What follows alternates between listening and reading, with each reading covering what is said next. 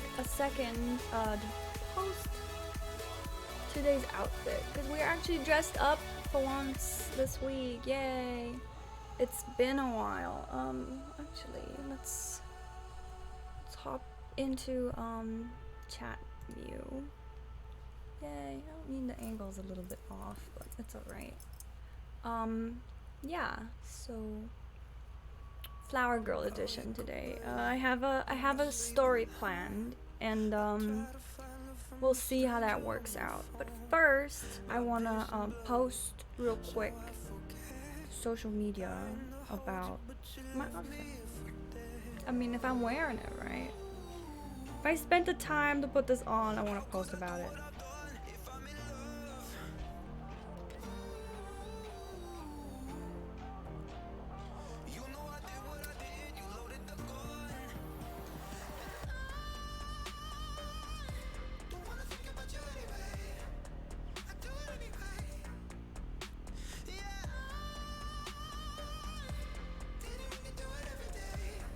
Relax while I post.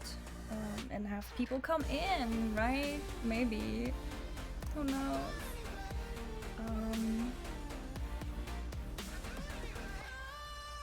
Do I want a happy picture or an unhappy picture?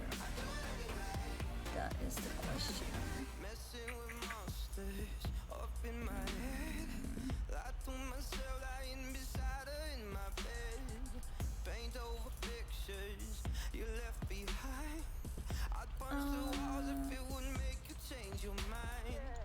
A sad one, maybe.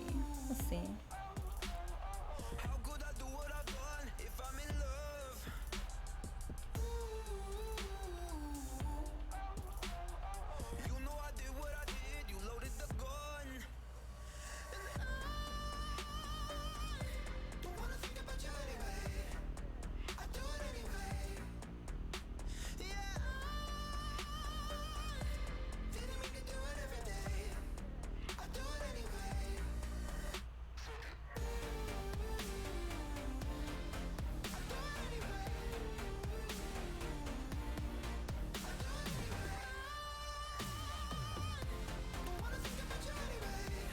Hi, guess who's there?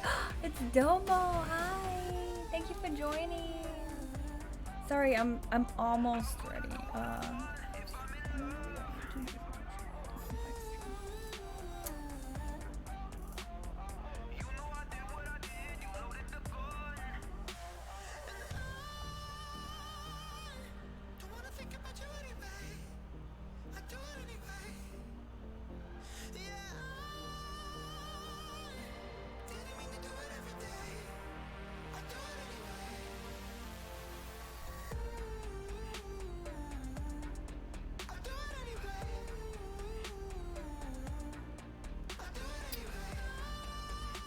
Can you watch the stream now? That's good. That's great. I'm glad you can.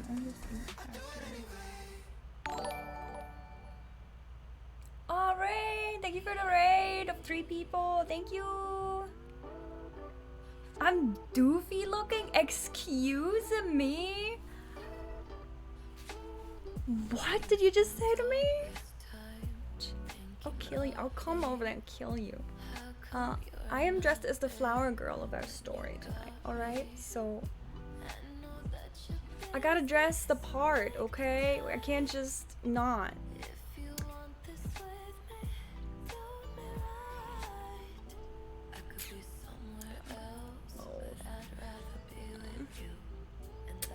Tragic. I have an idea for today's story, so we're gonna do stuff.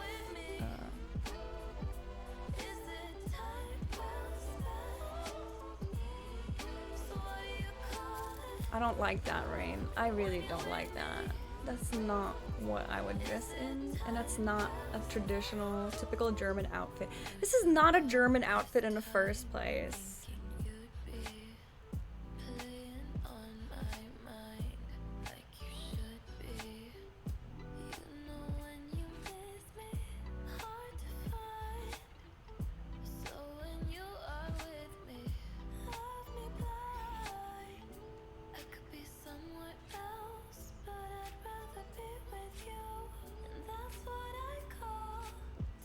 traditional German outfit. I'm so offended.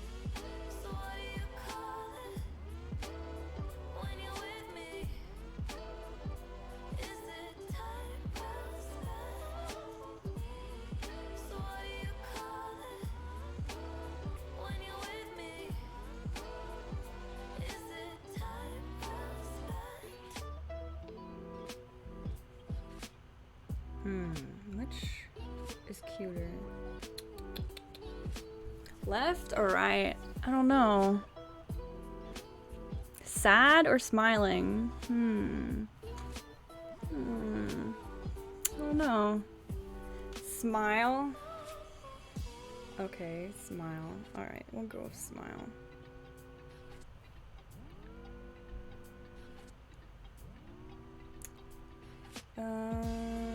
Twitch. I can't type. Twitch.tv/animals.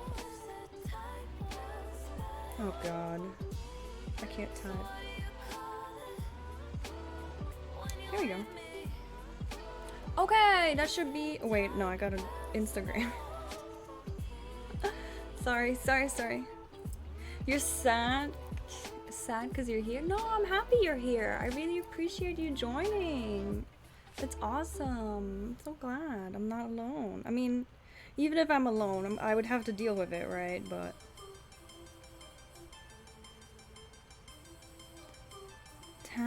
time to build a tragic romance tonight.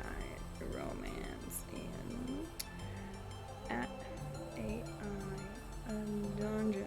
Okay, tonight's story is gonna start a little sad. I'm gonna warn you guys ahead of time. Olivia has pre-read it. Yeah. AI dungeon.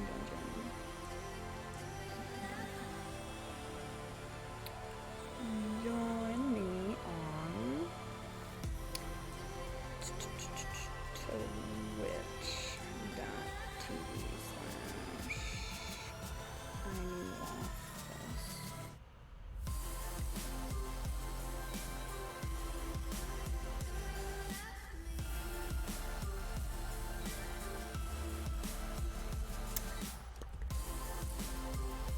Is that a stream that you're not going to sleep on? I don't know. It's not gonna be jokey fun time, at least not in the beginning. I mean, not in the very beginning. Let's say it that way, okay? Not right away. It'll lighten up quickly, but the very beginning is a little sad, I will be honest. And now I gotta grab my AI dungeon prompt. AI dungeon. I don't know for sure. Well, I know the beginning is very sad, okay? That's what I know. Rebirth Downer. That's what it's called in my notes.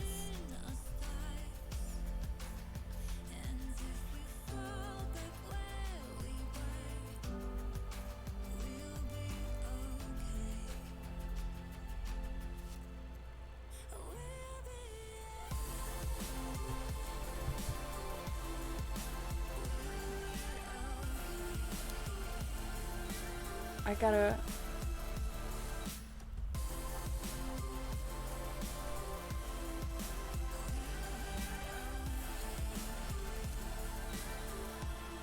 Okay, I know what I'm grabbing from the previous attempt at this. Kinda wobbly? Kinda? I know. What I do? I don't know. When I'm done using the mouse, yeah, I will try to like glide. No, I won't note that.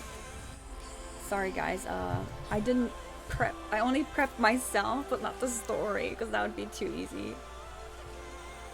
I lowered the cost just for Butler, yes. Otherwise it would suck. Okay, I gotta change some stuff because in the story we had blonde hair and we don't have blonde hair.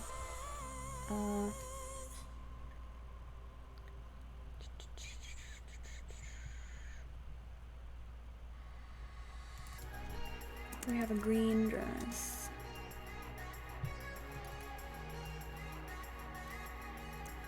Eerie. Red hair. Okay. Eerie red hair. Sorry, I have it prepared, but not perfectly. It's just a blonde. Cannot find blonde. Okay, golden there.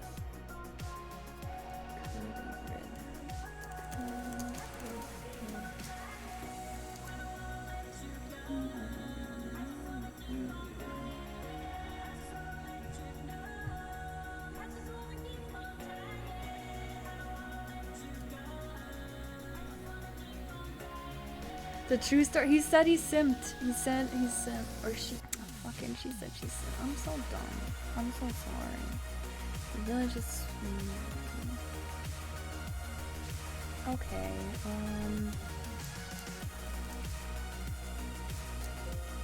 Okay.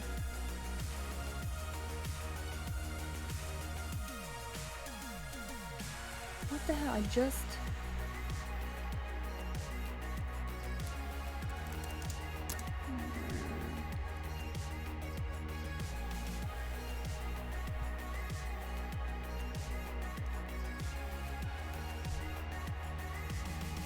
Okay, wait. Yeah, let's just grab it. Let's see what happens with this. Sorry for the wiggle again. Okay, so new single player game. It's gonna be custom.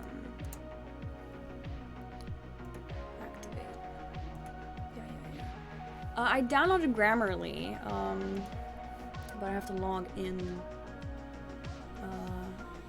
first. So Grammarly seems really dope. I used it on prepping the mermaid prompt because I was gonna do mermaid tonight, but I was like, I didn't know what to wear dress-wise, and I don't want to re-wear something. So I pulled out a big box of old clothes that I haven't worn in like 10 years, and this was one of the things that laughed at me, and I was like, I know what we're doing. I know what we're doing, and that's what we did. That's why I'm dressed like this. Imagine Butler saying a lot of weird stuff on Alinity's channel. Yeah, that's what I imagine too. Okay, why is it not logging me in? Grammarly, don't disappoint me right now. I want to log in. Log me in? No? I'll have to flip out. I want my Grammarly. Give me the Grammarly. What is the issue? Mirror logging. I need...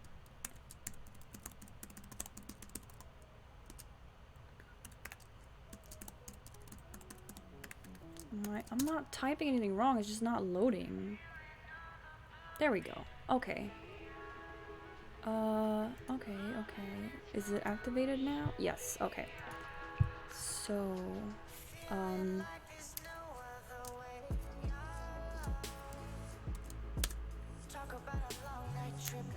let's see what it does with what I gave it.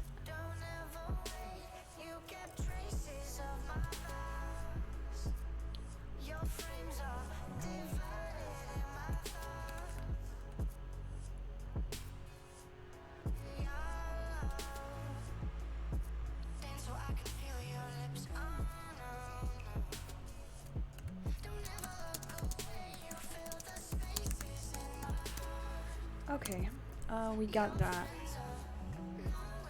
No.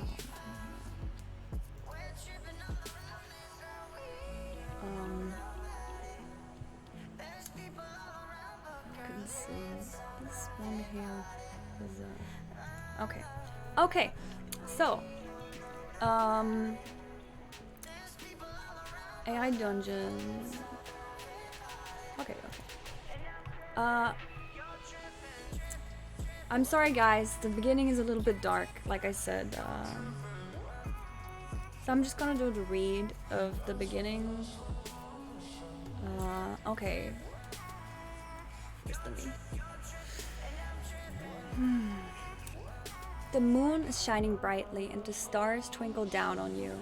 You hold your lover in your arms as you stare down into their cold gaze. His eyes have glazed over and they're clearly no longer focused on you. The numbness that has spread throughout is warm and the ringing in your ears just won't stop. Your trembling hands clutch onto his rough cotton tunic. You can't look at it anymore, and with a silent sob, you free your arms, give in, and let out a silent moan as you begin to sob. The tears just won't stop coming, but you know he's not going to leave you like this. He'll be there for you. You feel him take one of your hands and place it against his chest. "I'm sorry," he says slowly. "It's been too long since we've done this." "No," you cry out. "Don't say that. I don't want you to go through anything else again. Please, don't make me go through this again." You feel his hand squeeze tightly around yours. "Please, don't do this," you whimper as you clutch at the wetness of his tunic.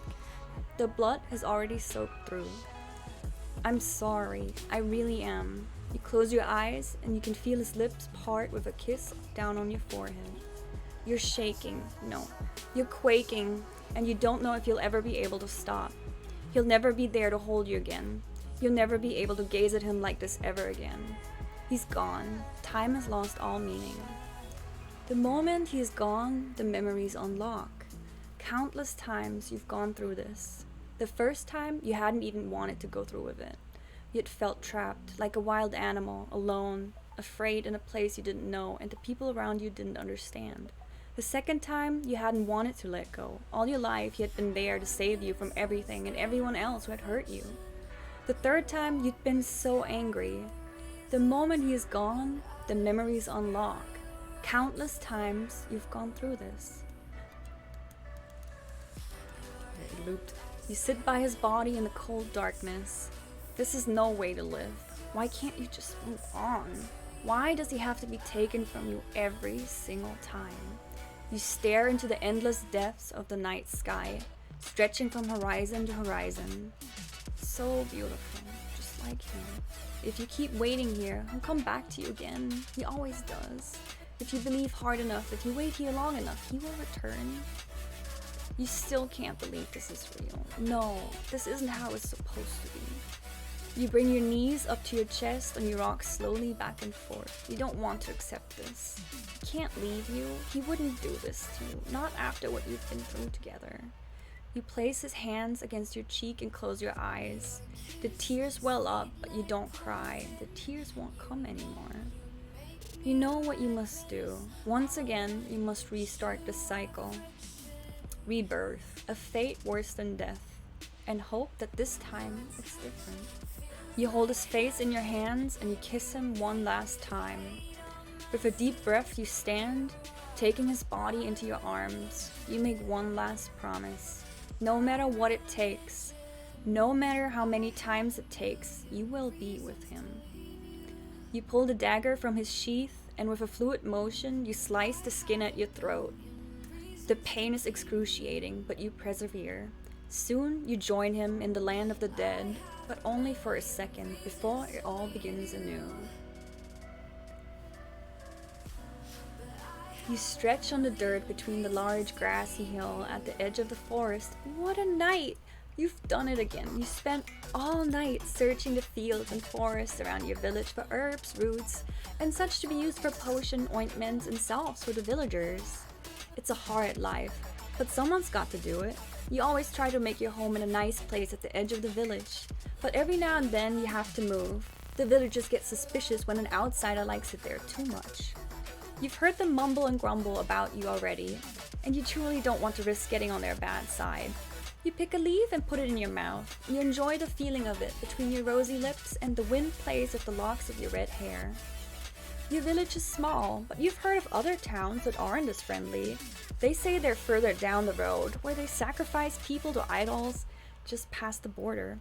No one travels that way, so it's hard to know for sure, but then again, no one travels much at all anymore.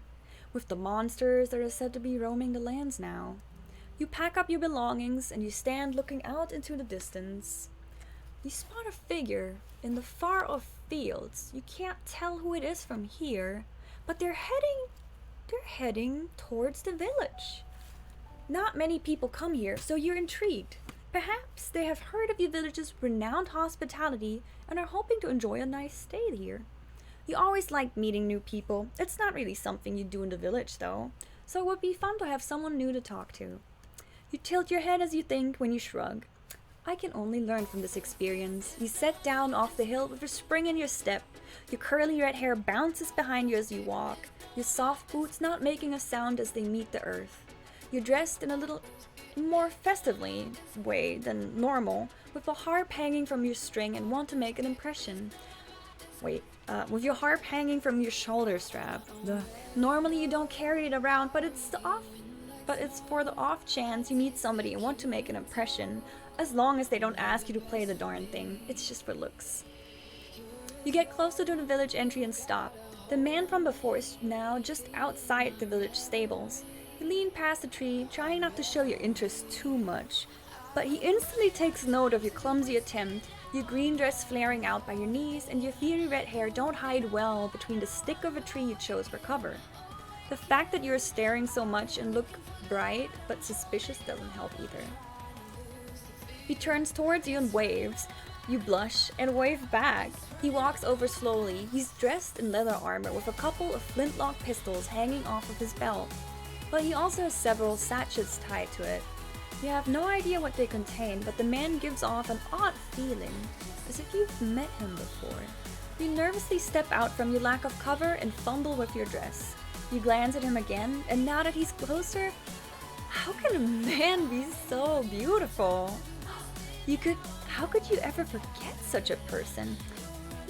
You turn away and feel like you should run, but you decide to keep your cool. You take a deep breath and try to act casual as he grins back at you. So, I played a little bit further in my private thing, but it kind of went into a weird direction. Well, I mean, not too weird, but I want to play it on stream. Let's just say it like that. I kind of know what I want to do, and this is gonna be fun, I think. It's a little bit different from the Pokemon stream, so if romance and a little bit of comedy isn't your thing, and a little bit of tragic and a little bit of dark, probably not your thing. And we'll be back to Pokemon sooner than later. Okay, so let me check the chat. Okay, nobody really commented on what happened in the beginning, so that's a good start. I'll take that. And Keek is imagining not starving for 20 hours straight, trying to draw something decent with his shaking hands, not understanding you need nutrition when dropping it, and play Team Fortress? You play Team Fortress?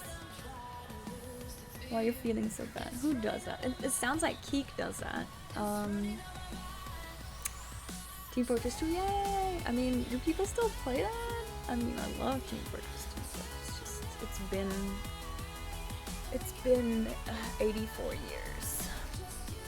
Okay, so let's get to the story, right?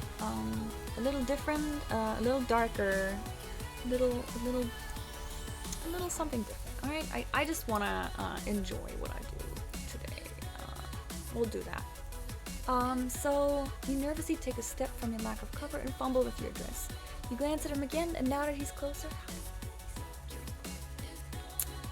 you turn away and feel like you should run, but you decide to keep your cool. You take a deep breath and try to act casual as he grins back at you.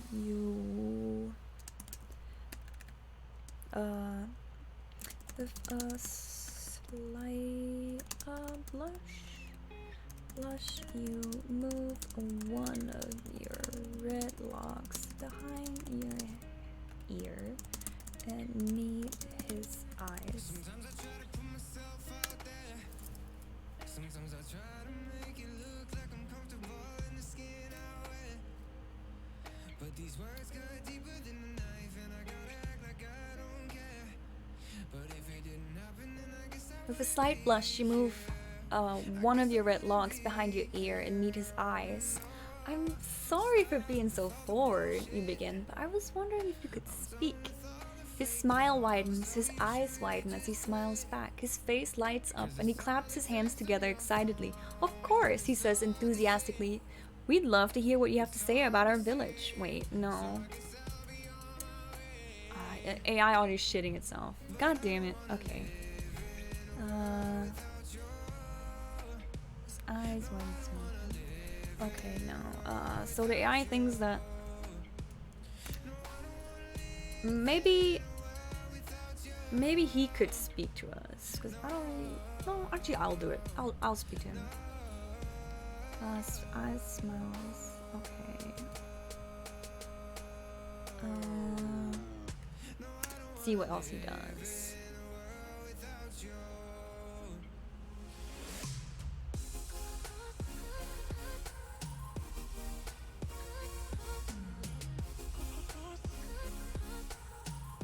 Of course we can speak, he replies. You smile back at him as your heart beats loudly in your chest. You thought he was beautiful from afar, but now up close. His chiseled features are framed by his short blonde hair and well-kept beard. His bright green eyes sparkle as the sun hits them just right. You notice he's taller than you as well, which makes you feel smaller. Probably not very hard. I'm gonna add that in. Makes you feel smaller. However, that is quite common, considering your short height.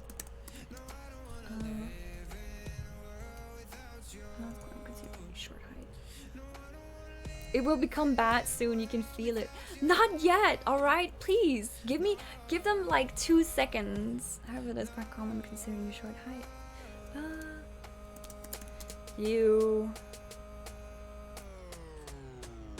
take a step forward and grin.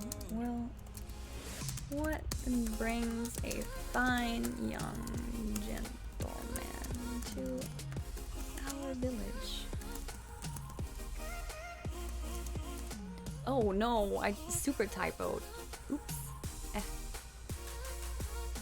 Consent isn't a thing that I can understand. Yes, it is. Gotta fix my typo. Well, what are you finding, gentlemen? Or like you to our village. Go away right now. So, he laughs. I'm no gentleman of good birth, just a humble traveler. You think for a moment and blush again. Right, sorry, I didn't mean. He raises an eyebrow, and you quickly add, I meant no offense.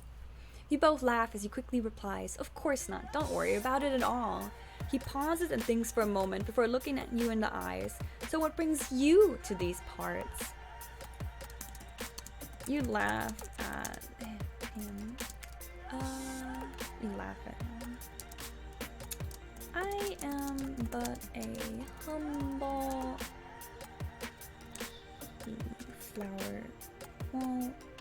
flower girl. I am but a humble flower girl. I provide this village with useful herbs, useful flora. With everyday ailments and the usual problems.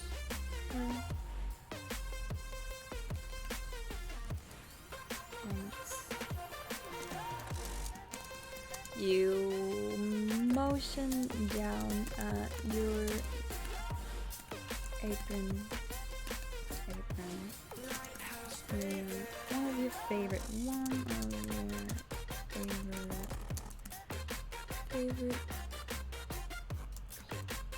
items. Clothing.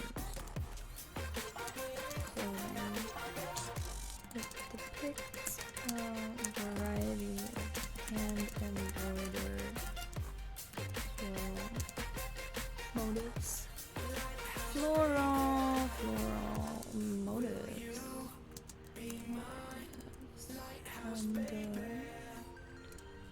And You also have a hat with handmade with flowers. Flowers decorating. Red blocks. What is it?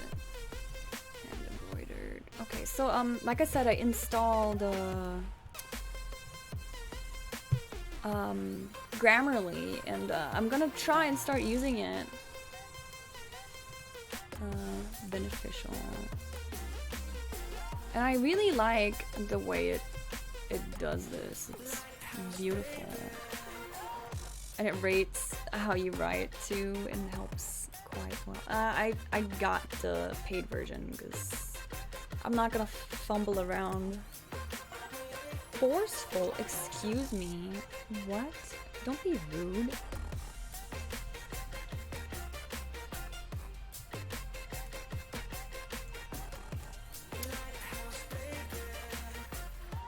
Don't mention love or anything in AI dungeon if you want consent.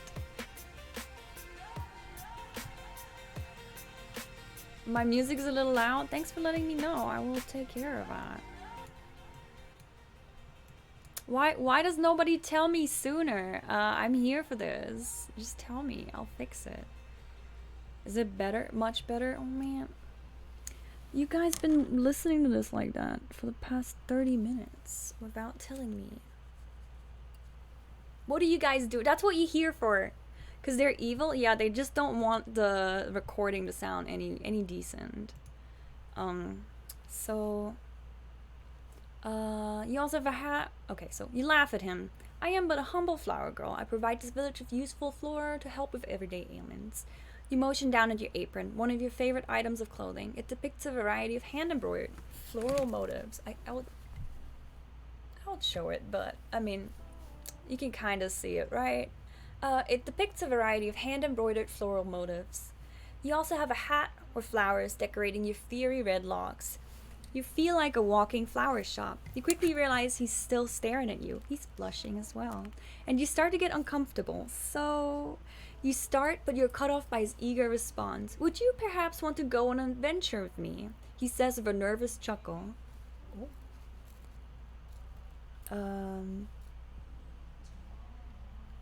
Now there's no music at all?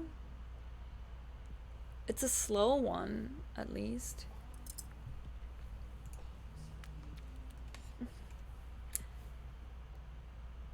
What happened? I changed it a little. Is it back? Tell me. Gosh, you guys. Good. Maybe a different scene. What? Do you mean in Streamlabs? A different scene? Okay.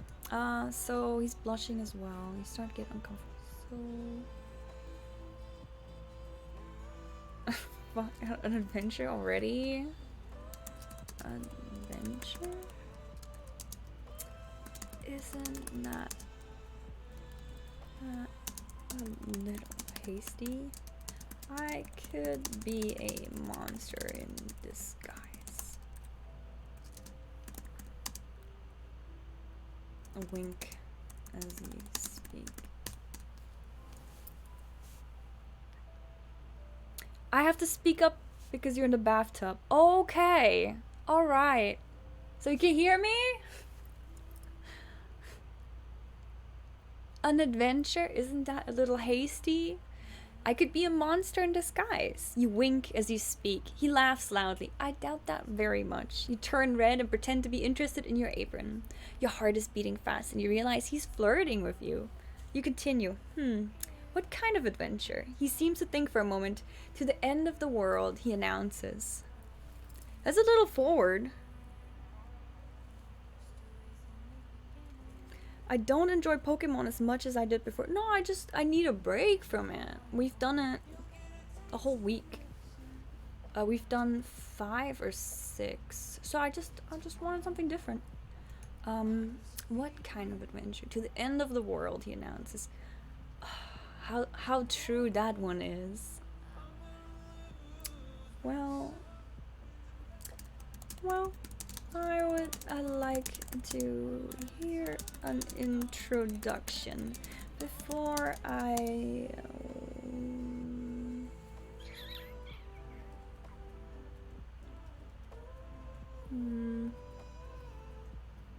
what would be a good way to say it before I make any arrangement? Make any such arrangements. And now we're gonna ask Grammarly. Checking. Is that really correct? You have 100+ stand ideas. Yeah, I can imagine you do. I can truly imagine Key Kevin that many, and I'm scared. I was entering some, well, a third of all the people that you put up for Pokemon today into the Pokemon World info. Reply with a smile.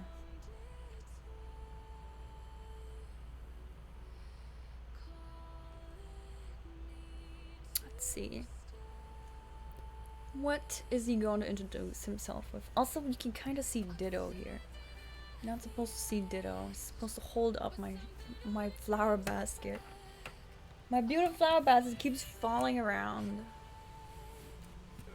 There. He seems to hesitate for a moment. I'm Kit. I'm 19. I'd like you to go to the end of the world with me. He's no longer smiling, but you are. Kit. Do we want to keep Kit?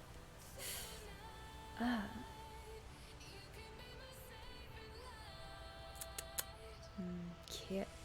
And 19. And Leah? Kit and Leah? What? And already, yeah, see, you were talking about the consent, but that's a bit too much. Seems to hesitate for a moment. We're gonna cut that. And he doesn't seem to hesitate. Doesn't seem to hesitate.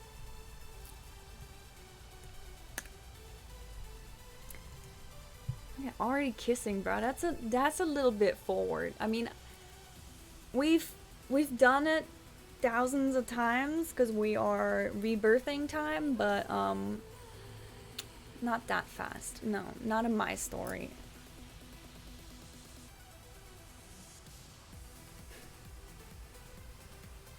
I don't know if I like it. Wyatt. I did not say unbirthing. No, it's not what we're here for. He doesn't seem to hesitate. I'm Wyatt, son of Olaf and Dora. I'm an explorer, a scientist, and I seek to find my place in this world. I don't think I like it. I'm gonna copy it and try again. 'Cause, I'm not loving it.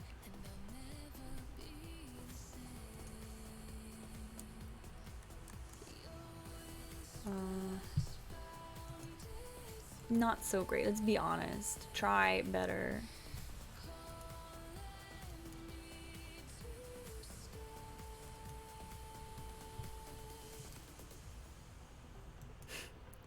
He doesn't seem to hesitate. I'm Owen of the Silver Blades. You raise an eyebrow. Owen of the who? He raises his hands defensively. It's a very long story. You sigh dramatically and fold your arms. He thinks for a moment before continuing. Well, to the end of the world then? I think I need some kind of incentive. You reply with a smirk. Man, I don't... Let me do something really quick.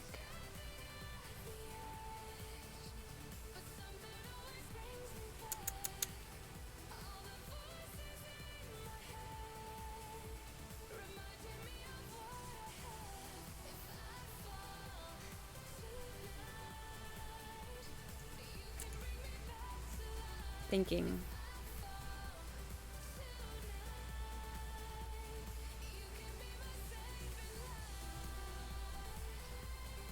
No, this is too flirty. Glance up at him and take note of the cute smile he's giving you. I did in my own story, I mentioned that he's cute a lot more, and his character was a lot different, and take note of the cute smile he's giving you. that, and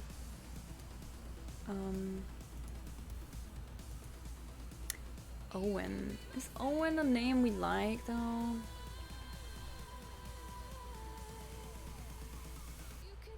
I still don't like it. I think I'm gonna have to change something here. I need to put in a few things, I think, to make it the way I like it. Name generator. He's right. What? No. No, he's not. No, Keek. No. No. Rain, what's your real name again? We'll use your real name.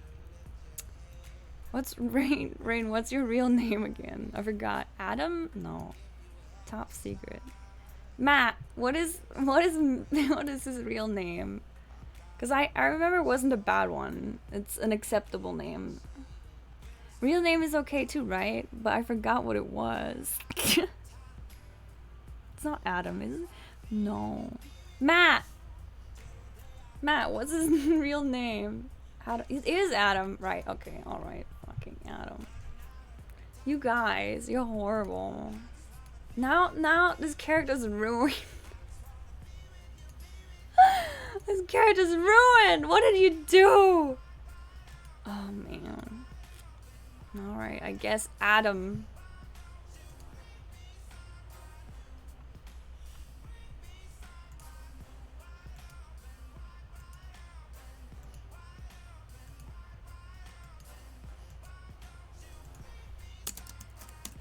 Okay, so we fix this, and then, like I said, he doesn't seem to hesitate. It gives you a very cute smile. Gives you a very cute smile. Unfriending me on Facebook. Let's see what Adam is.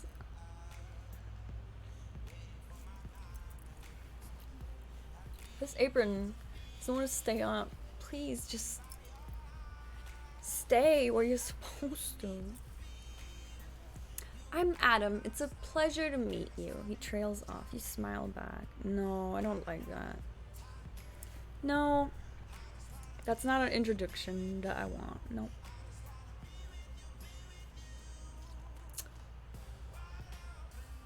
Do we want to give my character a name, or do we want to go whatever the AI rolls and sounds somewhat decent?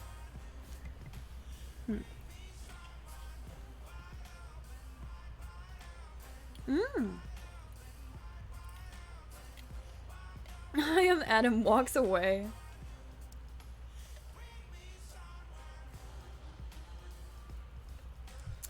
I need to check something. Okay. No mature shit.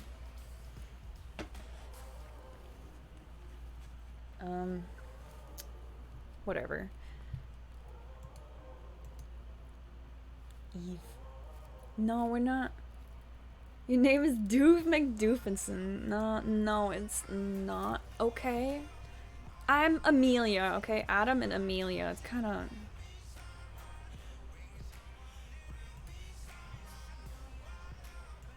Down your neck. That's... What?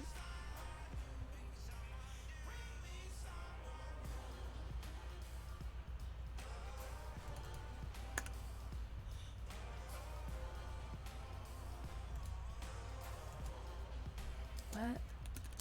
Grammarly, you're shitting your pants. I'm Amelia. It's nice to meet you. Say try not to make dad. No. My name's Kittens. Wasted. No. Olivia, give me a real name. We're not doing random shit. We're doing serious name. You can retry. We're not doing Kittens. Oh, Butler. And then... Oh, Butler. No, we're not naming it Butler either. Alright, then we're Gwen. I'm Gwen. It's nice to meet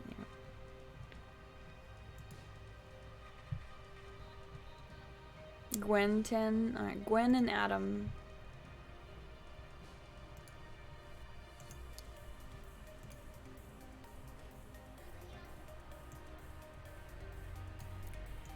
Amelia is better, but Amelia and Adam, A and A is weird.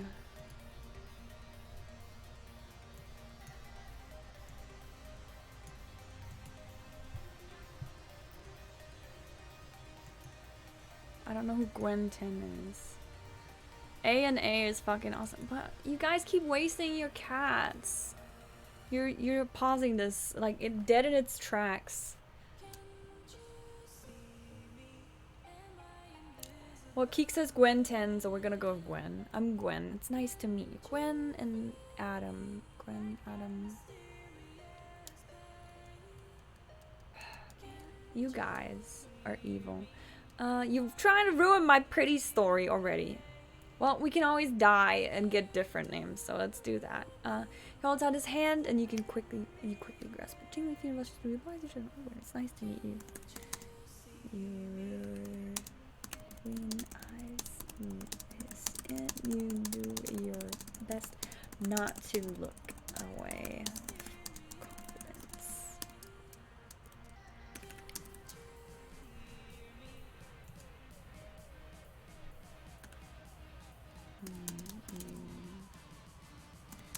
Grin at him with confidence.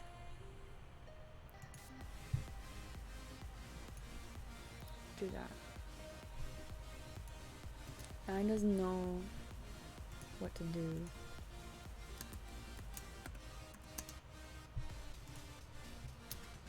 Destroy all kittens, yeah. I guess it doesn't like this.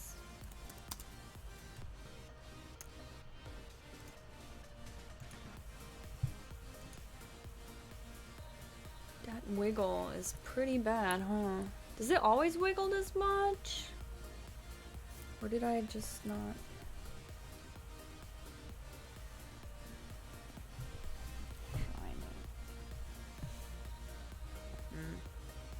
Yeah, I doesn't know.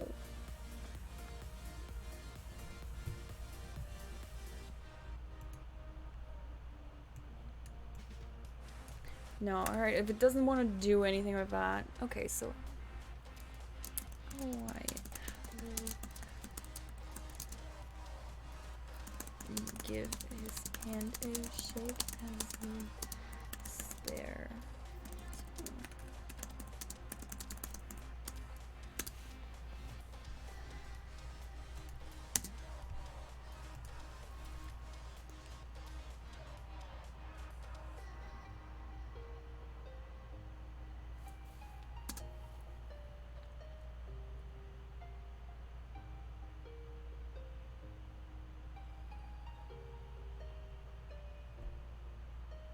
He smiles at you, releases your hand. So, will you join me? You are about to answer in the affirmative when you feel a buzzing in your pocket. Wait, what? No. Bro, we don't have cell phone. AI dungeon. Are you shitting me? You can't help but laugh at him.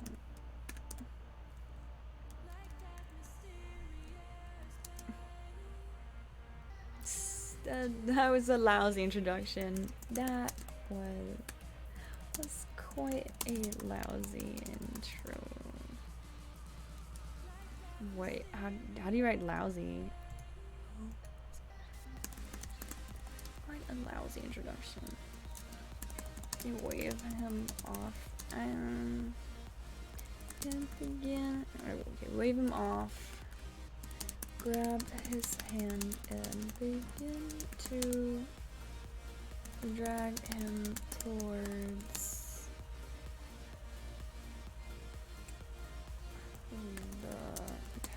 the village tavern.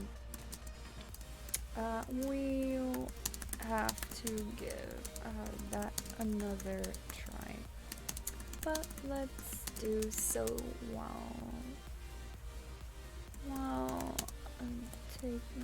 let's do so. Okay.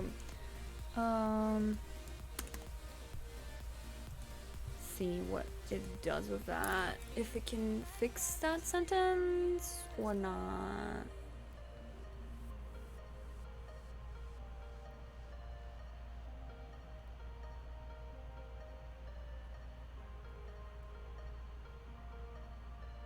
But let's do so over a drink. I'm parched. You quickly realize what you just asked and begin to stammer an apology, but he laughs and grabs her hand back. I don't know why the apology is stammering, and that doesn't need. Okay.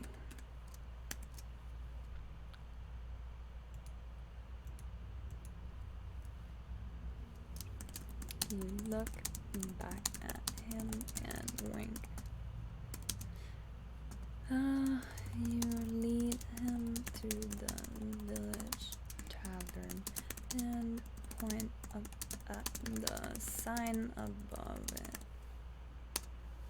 See what it's called?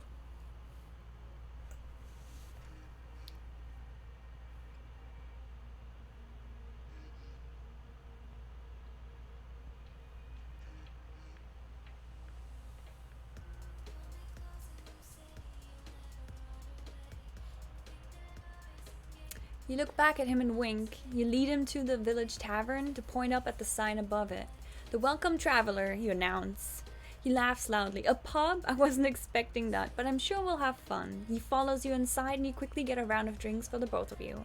He grabs his ale and turns to you. So what made you become a flower seller? Surely there must be something more interesting in your past. He's not gonna do that. No, Keek. Don't say that. First I want to fix...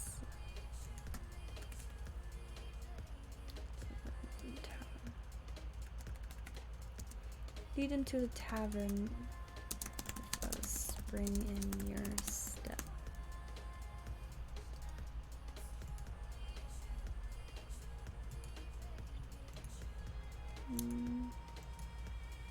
He grabs his ale.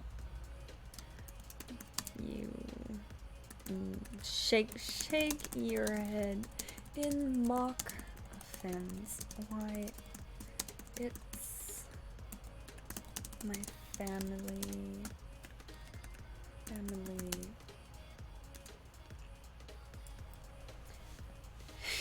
Keek knows the way to a girl's heart.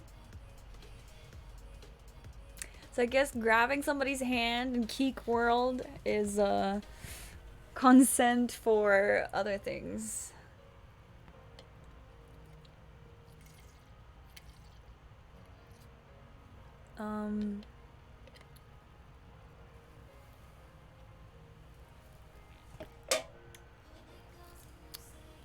Why, it's my family business. My father was a florist and his father before him. It's as noble and virtuous as anything else.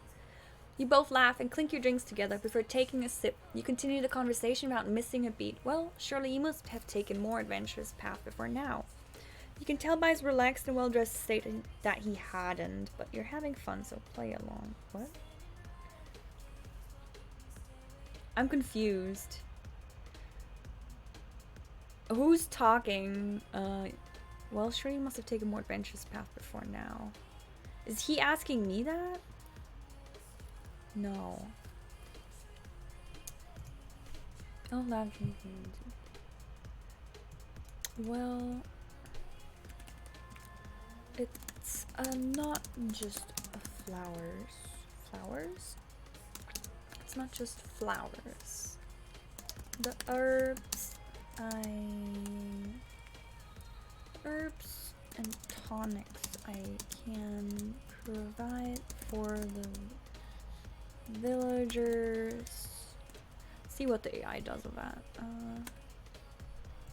Go away. I don't want to see the rating of what I'm writing.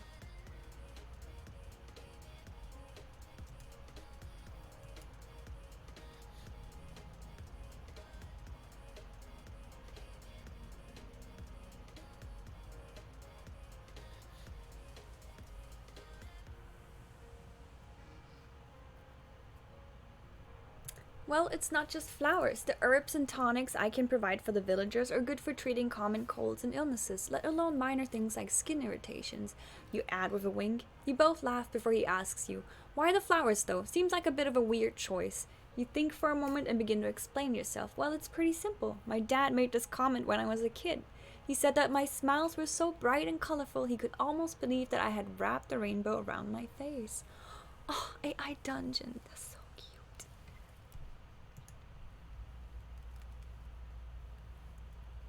Keek.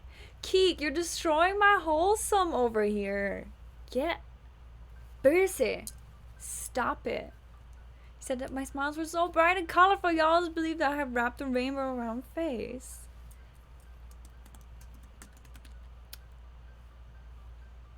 Alright, I see. I want to see what it says next. This is cute. I don't even know what I'd add to that. It's so perfect. I feel sad that I didn't come up with that.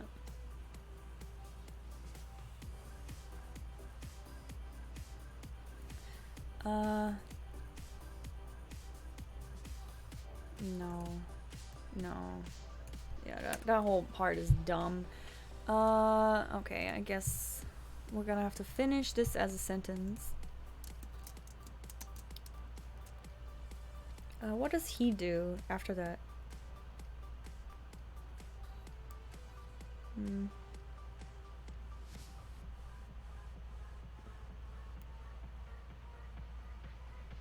It doesn't really explain anything about flowers though. So bright, like almost like wrapped a rainbow around my face. So what better way to implement the rain color?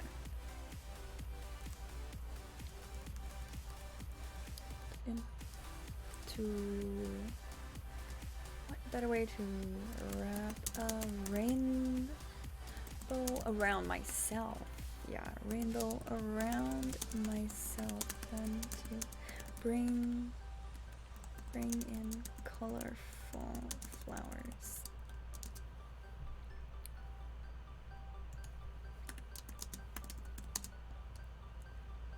You gently brush the flowers adorning your hair and the brooch on your blouse.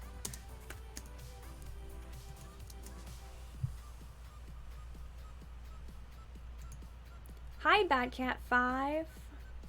Thank you for joining. It's just you say.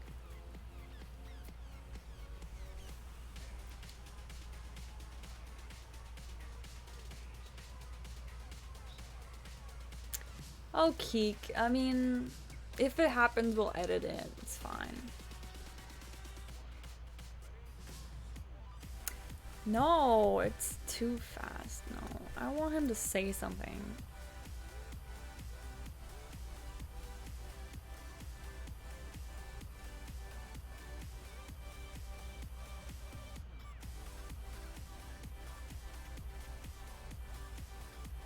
There we go. That's what I want. You look up to see Adam staring at you, almost in awe of your beauty. That's lovely, he whispers, blushing a deep red. You find yourself speechless for the first time in a long time. Instead, you just smile and finish off your drink with one gulp. He follows suit and stands up, extending his hands to help you up. Shall we go then? We're not going anywhere, my friend.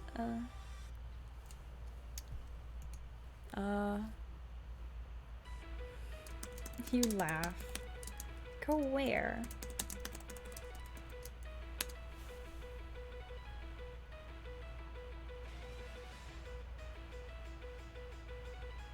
Can't remember your old name, so you changed it.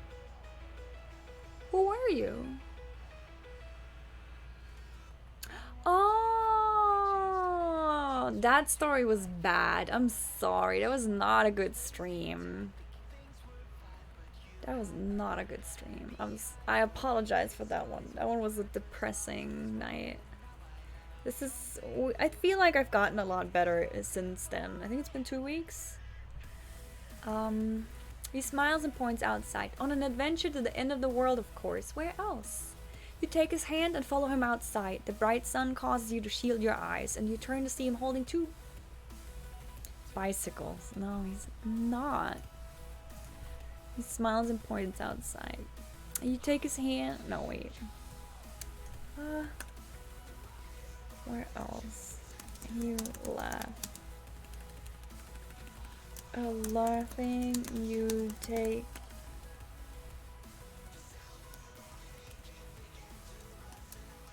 You shake your head laughing. You are still on about that. You are still on about that.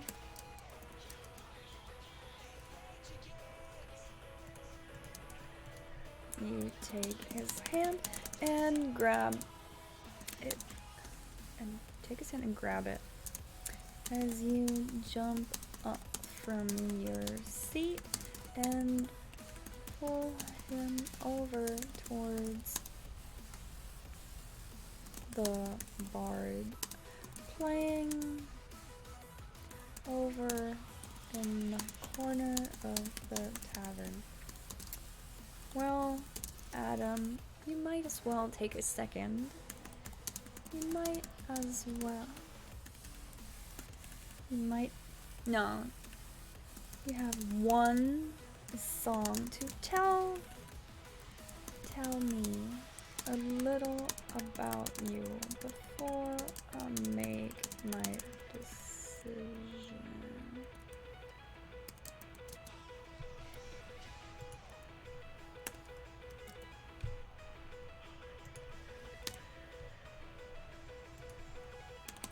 You wink before you tell the bard to sing your favorite tune.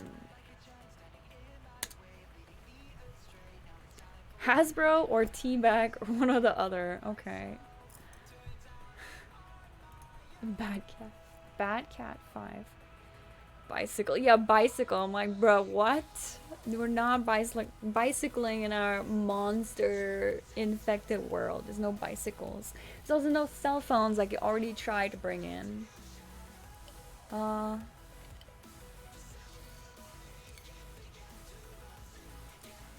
this is completely escaping me.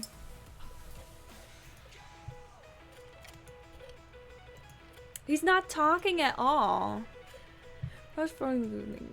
And he begins. Okay. No, he's not. I'm not letting him lead me in the forest. I'm not gonna let the AI do it. No. Also, I'm the one that invited him to drink.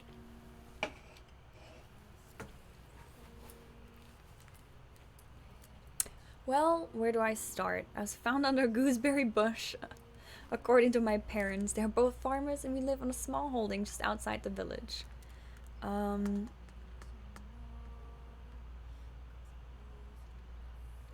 what? Well, where do I start? Okay, that's...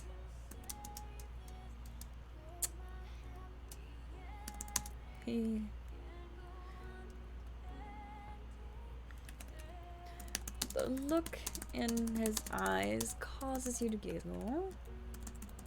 You to giggle.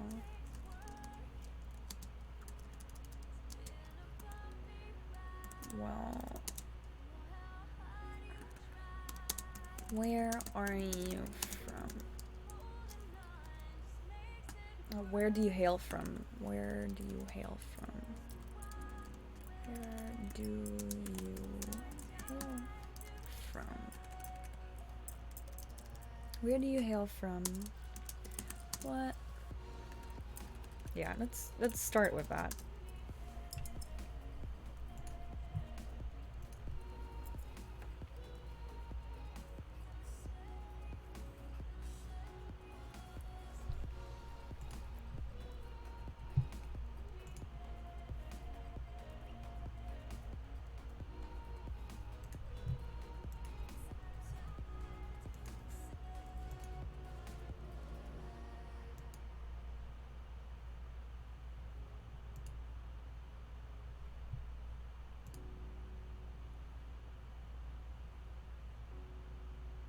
Why? I'm asking him. I need to write that in there. I think it's being confused by it. Yeah.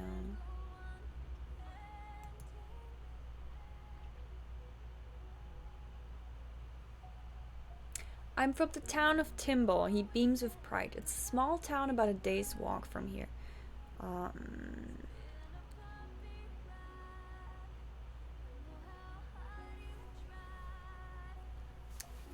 don't know if I like it.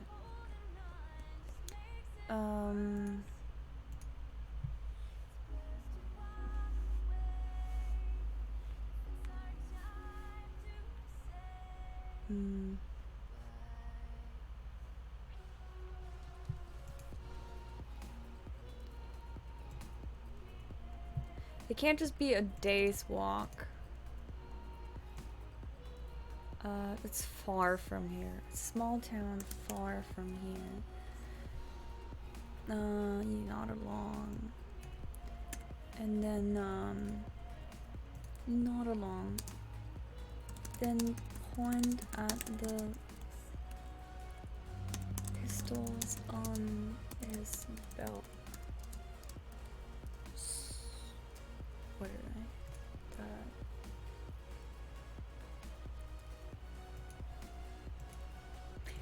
Point at them before reaching down and patting them. You sound impressed as you speak.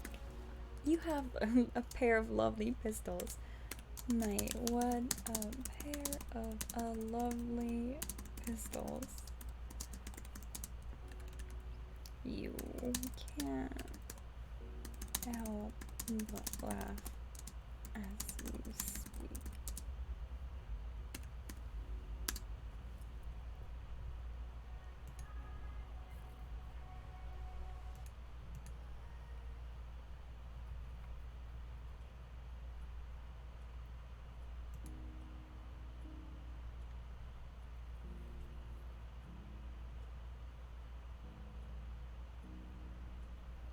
He joins in on the laughter. They are rather lovely, but they aren't mine. They're the property of the kingdom. I'm a soldier. You place your hand over your mouth and gasp. You're a soldier? You poor thing. He frowns and you quickly correct yourself. I mean, you face danger every day and put yourself in harm's way to protect us all. No, I don't like it. I don't like the soldier. It wouldn't make sense that he's alone.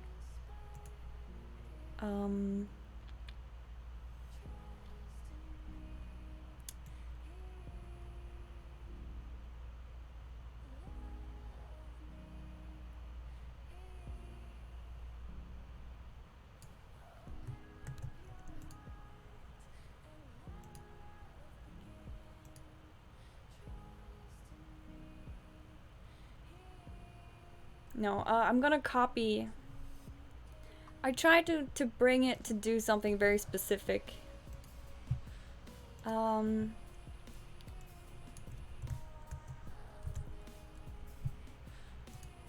Okay, yeah, I'm just gonna copy paste what I have in the original story because I liked it so much back then, so we're gonna go with that. Well, where do I start? The look in his eyes causes you to giggle. Well, where do you hail from? I'm from the town of Timble. He beams with pride. It's a small town far from here. You nod along, then you point at the pistols on his belt before reaching down and patting them. You sound impressed as you speak. My, what a pair of lovely pistols. You can't help but laugh as you speak. I mean, you can't help but laugh. And then he's teasing you. He is. You can't help but laugh. I mean, you're like random, right? Thanks. My father got them for me before. He trails off. You look up at his face and he seems to be biting his lip. Then he bursts out laughing. Got you. He puts on a horrible fake smile, his eyes glinting mischievously. You feel embarrassed and stupid for falling for it. As you let a cute humph, you cross your arms and look up at him. You tilt your head towards the bard. And wiggle your eyebrows. Well, then continue on, Adam. Well, Adam from Tinsel, or Timble. How's it going tonight? Good, good. We're I'm doing a little bit different kind of thing. A little bit more in what I want to do by myself. Well, Adam from Timble with the pistols of his with the fancy pistols.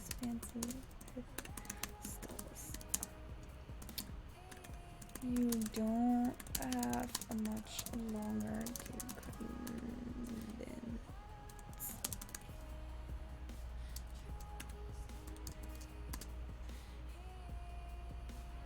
Nice to see so many in chat tonight. Yeah, it's awesome. Thank you so much for joining and stopping by.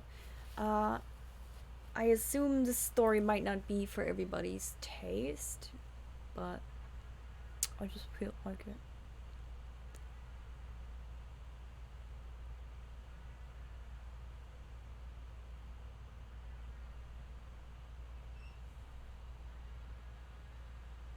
Oh no, that's horrible.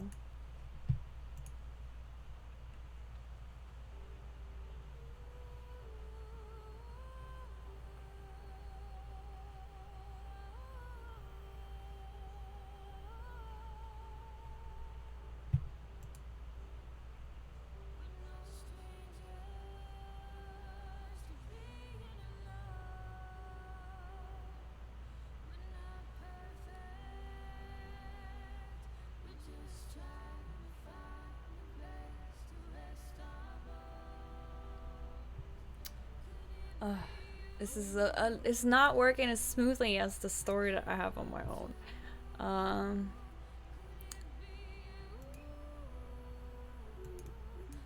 Try again until we get something better. You've read that last one in a monotone tone.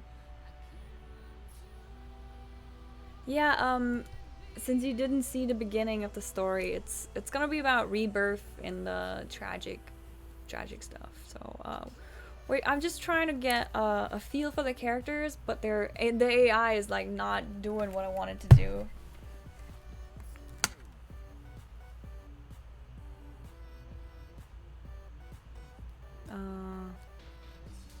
No. We gotta make the AI talk. So by opening a sentence, maybe we'll get something good. Cause clearly it's like, It's not Vorday. No!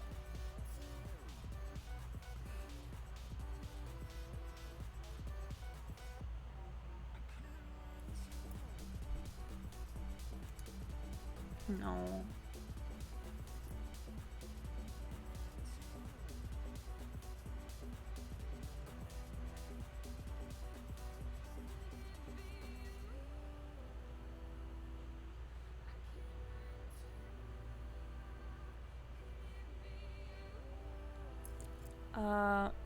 It's run to a halt. Oh my god.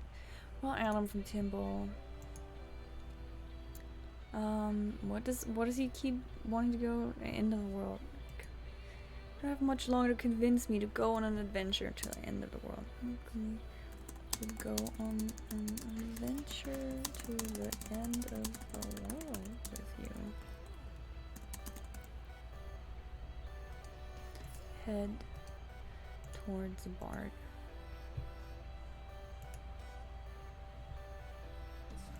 Try again. Maybe it didn't have enough information.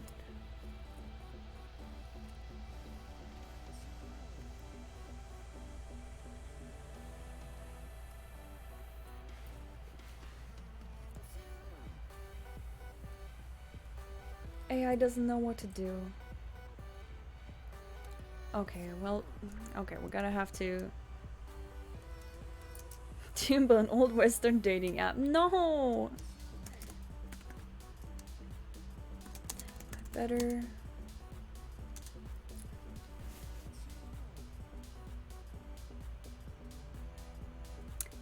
Yeah, you better start convincing quickly then.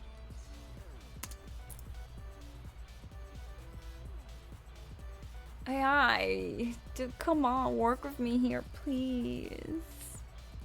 Timble.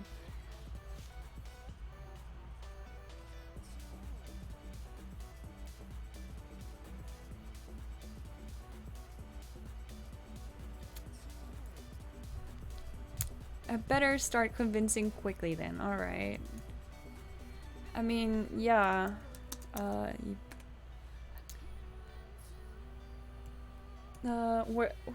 What use do you have for healing a flower girl on your possible adventure?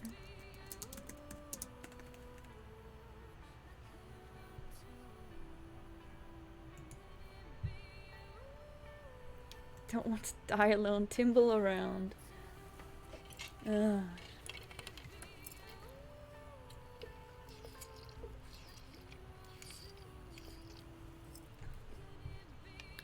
Think for a moment before you ask. He's not telling me anything about himself. I don't like it.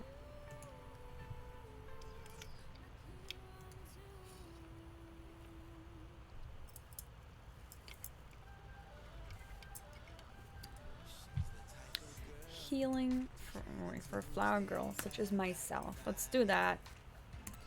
Such as myself. Because I guess the healing possible maybe doesn't like. Dude, do you want to see the one that I've done on the side with the same characters, just not red hair, I guess, and not a green dress?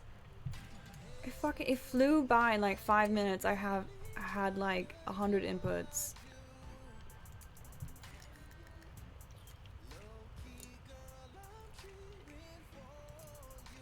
There we go.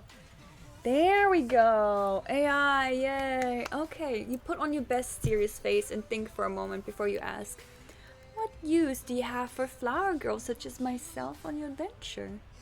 He looks thoughtful for a moment before replying, well, you could give me something nice to look at. You slap him playfully on the arm and he laughs before continuing. More seriously though, you can help me find flowers to make potions from, or the other useful plants. I can only identify a few myself and not nearly as many as you. You also have a better sense of direction than I do, so finding your way should be easier with you alone. Okay, he wouldn't know that, but I like that first part.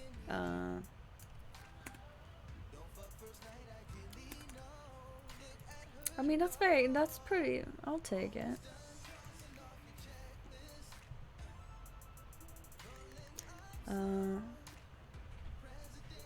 Maybe he knows that? I hope not, that would be weird.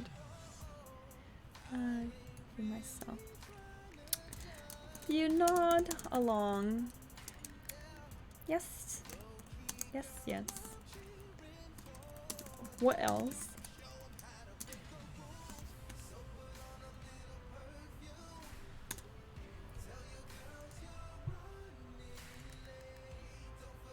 He's terrible with directions like you.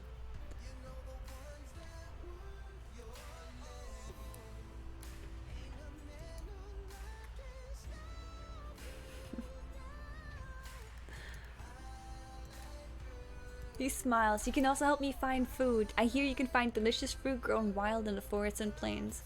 He grabs your hand, and of course, you will be there to keep me safe from whatever dangerous creatures live in this strange new world. He gently kisses your hand. You laugh and give his arm another playful slap before continuing. Well then, Adam dear, count me in. What do you need to do to get prepared for our journey?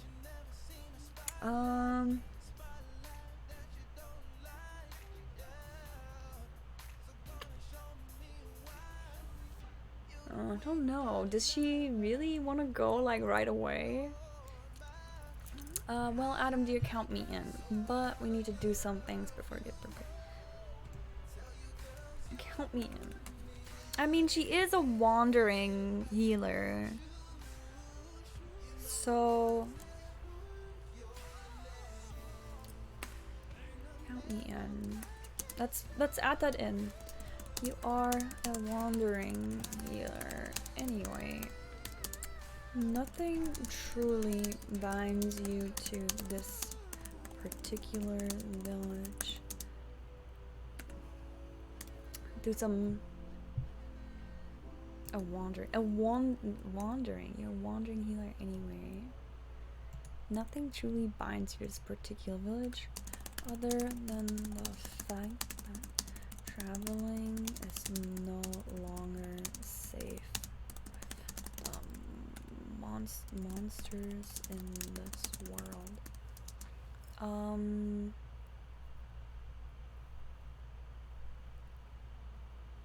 Do you see it now, Matt? See what? Finds your the emote. What emote?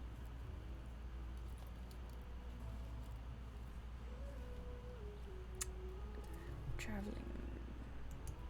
It's no longer safe for the monsters in this world. Oh, did he? Rude.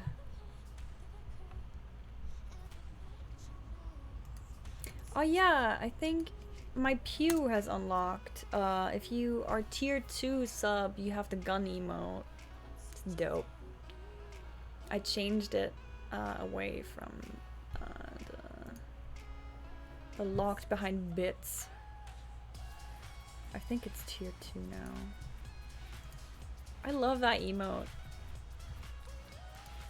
So you're wandering healer anyway. Nothing truly holds you in this particular village other than the fact that traveling is no longer safe for the monsters in this world.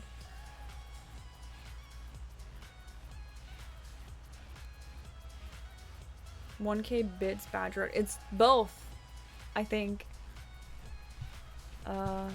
Since I changed it. Let me double check.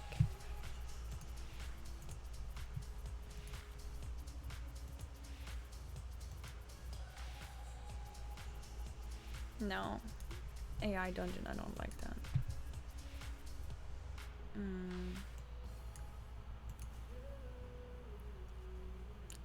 Creator dashboard.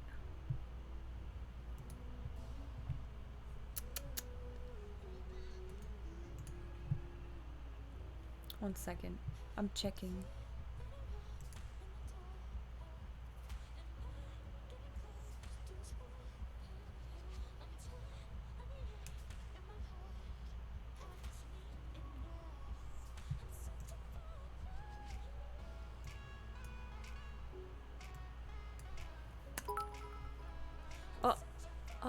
Oh man, thank you. You need 500 more, yeah. Thank you, Matt.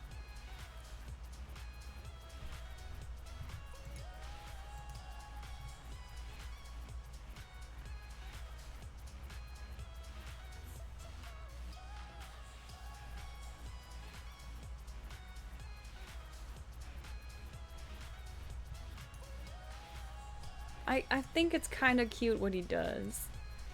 So, you think that you're wandering healer anyway. Nothing truly binds you to this particular village other than the fact that traveling is no longer safe with the monsters in this world. He nods. It is settled then. He stands up and takes a deep breath before bellowing.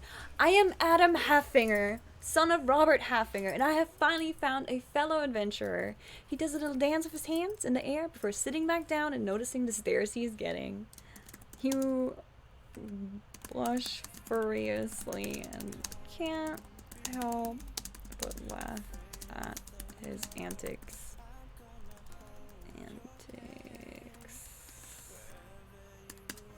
It's cute.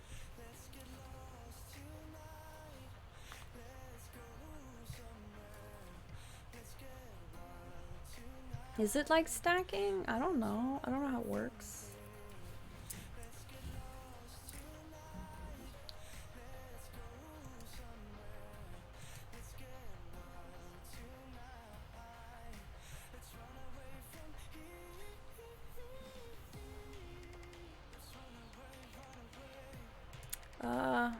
Okay, we're cutting that part. I like the Puts his arm around you and smiles.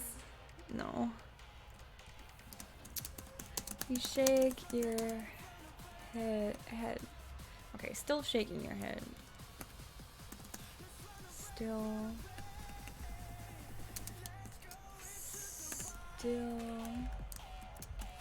shaking your head.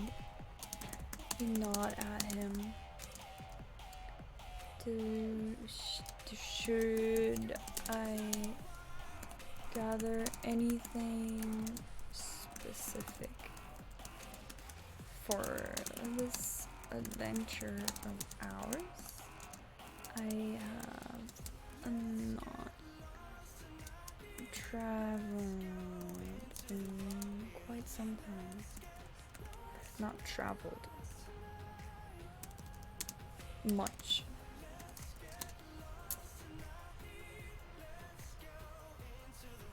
I have a habit of spelling traveled with 2L. Something in Pokemon story happens. I need tilts her head in confusion. Yeah, I do. I always do.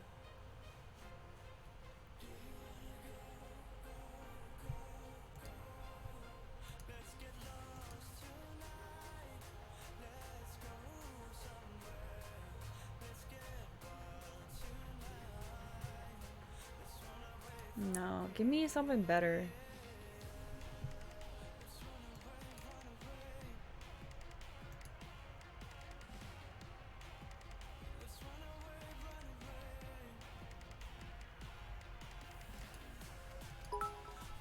Oh. Oh, what was it? Oh, man, thank you! Now you get the gun! Yeah! Pew pew pew pew!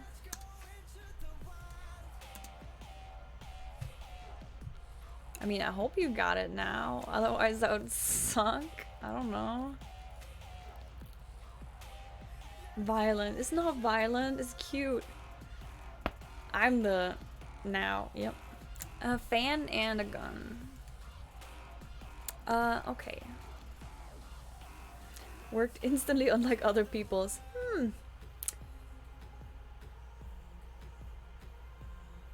Yes, so full AID character control is you hop into DM and you are doing your own character, literally word by word, and I'll put it in. But only as long as it's not fucking creepy and it won't get me banned.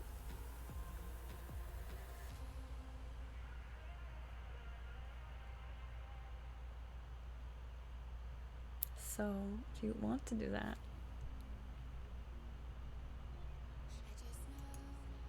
Oh, Keek. Okay, so you blush furiously. You have your walking stick, but it's the only thing you value of your own. Aren't willing to part with it. He thinks for a moment before replying. You should bring whatever you need to treat wounds, as well as any tools for gathering whatever food we can find on the way. We're gonna cutting that. Does he want to add anything else?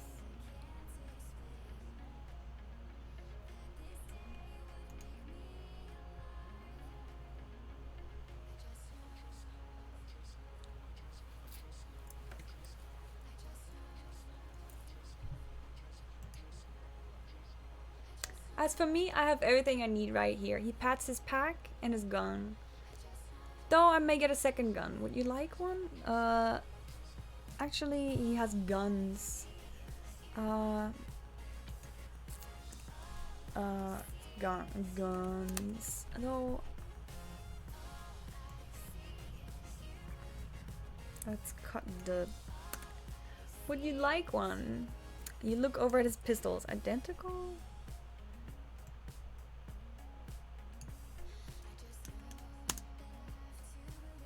No.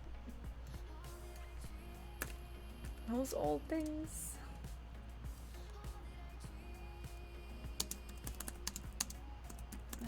Those old things. You proceed to pull one knee up to the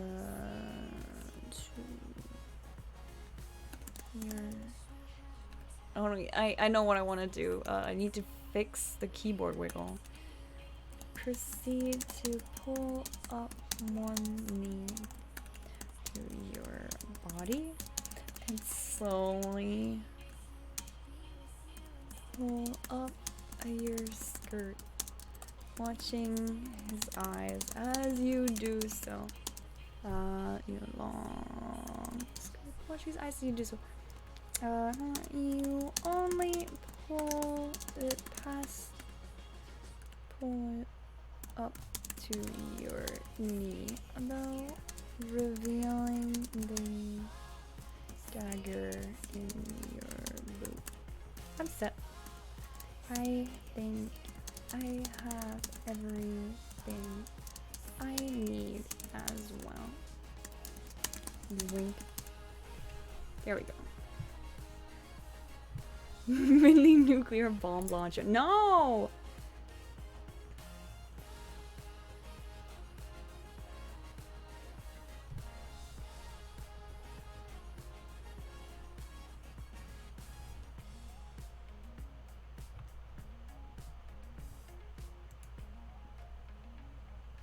You stand and put your skirt back down over your boot. But I would love some new clothing. I've never left my village before. No, this is stupid.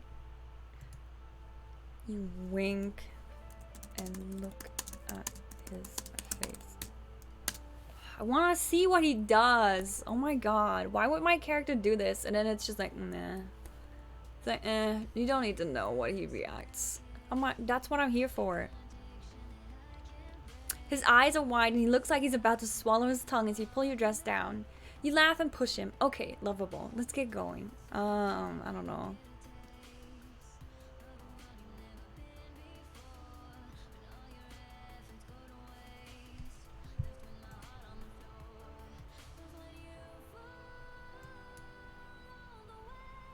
Do we want to get up and get ready right away? It's kind of hasty. Push him. Okay, laugh and push him. So this is really hasty. Like they didn't even. No, I am going to forget that. I am going to forget that right the hell away. That's not at all on my head at all. Laugh and push him. It's just the name. That's it. You laugh.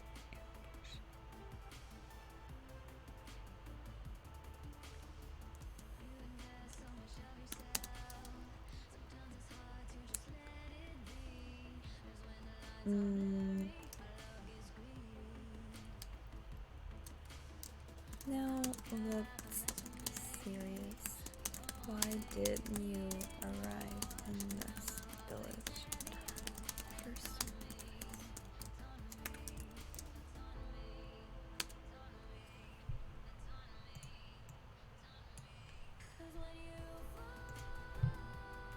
No, he's not. It's not Adam. It's just a name.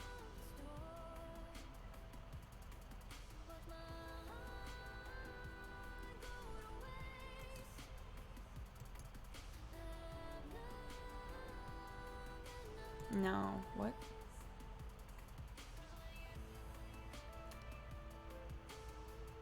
I want to hear why he's here or how he got here. I like what he does.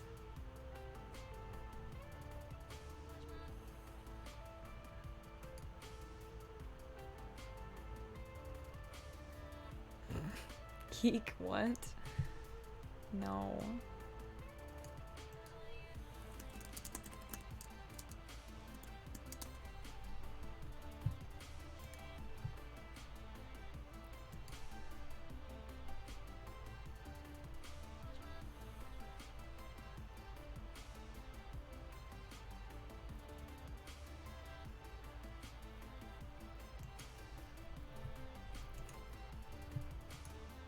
Trying to think if I like this. You stare at him curiously. What could this young boy want with you? He doesn't look like he'd be interested in simple flowers. Looks like a warrior ready to face danger. You start wondering if you're safe with him when he speaks up. I wanted to find someone to come with me. I hear the outside world is filled with wonders, but is also filled with danger. So I figured coming to a village would be a good place to start looking.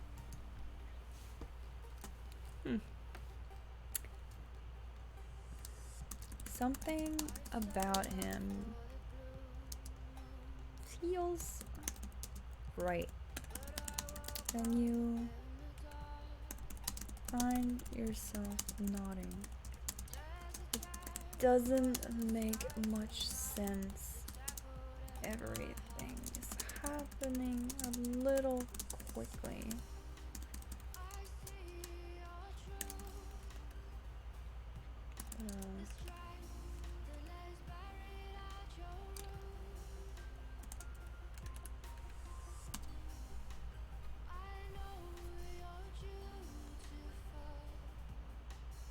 But you feel a certain pull to him, something that tells you your paths were meant to join.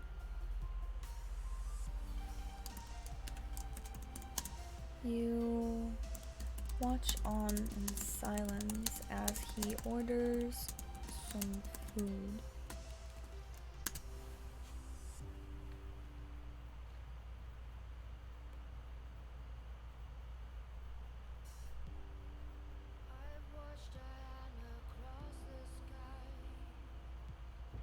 You watch on in silence as he orders some food and continues eating. You enjoy watching him eat. It's nice seeing someone with an appetite. All you've been eating lately is fruit, which seems to be going bad quick in the dying world. He finishes the meal before you and waits patiently for you to finish as well. You didn't even notice him ordering the food, engrossed him at him as you were.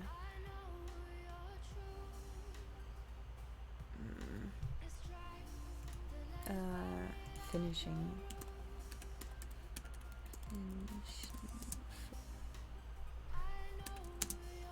Engrossed him at him as you were. He notices your face and speaks. What does he say? What does he say?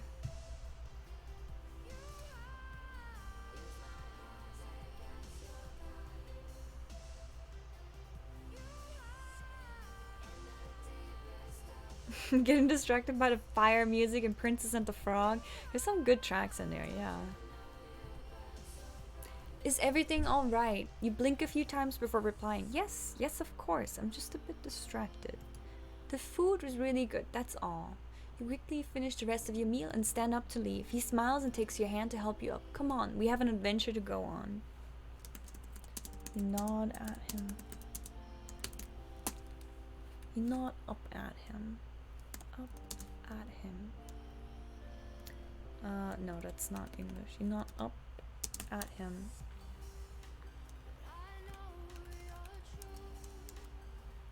I need to let the village elder know I'm leaving, and then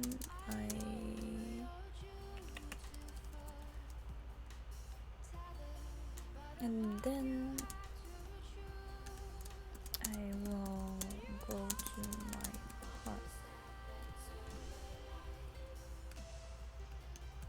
I will need to supplies. Princess and the Frog story. I have one started. It was cute. It is very cute. I have an outfit for it too. We can try it next. Could try it tomorrow. It's arranged marriage themed. He nods in response before taking his leave, and you make your way to the Elder Cole's house. You rap your knuckles against the door before entering, only to find he's not here. You shrug and head back to your own home. You pack up your physician's bag full of most needed supplies, as well as several herbs and flowers you think might come in handy. It's not a physician's bag, leather. We're kind of like medievally, alright? But we have guns. Leather bag full of the most needed supplies, as well as several herbs. Shrug and head back to your own home. Alright, home in the forest. Pack up your come in handy.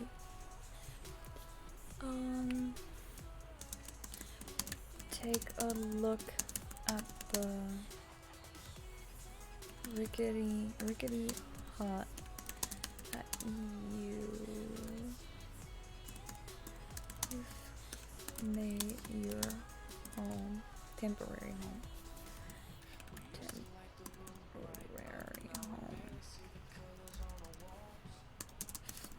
Dried flowers and herbs decorate the walls. Crusader pulling out an AK-47 is one of your favorite videos. Arranged marriage, is it in India? No, it's not in India, it's in a kingdom, alright? I'm not gonna spoil what is happening in that story, but it's cute. So, you take a look at the rickety hut that you've made your temporary home. Dried flowers and herbs decorate the walls, along with several other plants. The roof is covered in moss and grass to give it that extra dampness needed to keep the plants fresh. It's not much, but it's yours. Your own little place to retreat to. You quickly grab all of your medicines and bandages and throw them into your pack before setting out for the elder's house once more. You find him standing outside, smoking a pipe, his white beard coming down to his belly button and his hair tied in a bun. Man bun. You never quite liked that hair bun on man. You shake your head and approach him, carrying your bags on your back. You raise a hand to wave at him as you come closer. Elder.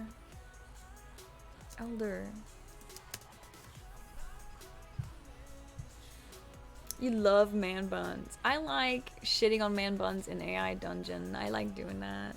One time, the character I was playing with had a man bun and I kept making sure to complain about it. He looks at you before responding. Returning already? Were you unable to find a suitable partner? You frown and look away. That was the impression I was getting. What?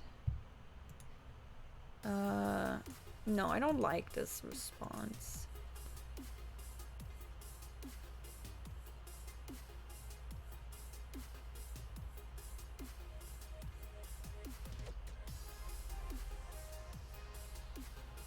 Cutting his hair to get you a bun. No. It's not true. Change my name. No. Actually, I liked this part.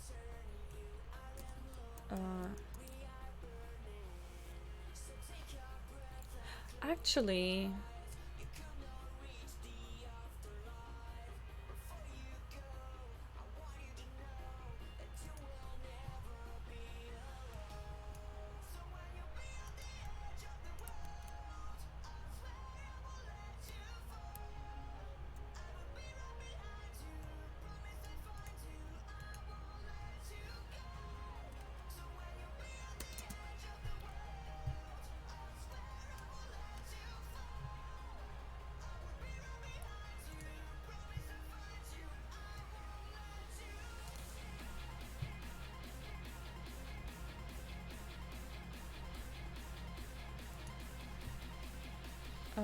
yeah. Look to the floor, thinking how to best explain your sudden decision. That is so typo.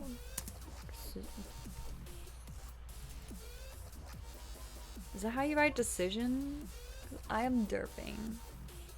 Decision. That's not. Choice to leave the village. A stranger you just met.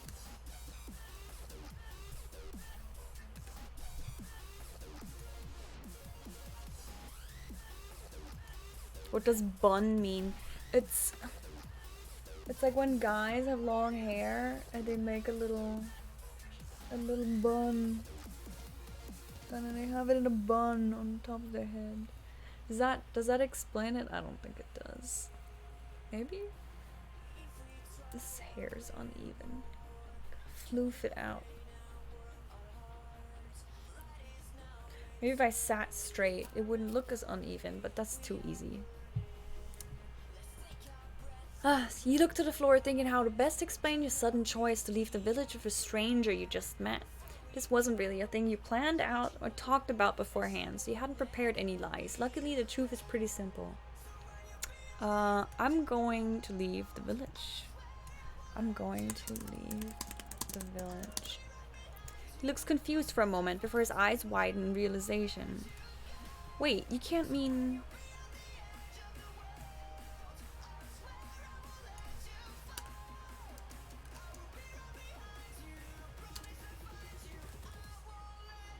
let's see what he says. I want to see what a fresh input is. You have long hair. Everybody has long hair. Keek, we need a picture of you now. You can't just say you have long hair and not provide us with a picture. So get going. You have the Discord.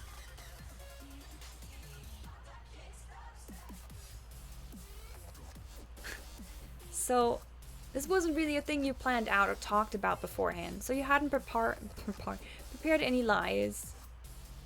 Had prepared anything. Let's do. I don't know about the lies part. It sounds weird. Anything. Luckily, the truth is pretty simple. Let's go with that. That sounds fine. This wasn't really a thing you planned out or talked about beforehand. Luckily, the truth is pretty simple. I'm going to leave the village. He looks confused for a moment before his eyes widen in realization. He grabs your shoulders and looks into your eyes, his gaze stern. Are you in any danger? Did someone hurt you? How can I help? You smile back at him. No, it's nothing like that. I just want to leave the village and explore a bit more. I feel like it's time for me to move on. You know he's more than capable of keeping your secret, but you still need to lie. What secret? What?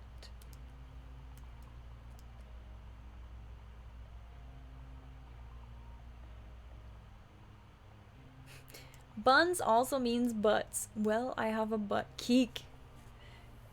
Keek! Oh my god, behave! Shameful. He's been nothing but nice to you. What?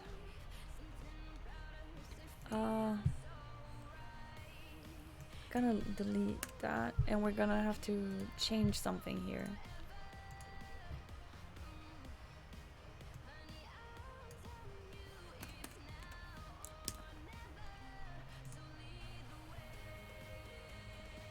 You're screeching because of your own joke. It's a pretty good joke. Did you post a picture yet? He looks you up and down for sighing. It's not my place to keep you here against your will, though I beg of you to reconsider. The world is a dangerous place now, and I cannot guarantee for your safety. He thinks for a moment before handing you a crumpled piece of paper. If you decide to leave, please take this with you. Find yourself smiling as you unfold it to reveal the contents.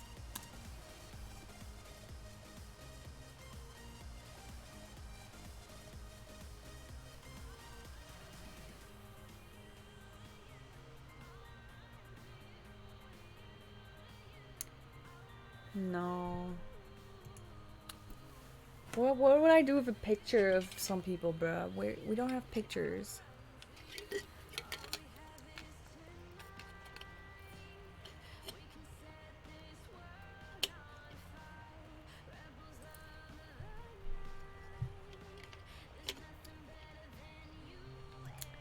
No, that's gay, lame. Do it, Olivia. Post a picture of us. I want to see which one you decide to pick.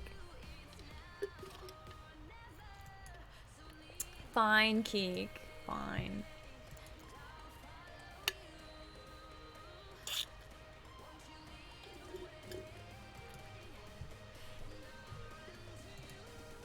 Why is it?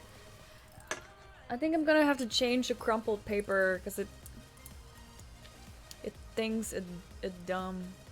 Oh, Olivia, that picture is so cute. I want to go back. We looked fucking amazing.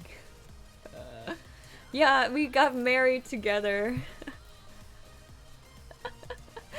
I'm married to Olivia. Yes, that's us.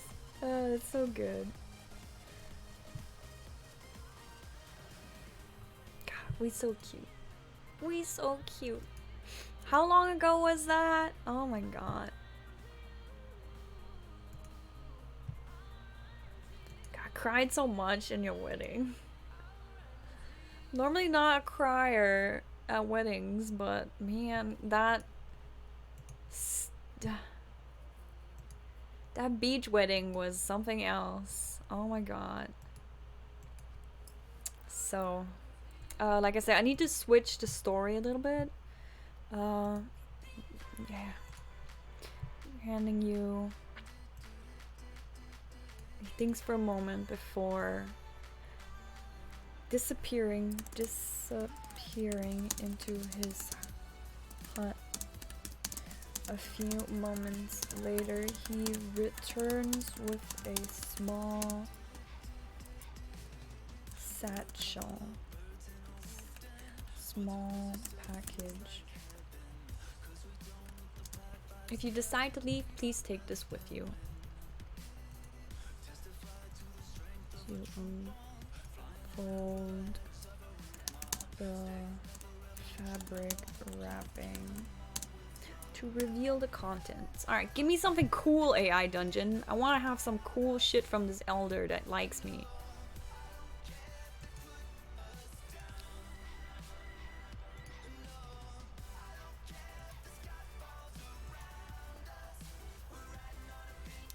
It's a mirror, small but elegant in its golden frame.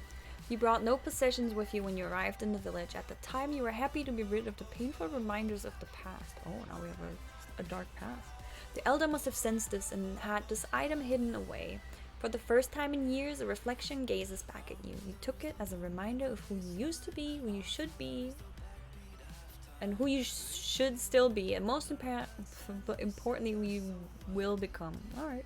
You know what? I have a little prop that I can use for this. Watch me do. Alright, 1 second. It should be right here, if I'm correct. You know, sometimes...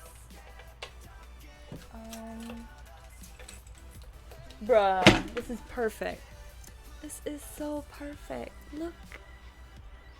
Isn't that cute? AI Dungeon, how do you know? How do you know? This is so cute. Alright. It's like the Harry Potter mirror.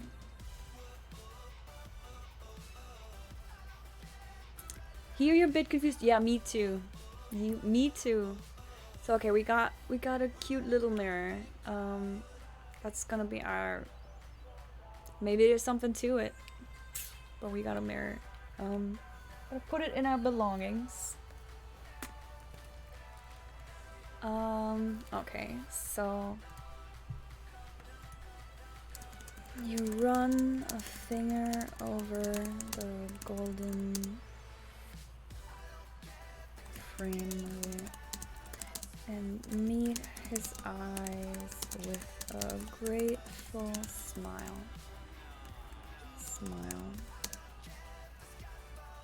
I will treasure it. I shall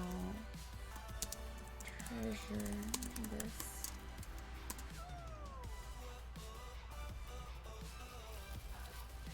Yeah, I feel like the AI doesn't quite know what the story's going to be at either. Like, we're both a little... We're trying to get going. I shall treasure this. You promise him. He smiles in return before handing you a second package. This one feels like cloth. And when you open it, you find a beautiful red dress. Okay, no, that's fucking weird. No. The fuck? No. He smiles in return before speaking. He doesn't Give me fucking clothes, bruh. Bruh. Nah. Speaking. Where are you going? Where are you? Let's see what it does if I... we're gonna make this turn a little different.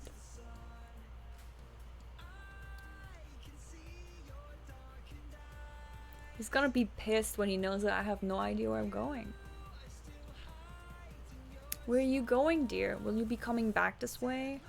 Think for a moment. I'm not sure. I'm going to follow the road and see where it takes me. I might pass through the village tomorrow on my way out. Alright. I guess he lets us leave. Just like that. Alright, okay. You reply as you turn to leave. Calls after you. Be careful, child. See what else he says.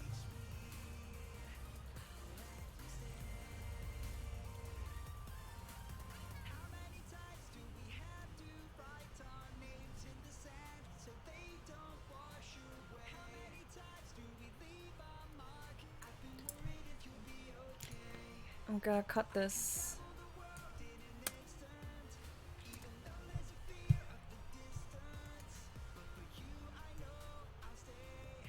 I'm gonna move that. Not.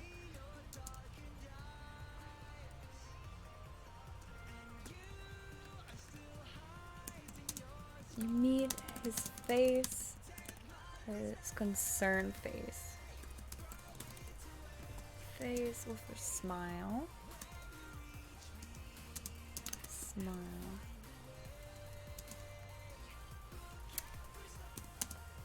Your protector for this adventure just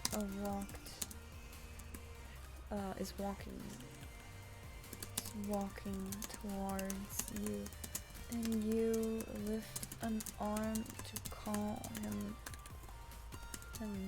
over.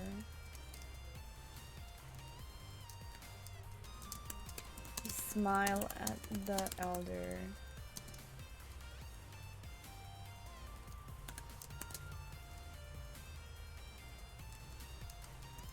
This is Adam. He will make sure that nothing... And then we're gonna be cut off. You're a full-grown adult, maybe a little bit old. Yeah, I guess. I don't know if we're still 19. I don't know if we kept that. I think we deleted that part. I don't know if we're 19.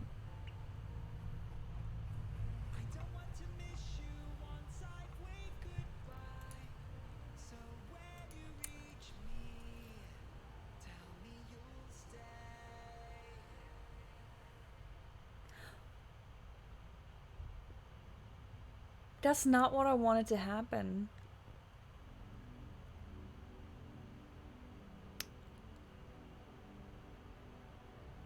I don't know.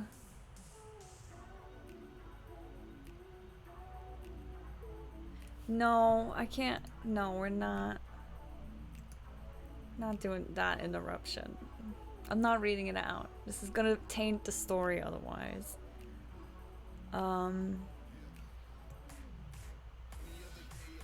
It's a bit too soon for that.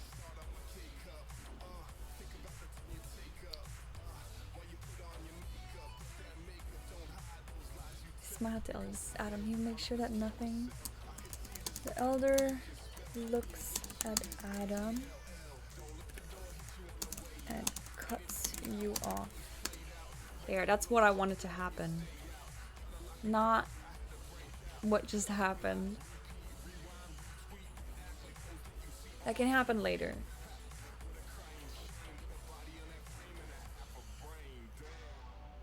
You see odds. That's your power. I mean, have you won the lottery yet?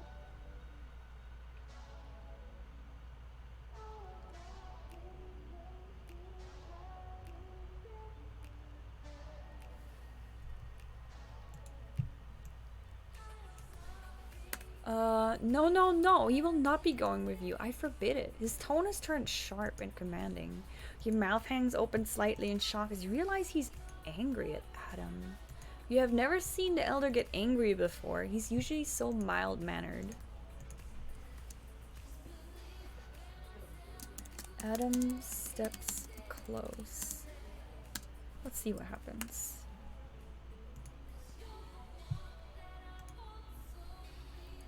You aren't wrong. Not yet. Not having one yet? Sucks.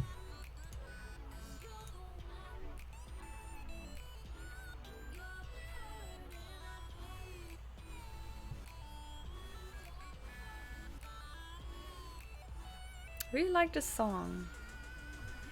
This is Break Loose.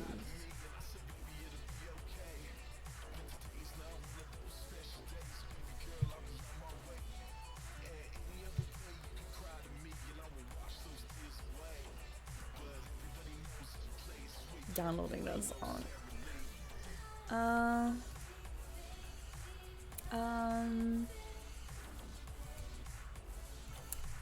The elder looks at Adam and cuts you off. No, no, no, he will not be going with you. I forbid it. His tone is turned sharp and commanding. Your mouth hangs open slightly in shock as you realize he's angry at Adam. You have never seen the elder get angry before. He's usually so mild-mannered. Adam steps close to you and whispers, "We should go now." You can hear the apology in his voice, but also the firm stand he's taking. There will be no backing down from this. You draw yourself up to your full height and look him in the eye. You're not angry with him for this, but you know that you have to be the bigger person here. I'm sorry, elder, but I love him. I'm not leaving without... Wait, I'm sorry, elder, but I've made my decision. I've made my decision. I don't know how to write decision. Is that how you write it?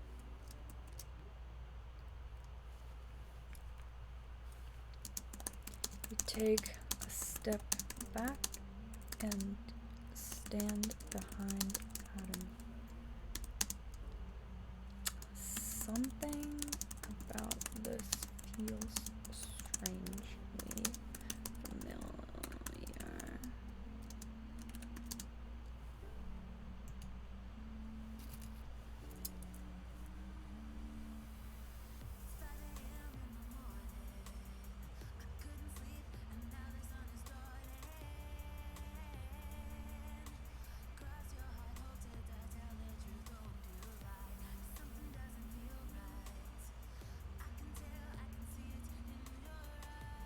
His eyes widen in surprise, and he seems to be searching for the right words.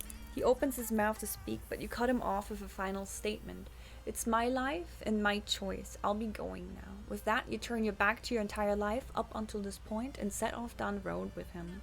The first few days are strange and surreal. It's like you've known Adam your whole life.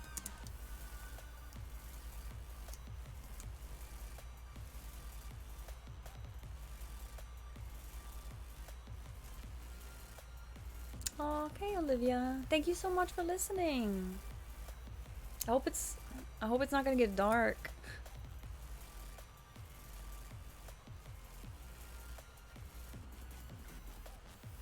It's like you've known Adam for your whole life. You've had a hard time remembering a time before he was there. The feelings are so strong that you briefly wonder if you have known him before, or in a past life perhaps. With each passing mile you feel stronger and your old life slowly slips away. Even the lingering... Wait, what, no. Okay, feel stronger in old life. I don't know about the strong. Each passing mile you feel...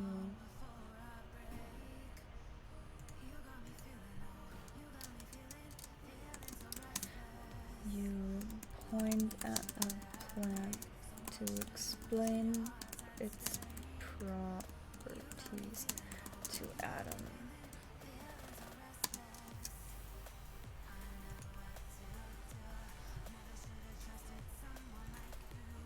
I have not known that Adam my whole life, so it's alright. Porn drawer. That's what you call artists, a drawer.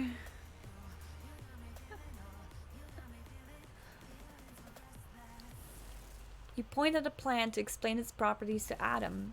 That's marsh sedge. If you dry and crush the root, it makes a decent substitute for salt. It can also be made into strong rope if you add lime. You point across the river and upstream. That's the Red Ridge Pass. It'll take us through the mountains. You stop for a moment. Do you want to go first or shall I? He grins at you. Oh no, after you. I feel like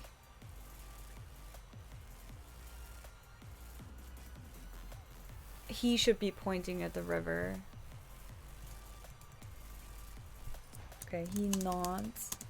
Then he points at the across the river and upstream. It's Red Ridge Pass. We'll take it through the mountains. You stop for a moment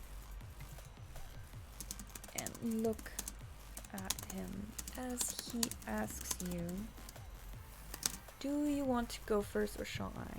You grin at him. You grin at him. Oh no, after you.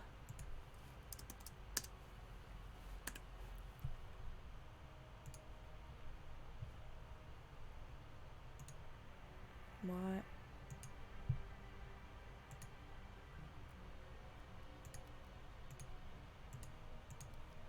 I should be doing this every time, but I'm not gonna subject you guys to this. What is this? Oh yeah, I mean it is supposed to. I stop a moment and look. What is there? Would there really be a comma at them? What? Why did I just?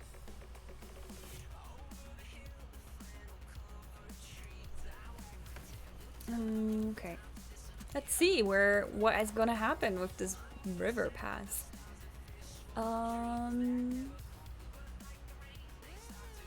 He rolls his eyes at you. Let's just go. You push him playfully and he grabs your wrist, pulling you in the direction of the pass.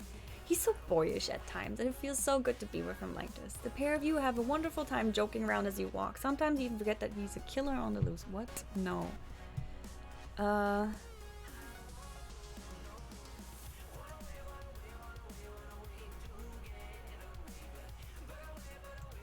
I don't know. I don't like this. Pair of you have a wonderful time joking around as you walk to the edge of the water. You take off your leather bag and hand it to him. I'm not tall enough to hold it above the water line. As when we cross.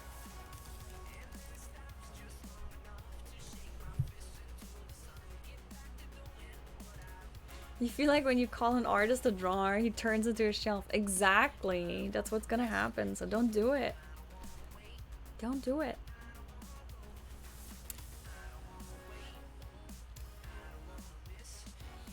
You begin to cross the river, holding hands so you don't lose each other. You both start laughing as the cool water rushes around your legs. You can see Red Ridge Pass up ahead and are home free when a pack of wolves emerge from the trees and charge into the water. What? What? No.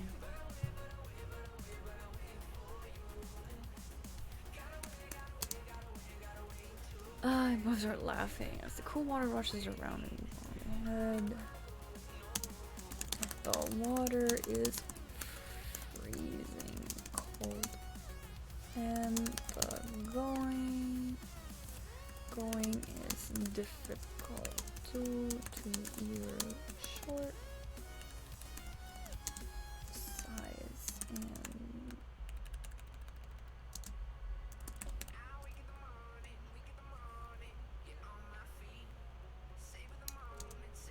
and built. You tightly grab Adam's hand.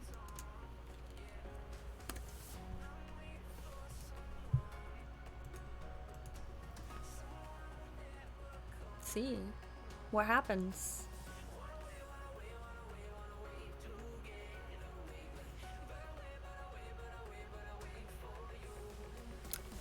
You tightly grab Adam's hand as you begin to falter and slip under the rushing water. You come up sputtering and he pulls you close to him, helping you stay afloat. After a few minutes of waiting, he's able to lift you up enough that you are able to walk the last little bit to the other side. You are soaked and your teeth are chattering as you try to wring the water out of your clothes. I really don't like this part of venturing to the end of the world. You stutter,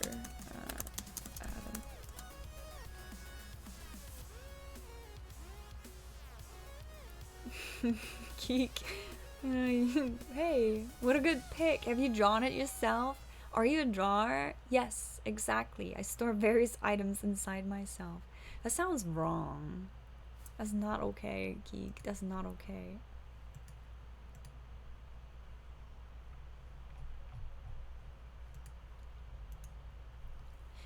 You decide to set up camp for the night as the sun starts to set.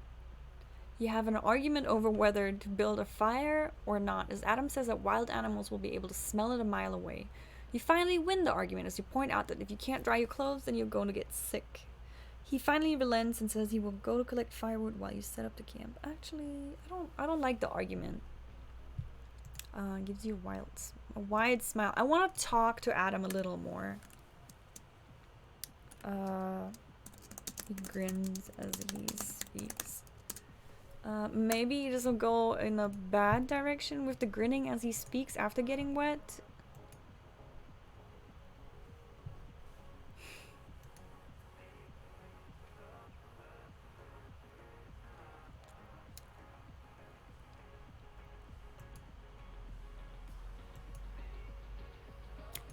I really don't like this part of adventuring to the end of the world. You stutter at Adam and he gives you a wide smile. He grins as he speaks. Well, it's not over yet. He throws the leather bag over his shoulder and offers you his hand again. You take it and he lifts you up. We have to get to the top of this pass so we can see the entire valley below us. He starts trotting up the mountain. You follow close behind. You're moving quickly when you suddenly slip on a loose rock. You let out a startled yell as you fall and grip onto Adam's hand tightly. Happens.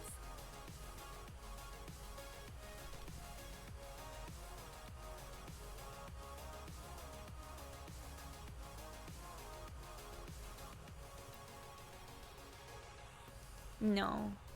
What?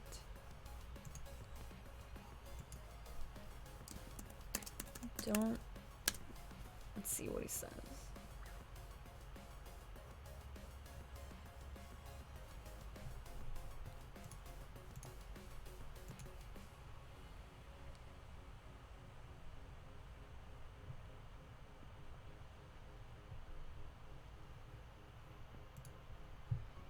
Don't let go. He laughs as he pulls you up. You're both panting when you reach the top of the pass. You can see for miles and miles in every direction. He kneels down and puts his arm around you. We did it. You look at his arms around you and blush. Then you take note of the valley before you.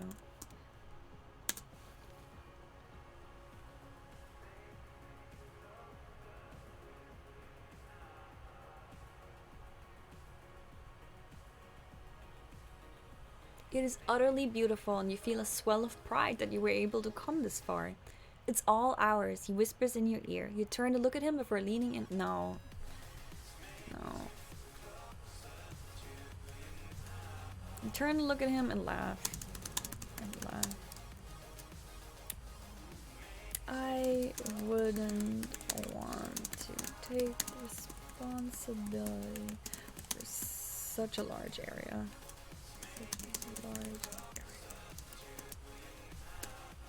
Do that. I want my romance to happen like dramatic, not just like, we just made up this hill, now let's kiss. Like, no, friendo, no. It has to be like epic. First kiss has to be epic. He gives you a cheeky grin and nuzzles your shoulder. Well, you are the deputy of the East now. He holds your gaze for a moment, then his eyes widen as he reaches in his bag and pulls out 2 pieces of dry bread and a piece of dried meat. He looks from it to you and back again before shrugging and handing you the meat. Let's see if it's any good. You grin at him and eagerly take a bite. Your bet is that we will die in about 10 turns. I hope not. I hope not. Eagerly take a bite. Never liked bread anyway. I'm glad you... Okay, no. I never liked a bread anyway.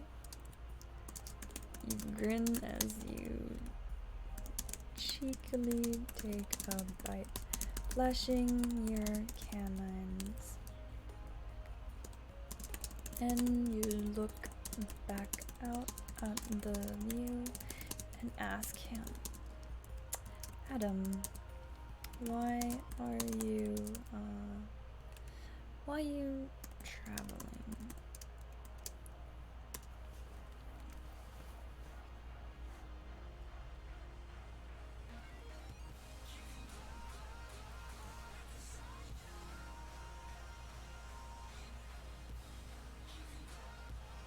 I don't know, I guess I always wanted to travel.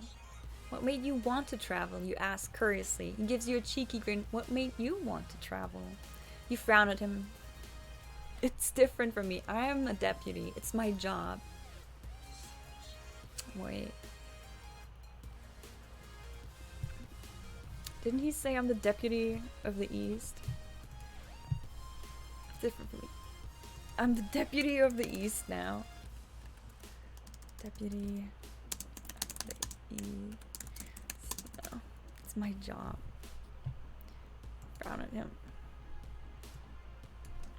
You burst out laughing at your own joke. Yeah, Adam, why are you running? Why? What are you running from?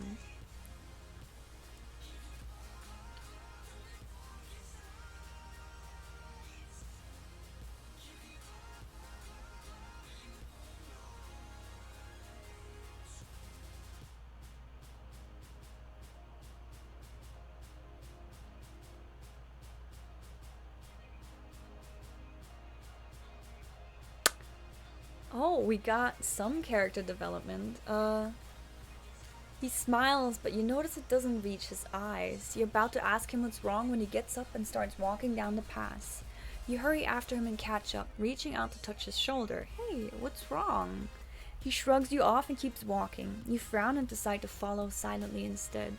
After a few minutes, he breaks the silence. I just get so sick of everyone dying. You blink in surprise at the sudden outburst.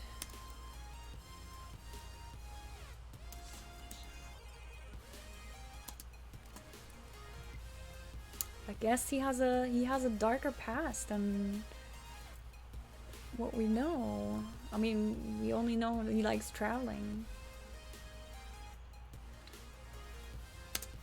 Come on, AI dungeon.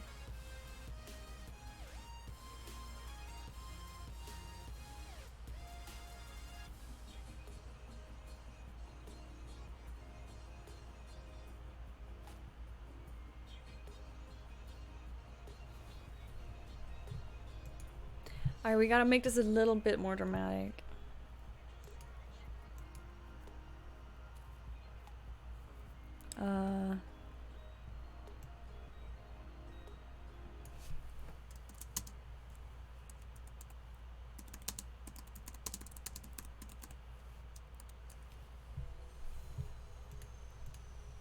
My whole family's dead. What else? My whole family's dead.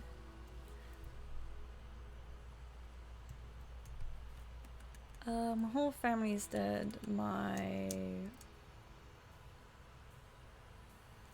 group is... Let's try with my whole family's dead. Thank you so much for joining Fish Bread Repeat. I really appreciate it. I hope you have a good night, or work now. But yeah, take care. Hope you have a good time. Stay safe. Don't get in any trouble.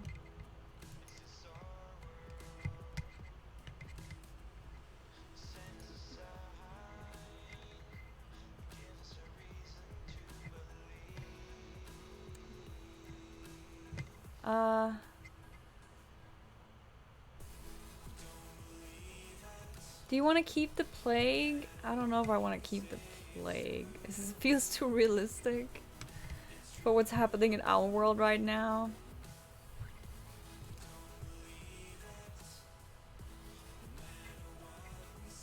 I'm gonna refresh it. I don't feel comfortable with that. Plague is not good. Yeah, nah, I don't like. I mean, it's medieval time, but we have monsters, right? We mentioned monsters a few times.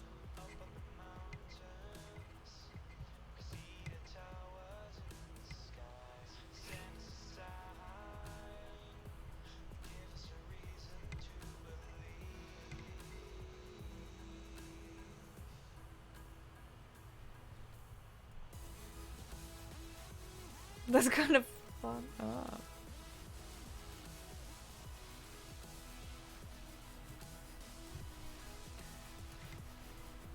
Everyone wants to walk inside. He continues. He continues. Talk. Continues on. My.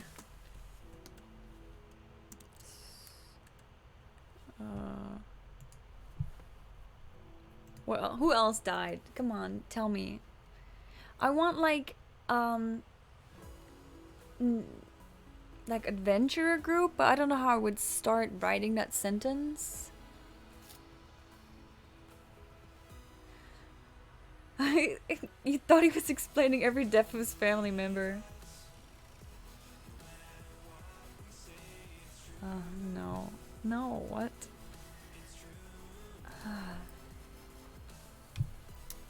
Continues on. After I joined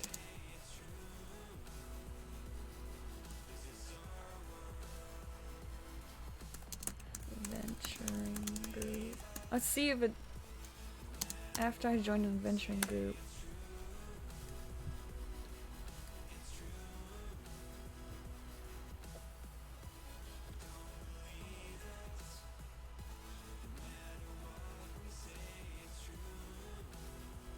Who else died?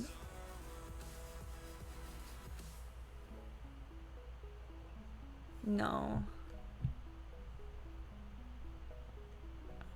Okay, I know what I'm gonna do. It's like death is chasing me down. After I joined an adventuring group. Let's see.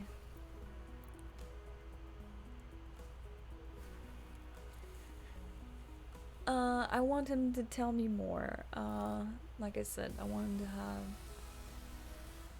cause I wanna lighten the mood after it.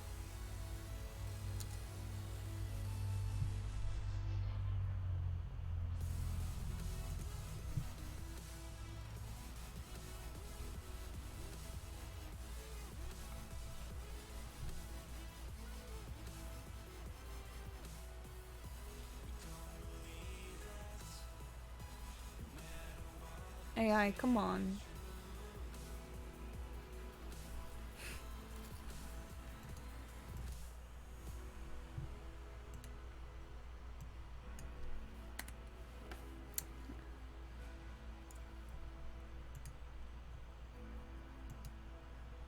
Is traveling spelled with one L or two? Because if the AI gives it to me, I'm like. So he says, it's like death is chasing me down. After I joined an adventuring group, it only seemed to get worse. The people that joined, the more people died. The more people that joined, the more people died. Now half of the people who joined that group are dead. I'm the only one still traveling. You lift an eyebrow. Well, maybe you should have told me this before inviting me out. Adventure You wink at him.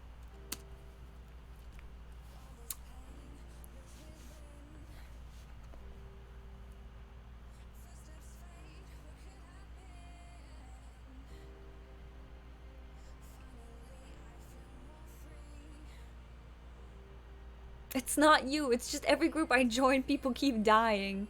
You roll your eyes at him and blind. It's just a silly superstition. You want to... No.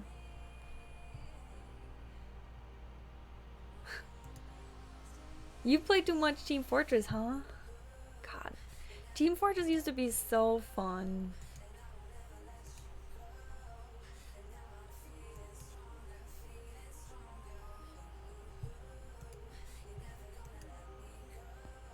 You wink at him and he manages a half smile at your attempt at humor. You sigh. I don't have many memories of my parents, but I do remember one thing. They always held hands whenever they could. You reach out your hand. Let's hold hands, Adam, so that if one of us dies, the other one will survive to tell their loved ones about each other. You see a glint of tears in his eyes before he takes your hand and gives it a squeeze. Holy shit, that's wholesome. Oh my god. He quickly averts his gaze. Averts his gaze.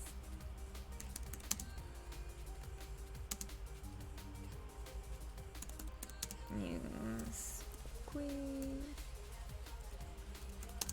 his hand in return.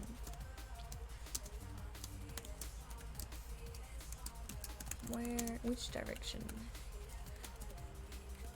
Well, actually, are we going to take a break here or should continue on?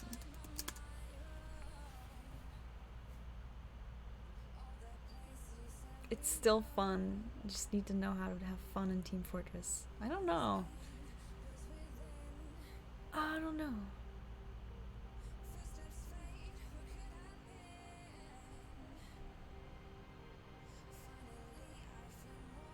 He looks up at you and you see the pain and exhaustion written all over his face. You give his hand another squeeze. Let's keep going while we're still fresh. He set off once again into the wilderness. The path keeps going in a straight line for what seems like miles, and the only variation is when it swerves around the large rock formations. You don't talk much. There's still a shadow hanging over the pair of you. You don't know what to say. Bite your lip as you think.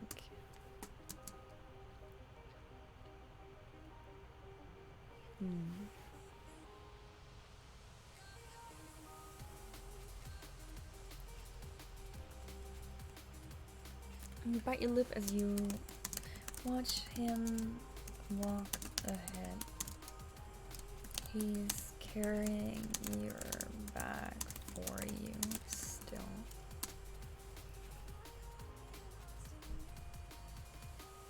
There's no important sex break. There's no romance yet. There's just cute. They haven't kissed yet. It needs to be epic. He's carrying your bag for you. He's carrying your bag for you still, and you feel bad about that. It must weigh him down. His sword is strapped to his back, and his bow on the shoulder. Wait, what? Oh yeah. He doesn't have a sword. He doesn't have a bow. I'm just gonna cut that. You take in a deep breath and let it out. You never did tell me why you left your group if it was because of everyone kept dying. That's a good question, AI.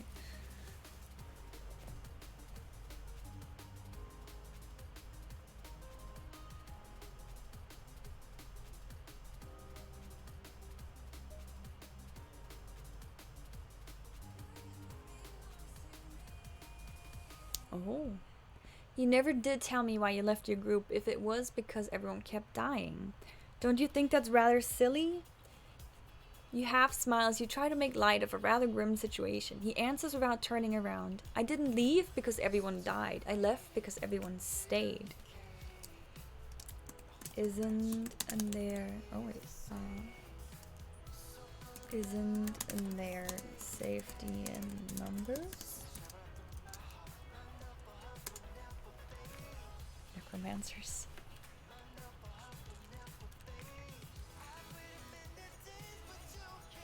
Well, he said half the group was still there when he left. Like, half the group died.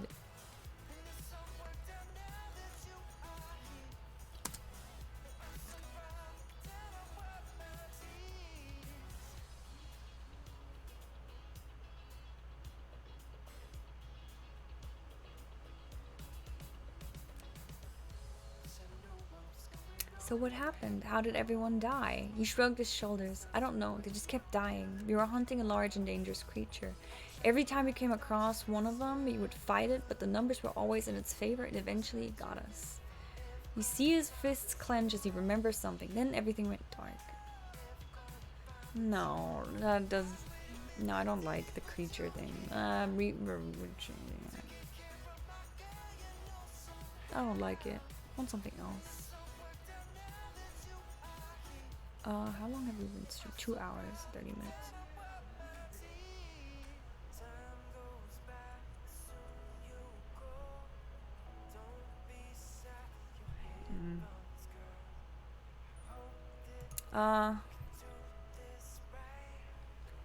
No. Not when the group... No, not when the members of the group... Yeah, I want him to say that the people in the group were dumb. Basically. That's what I want him to say. That's why he left. He's like, you guys are dumb.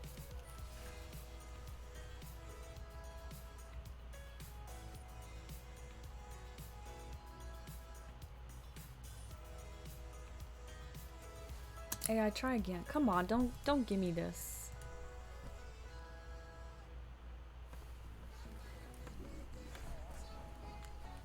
Sorry for the wiggles as I adjust.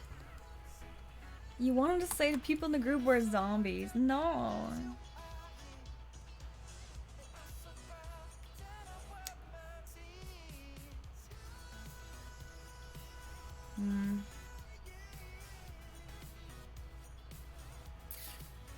I don't know if I like it.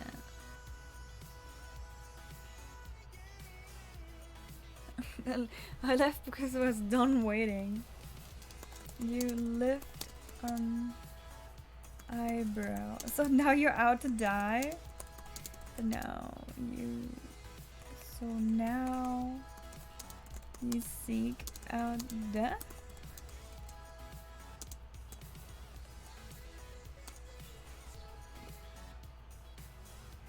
Making fun of the AI basically for saying what it just said. I'm like, that doesn't make any sense.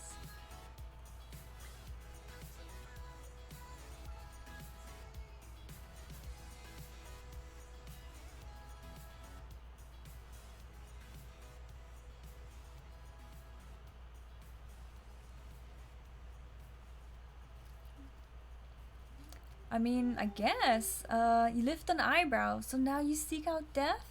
He doesn't answer and instead just quickens his pace. You frown at his back for a moment before quickening your pace to walk beside him again. You give his hand a small squeeze and he finally looks over at you and smiles. It's not his usual beaming smile, but it's a smile all the same. You both quicken your pace until you're running next to each other, clasping hands and laughing.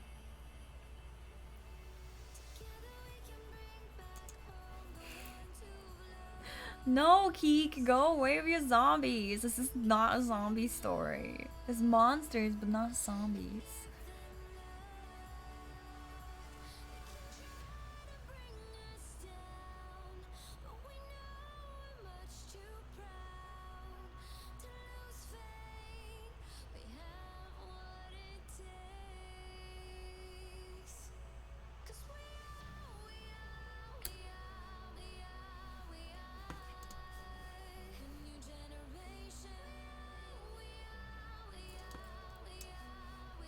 Alright, let's see where this is going.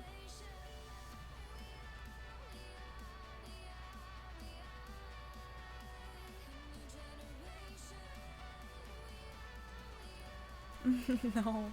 Uh.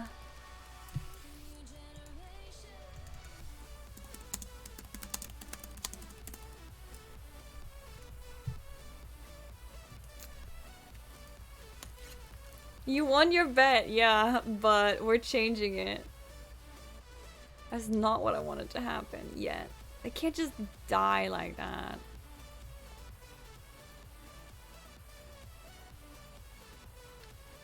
No, I gotta change this a little. I let it go, oh,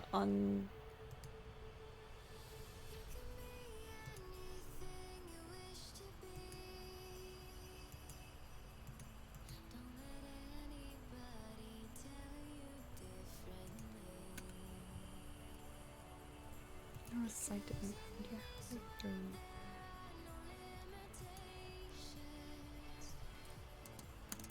Here, laughter.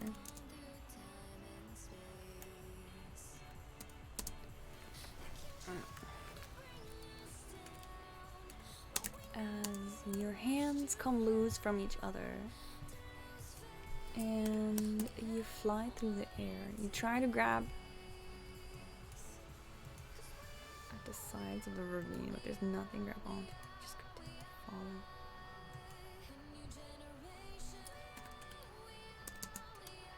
You nervously. Okay, in a panic, you try. You try grab it. So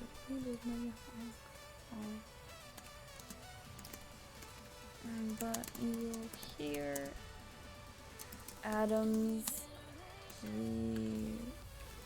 reassuring laughter, and then a splash of water.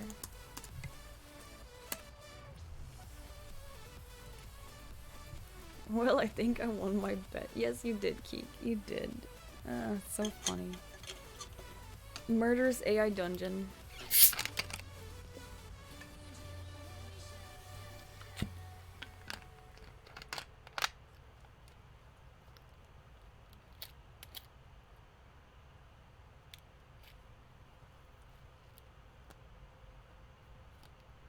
Oh, he didn't fall. He didn't fall down. Only I fell? That's mean.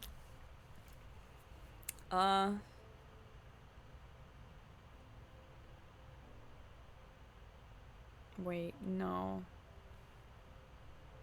I'm confused. Okay, I need to redo this. Yeah, this is not the way it went. It's alright. So...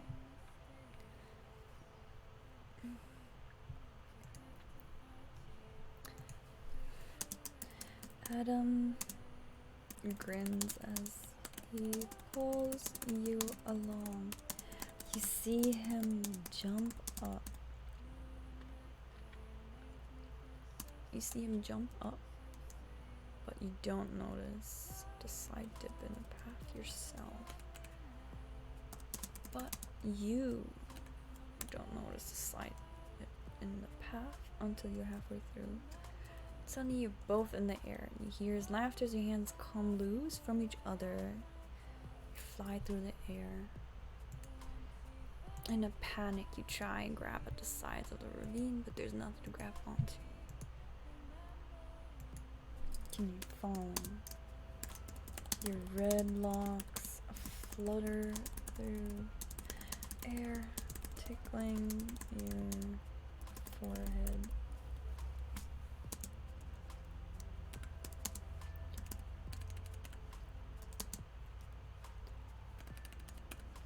You hear Adam's reassuring laughter.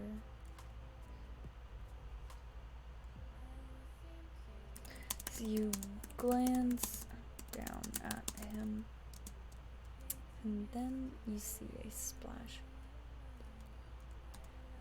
You see a splash of water drop. Droplets sparkling.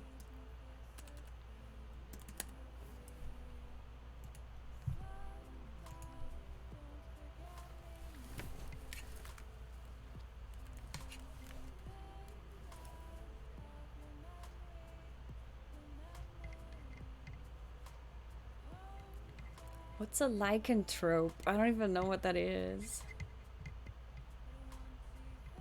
The droplets sparkling in the sunlight remind you of a field of flowers, and then your head goes under. The water is so clear you can see the pebbles on the bottom, even though you're many feet underwater. You kick and push off the bottom to go back to the surface, but your feet only encounter soft mud that sucks you deeper into its grasp. No.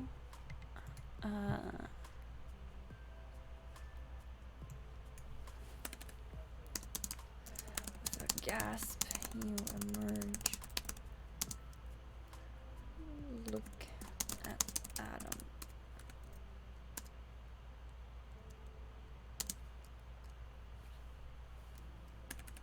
With wide eyes. Werewolves, giraffes, asses, and any other animal. You mean donkeys? What? I'm so confused. Asses.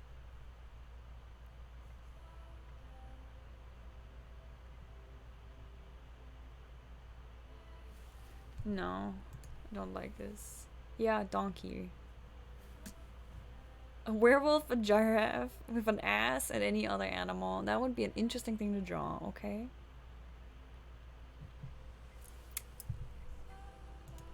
Stupid AI. Where's my romance? Come on. Don't do this shit.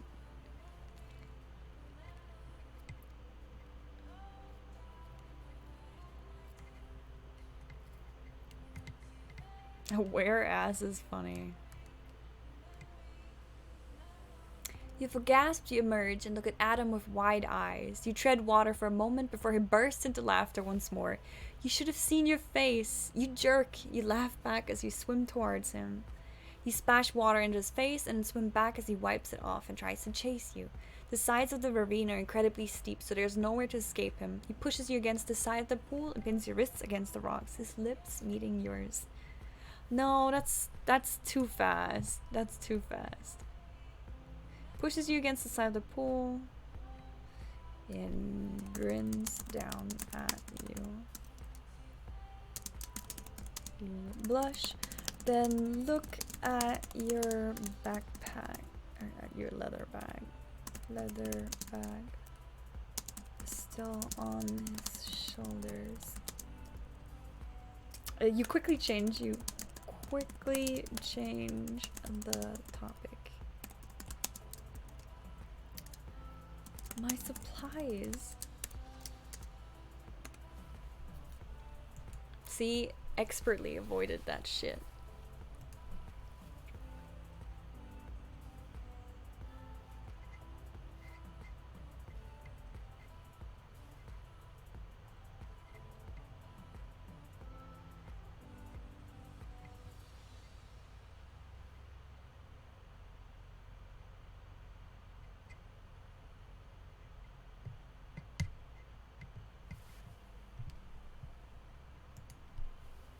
What?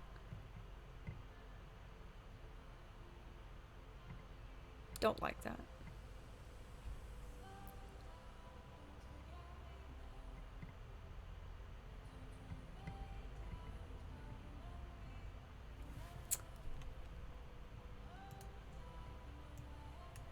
You look up at him and he just smiles and responds. Alright, I guess he doesn't...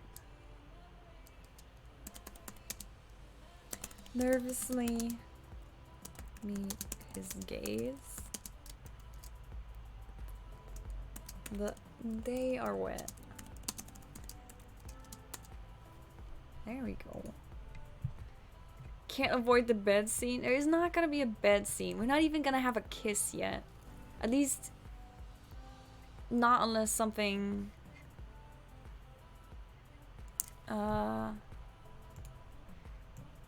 no, I don't like this.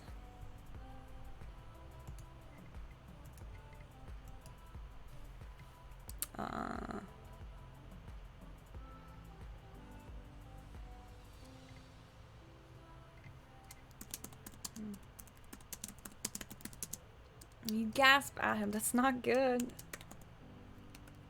That's not a good thing.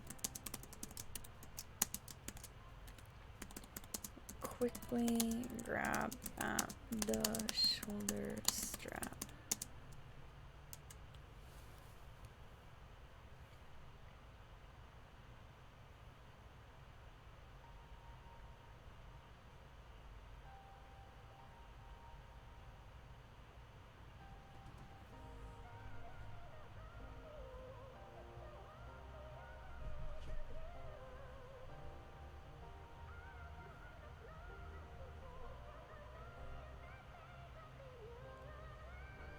Did he have green eyes in the beginning? I don't remember. But I like it. So, yes, they are. He says this in a statement and not a question. He looks down at you and smiles. You gasp at him. It's not a good thing. You quickly grab at the shoulder strap and try to undo it, but his hand covers yours. He looks deep into your eyes. You feel your blush darken. You manage to look away as your face grows hotter and hotter. You feel his hand slowly slide down yours until your fingertips are brushing against each other's. You can't stop looking at him. His eyes are brighter green than the leaves in the trees. The bright blue sky behind him makes his hair look almost white. Oh man, AI Dungeon, stop. You're doing too well. I can't.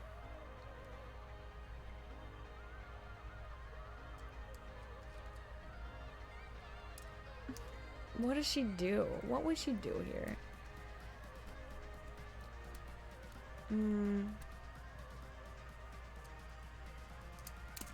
shake your head and try to reach for the bag strap again. Yeah. Don't get distracted by this guy.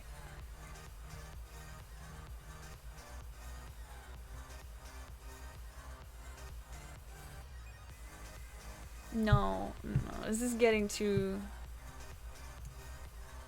no. Nope. Get them out of the water.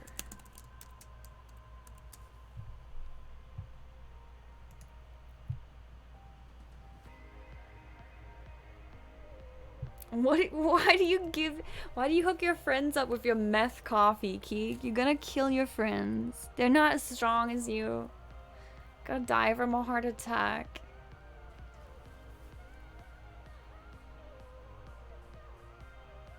There we go. You shake your head and try to reach for the bag strap again.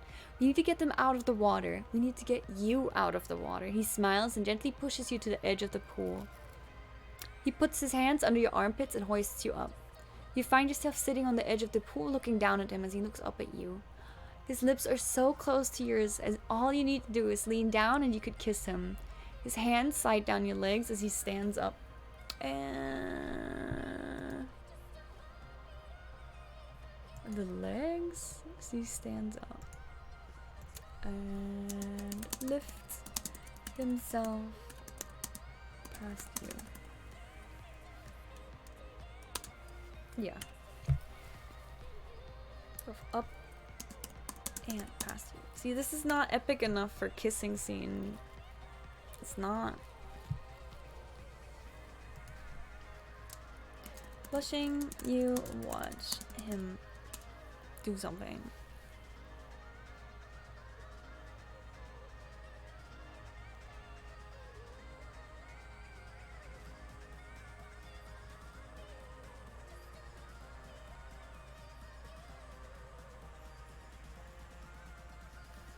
AI, come on. What?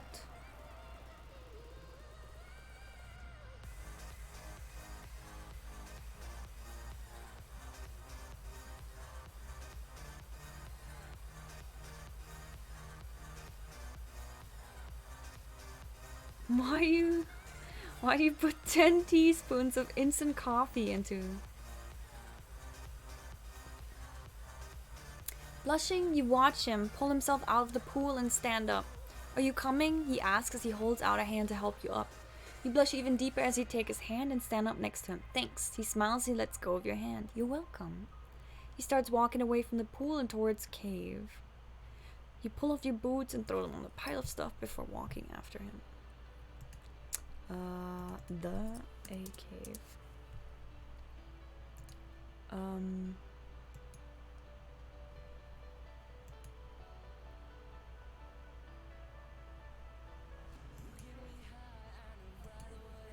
hmm.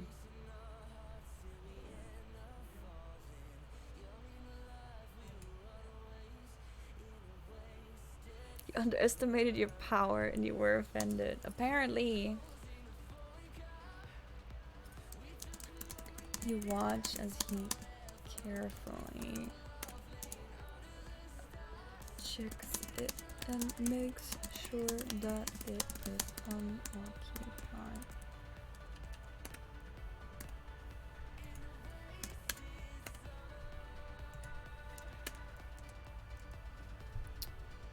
That'll work.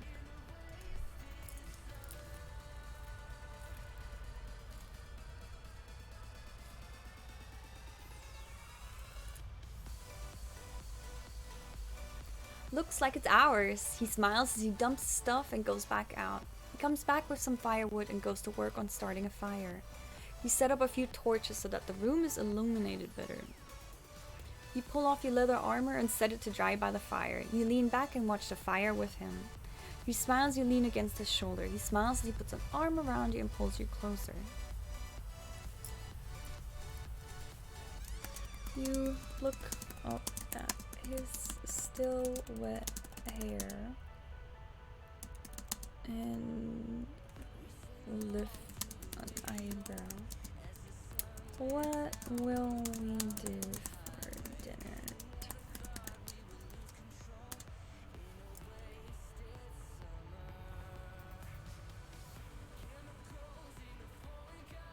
Thinks for a moment before shrugging. Fish? You better get going. The sun should be going down soon. Nod at him.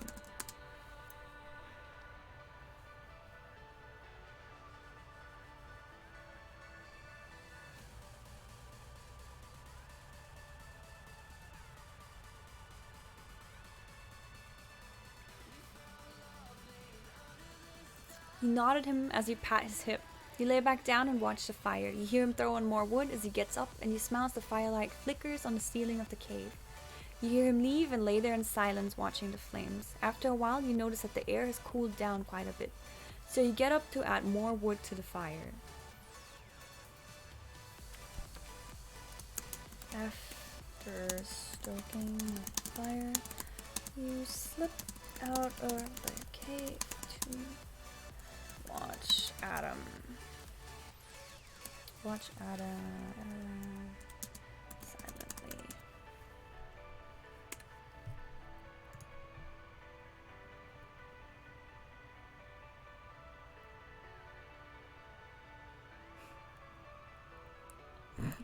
What's bliot mean? Is that a word? Is that a name? I don't know.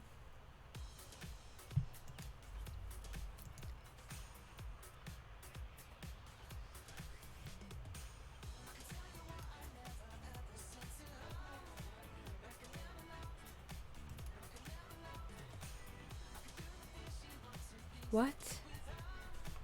He said fish. What?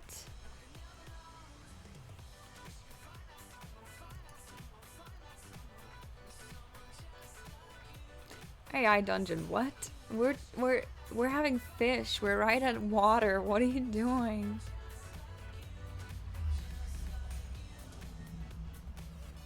There we go. After stoking the fire, slip out of the cave to watch Adam silently work. He kneels by the edge of the water and sets his hook. You watch as he gracefully moves without making a sound. You've never seen someone so at home in nature like he is. He looks up and smiles as he waves you over. Come sit with me. You smile and nod as you skip over to him. He moves over and pats the ground next to him, which you take as an invitation to sit down. You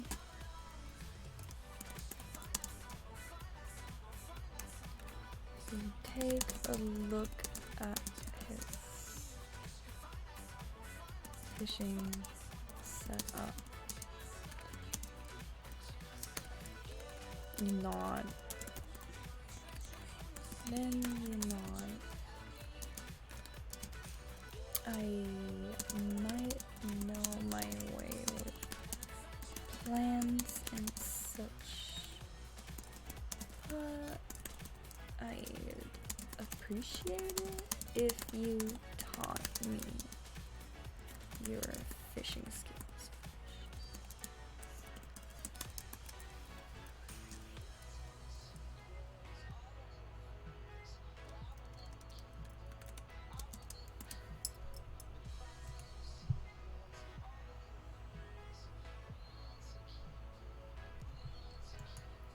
A word to start small talk. Oh, nice. It sounds like it. Truly.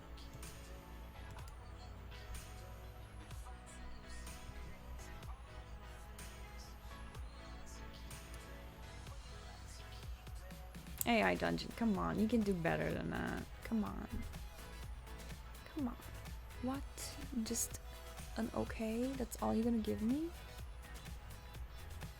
He smiles and nods. Of course. I'm glad you asked. He spends the rest of the night teaching you what he knows about fishing. When the stars come out, he points up at them and starts to tell you their names. You lean against his shoulder and close your eyes so that you can picture them in your head better. But by the time he's done with his description of each star, you feel like you could easily find them again in the sky. Keek. Keek is alright. I'm gonna have to blur that out in the recording. Stop it. You're getting ahead of yourself. I shouldn't have asked, but it's good to know.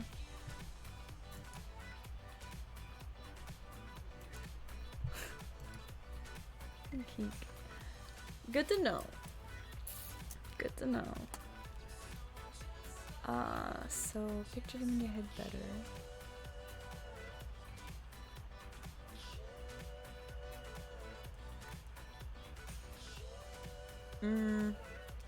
Do a time skip.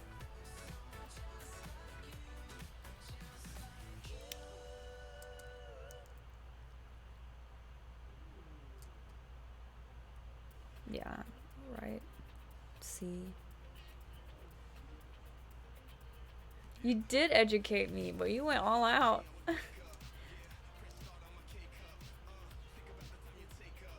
You spend the night in my cave, and I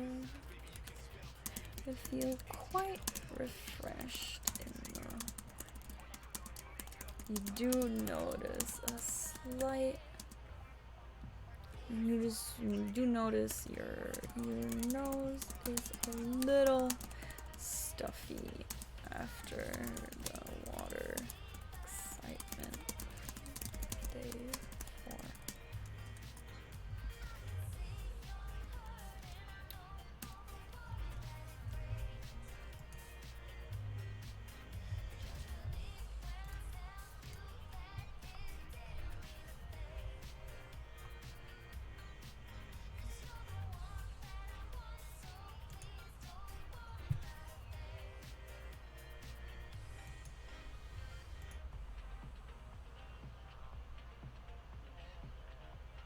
You fish with him again the next day, but by the 3rd day you really can't take it anymore.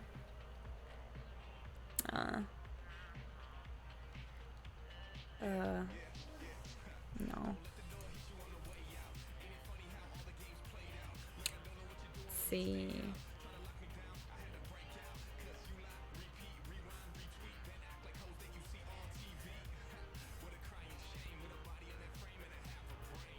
You and Adam get up and pack everything up before heading out for your day of fun in the sun. You walk along the river as you admire the new scenery. It's like you're walking in a brand new world. You've never seen anything so beautiful. The greens are even more private.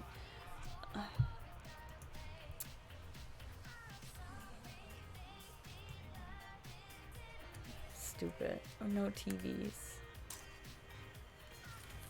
Yeah, well, coffee has one. Right, maybe you should try like only a third of the coffee you partake in normally. So you admire the new scenery. There should be a town up this way. Adam breaks your daydreaming with his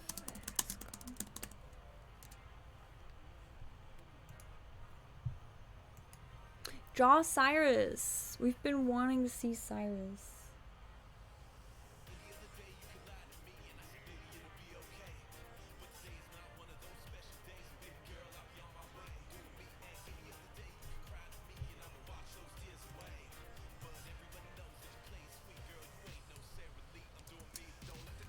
Oh?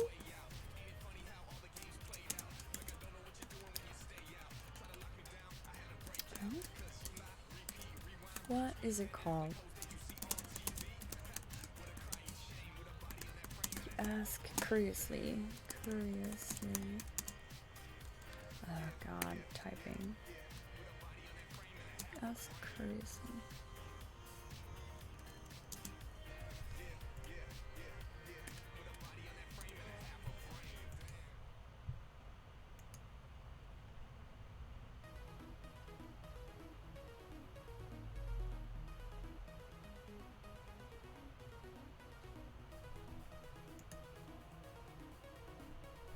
Matt, going crazy in the other room. So, what is it called? Oh, it's a small town. Everyone just calls it Riverbend. It's fairly new and was made for the miners up in the mountain. He points up at a large mountain that you can see just over the trees. I see, he replies. You stare at it. Something about it feels ominous, but you can't quite put your finger on it. Don't worry, it'll be fun. He reassures you as he takes your hand in his. He squeezes your hand reassuringly before dragging you along. You nod your worries away. Follow the spring in your step. You sniffle a little. Your nose has been running.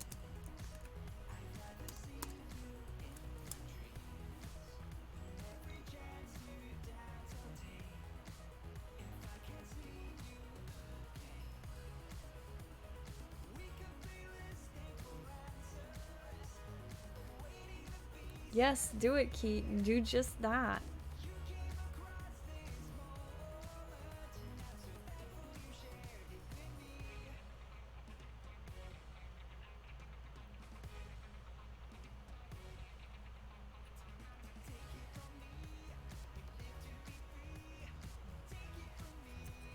Let's change that a little. You aren't really sure what Adam would do if you started coughing, so you just push on. As it gets later, it gets a little colder. And Adam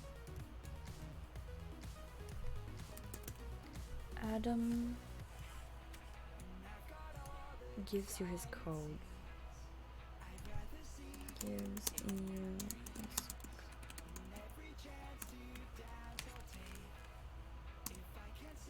You're a little reluctant to take it, but he insists that he's not, that he's hot anyway.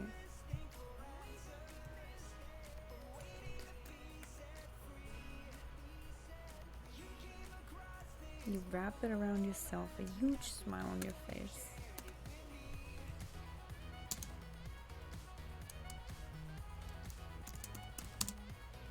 You hug the coat tightly, taking in his scent when the village comes into view.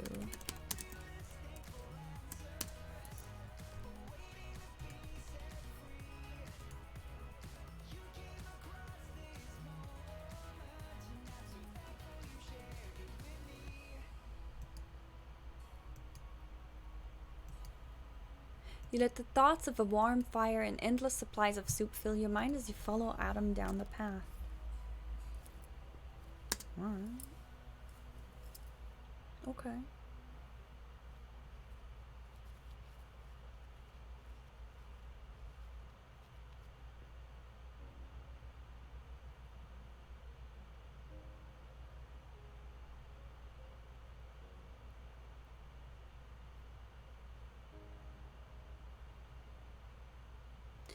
The small town is just like you imagined. A whole row of houses lined a path into town with the same wooden style and design.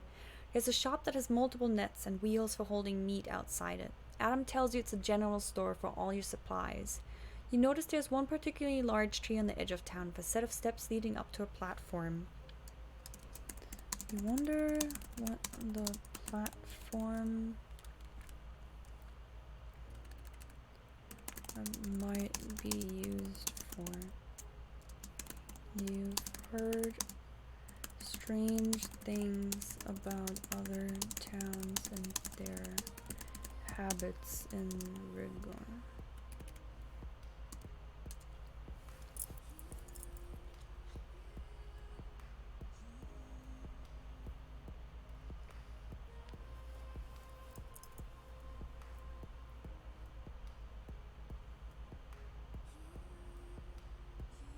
One player? What player?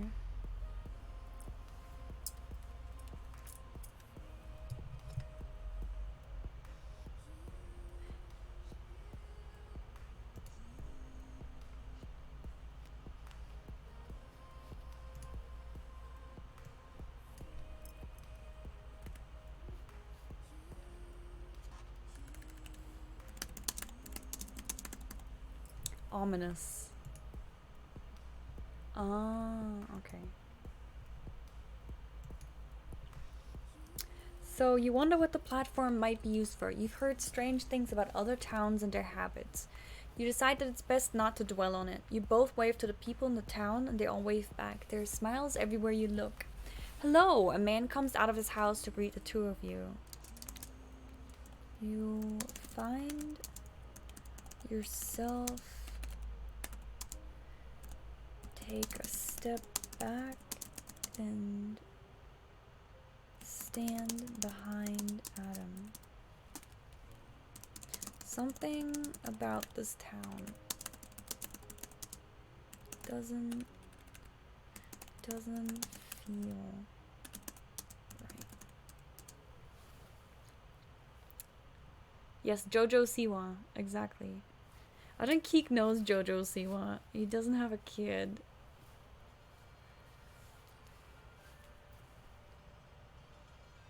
The man looks a little confused at response, but doesn't say anything. Instead, he addresses Adam.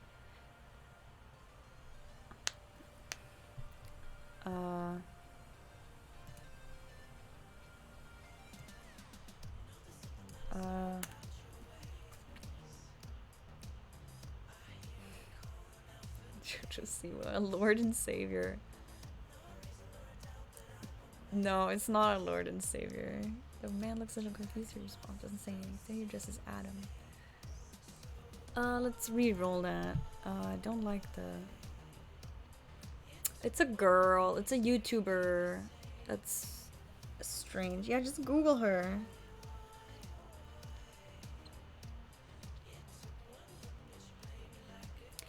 The man addresses Adam. Instead, we haven't seen you in town before. Are you new here? Adam nods. Yeah, just arrived.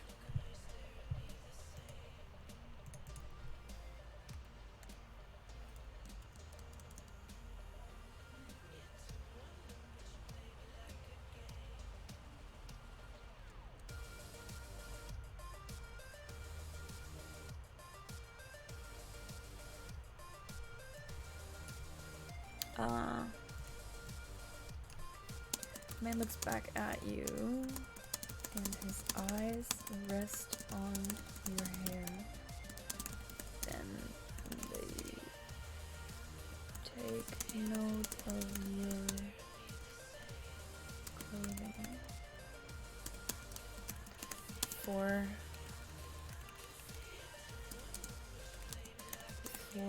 going back to Adam to meet Adam's gaze.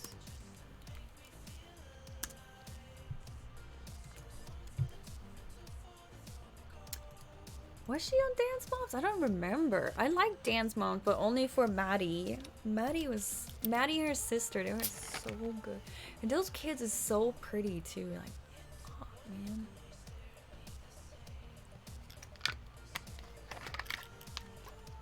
Maddie is the shit. She is amazing. I haven't seen her do anything since those music videos with Sia. Sia, right?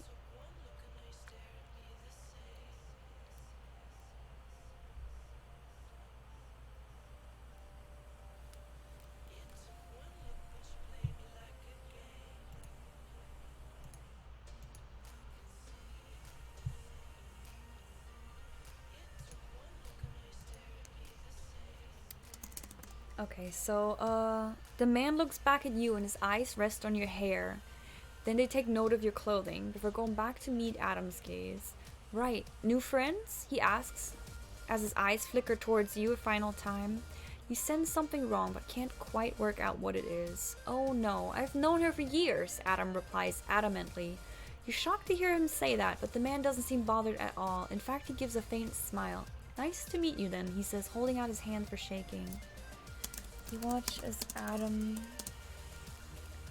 shakes his hand, and then you step forward to do the same.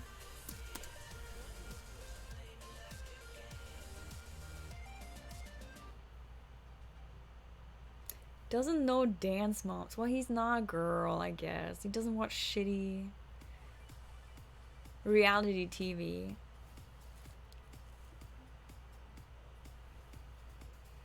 Educate you in the American ways.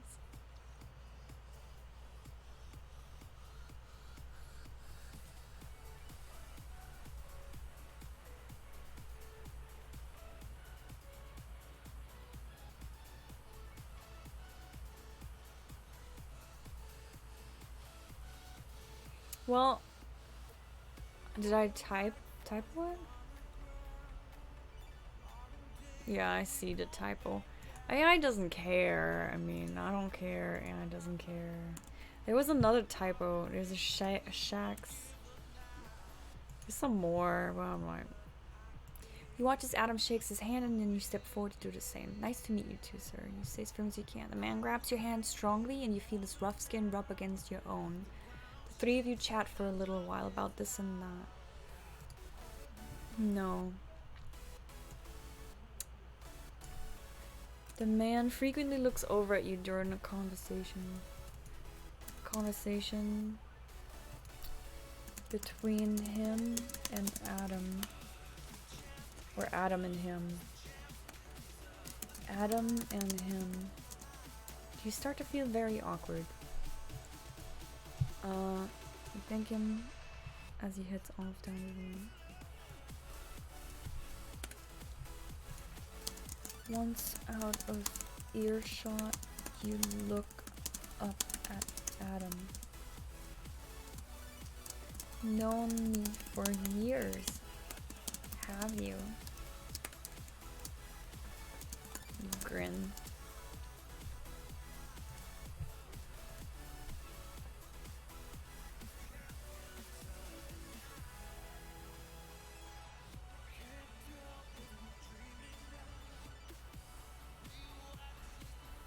Oh, don't pretend you didn't enjoy it, he jokes. The man certainly took an interest in you. It was only a few stares, but they felt unnaturally. Especially for the friendly town you were in. Alright. Adam continues on. We need to restock. You find yourself nodding. More meat.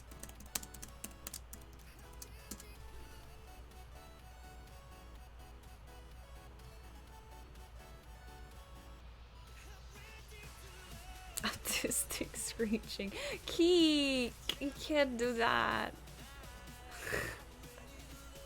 I just imagine Keek sitting there like, free! So Adam continues on. We need to restock. You find yourself nodding. More meat. You joke, making him smile as you follow him into the butcher's. Adam moves from cage to cage until he stops and opens the door to one full of rabbits. No, what? No.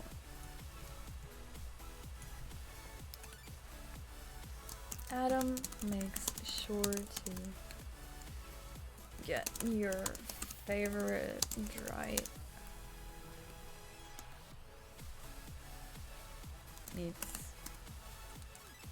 needs for the trip. For the next part of the trip, you point at some sausages. I want some of those as well. I love sausages, so this is why we're pointing at sausages. I don't know, I'm just playing naturally, okay? Normie. More meat. Yeah, I could see that.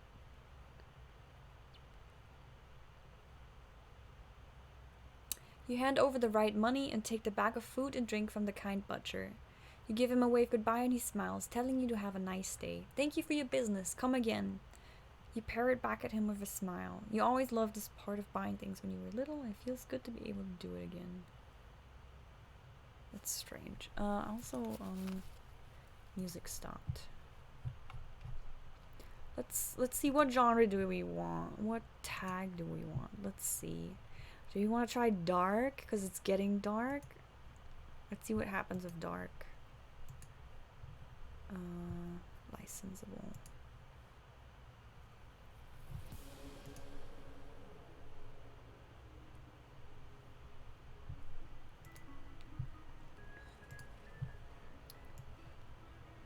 Tell you a nice day.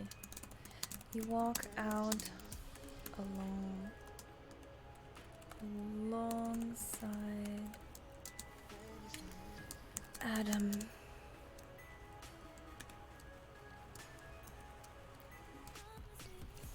Will we be staying in this town for the night?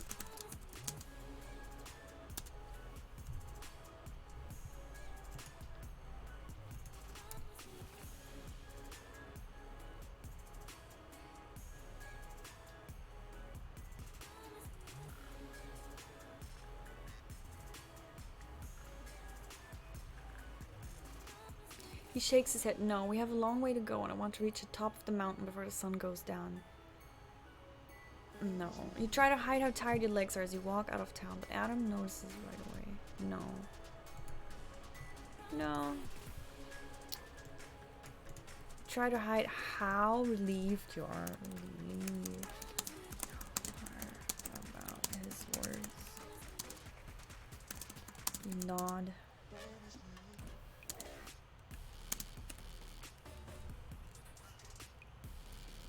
You don't want to miss the end. I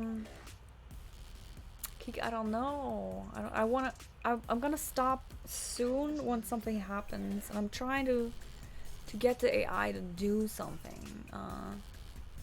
Actually, that's just, you nod with a smile, but you are quickly interrupted.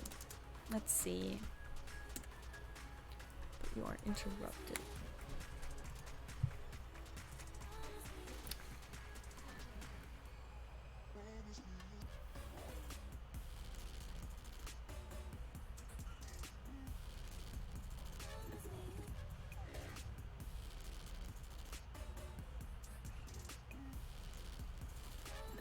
AI, come on, come on. I'm trying to make something happen. I'm giving you the recipe.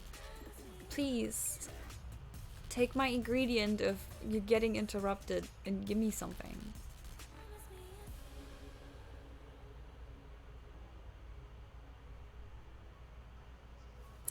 No, he's never been here before.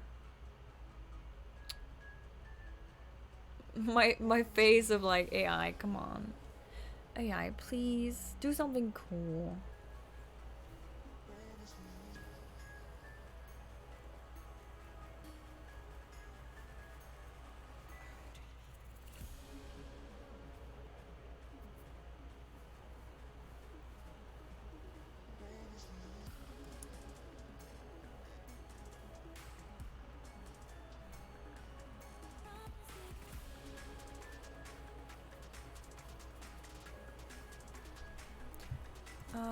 By another Away from the butcher.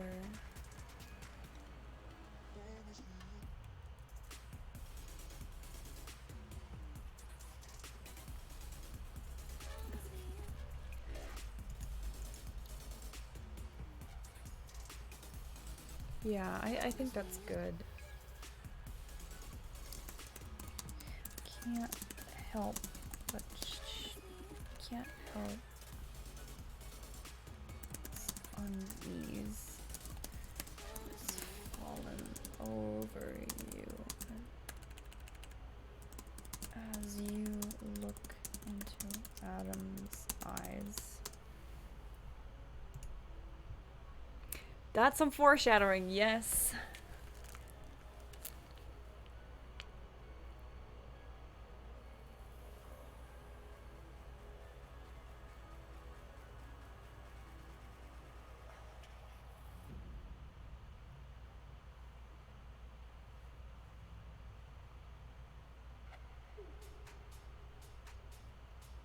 Hey Ty Spring, I didn't see you. Your name's green like Keeks in my chat. Sorry. So where are you guys going? No, I don't like that. Matt, you have so many kittens.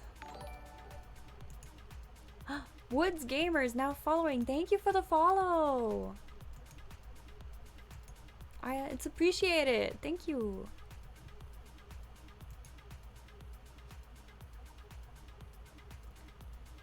You're quiet. Is everything okay? He asks. Do you think they're following us? You ask in return. Adam looks confused for a moment. I don't think so. If they were, we would have seen them by now. Your shoulders slouch as you reply. If you say so. He gives you a reassuring smile and lays a hand on your shoulder. Come on, I'll raise you to that tree. No, he doesn't do that. He gives you reassuring. Holds out his hand. You nod and take it.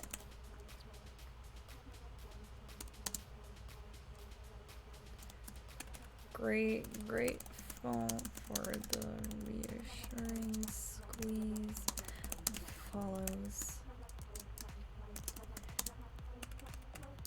A few hours later, you make it to the planned mountain area.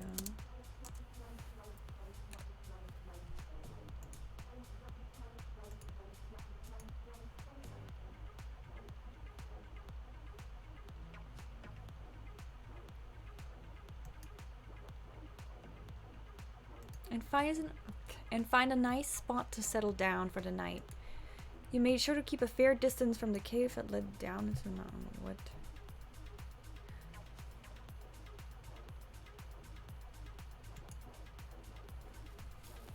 And it brings up a cell phone. Why?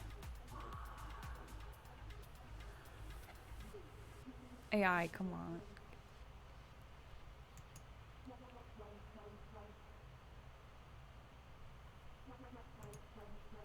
We're not going into caves. No. You missed a lot. What is happening? We are a girl that's fated to die over and over with the love that is fated to be with her in each life, and this is just one of their little life stories right now. We found each other and we have a connection, and we went out to travel, and let's see what happens. How are we gonna die this time? A few hours later, you make it to the planned mountain area, and you find a nice flat area of ground to set up camp on. You begin building a fire as Adam goes off into the trees to answer a call of nature. You busy yourself with the fire as you wait for him to return. After a few minutes, you find yourself singing quietly to yourself, until you hear a crack behind you. You jump up, your heart pounding in your chest as your ears try and pinpoint the source of the noise. You take a deep breath. Adam?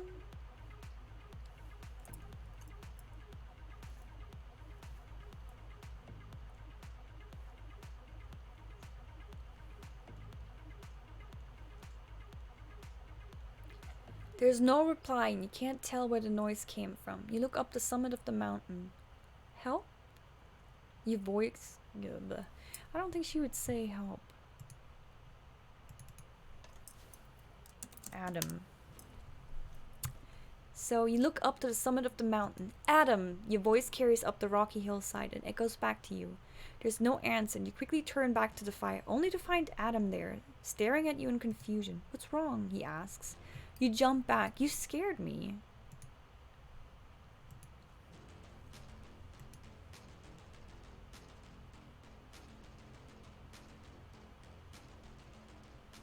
I don't like it.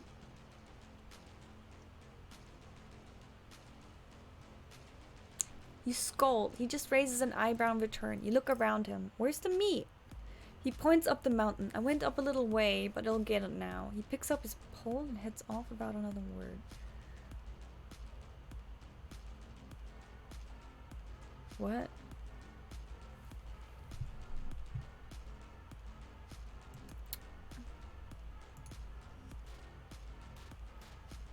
What? I'm confused by what it did. Let's refresh. I don't like it.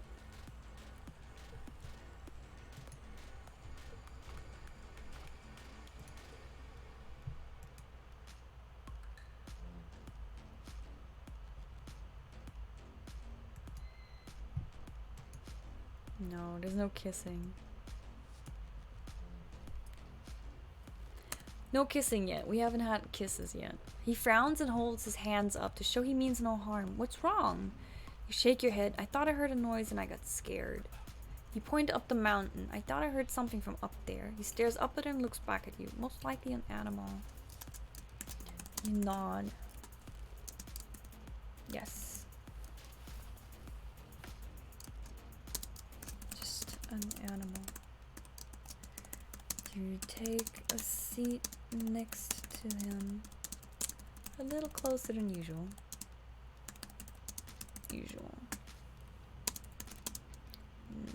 Nervously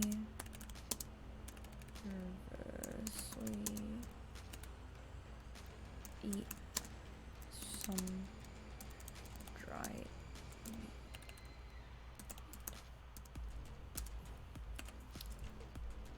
Is Adam the lover? Yes, he is. He's the lover. Yeah. Your mind still tries to think of worst case scenarios, but you refuse to let it get the better of you and eventually fall asleep. Oh god, this is not gonna be good.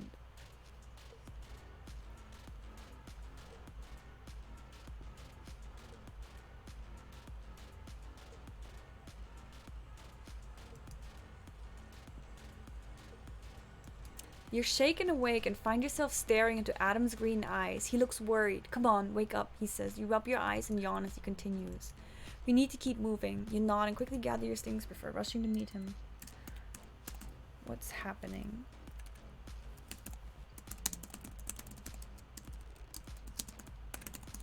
Whisper at him.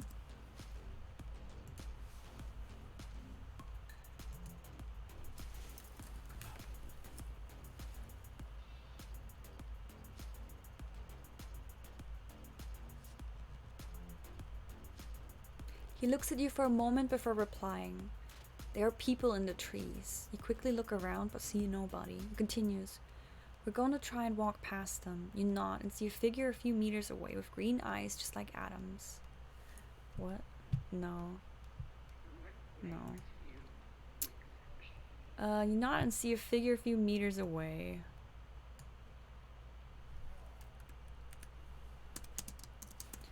You stare at it past Adam's shoulder. Your stomach drops at the sight.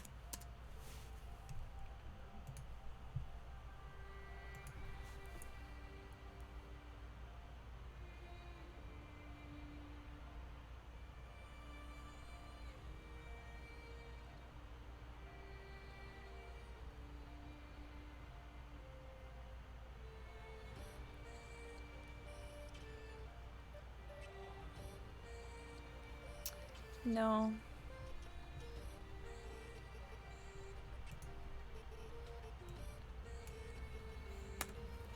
Adam notices you staring and follows your gaze.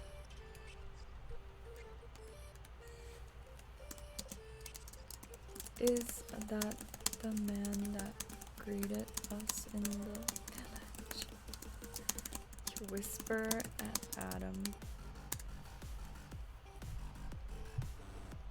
It's not chill anymore. It started sad.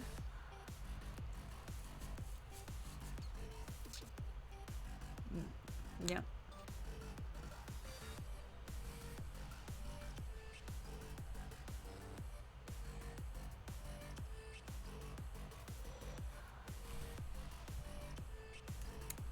No, what? AI. I'm trying to foreshadow shit the whole time. Can you not pick it up? Are you being dumb? Come on. There. Is that the man that greeted us in the village? You whispered at him. Yes, now quiet, he replies through gritted teeth. His plan seems very simple. Walk past them, hope they don't attack. Adam has a gun, so he can defend you. You continue staring at the man. He stares back. His eyes seem emotionless, but for some reason they feel very threatened by him. The pair of you slowly get closer. The rest of his gang are out of sight. You wish you could take Adam's hand once more, but he has now reached for his.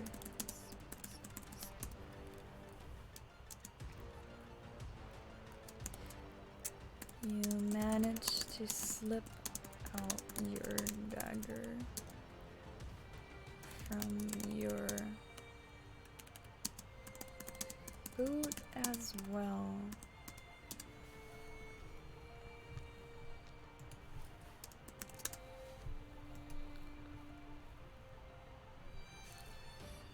This music's so dramatic.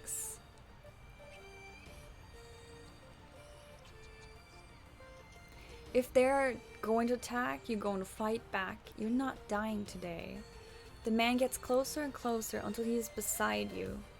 You keep your eyes trained on his as you walk, but he doesn't even flinch a muscle.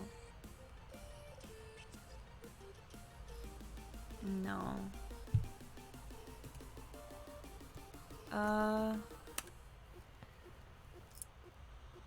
As you walk, but he doesn't even flinch a muscle. You try not to look at his eyes as you follow Adam, making your way past them.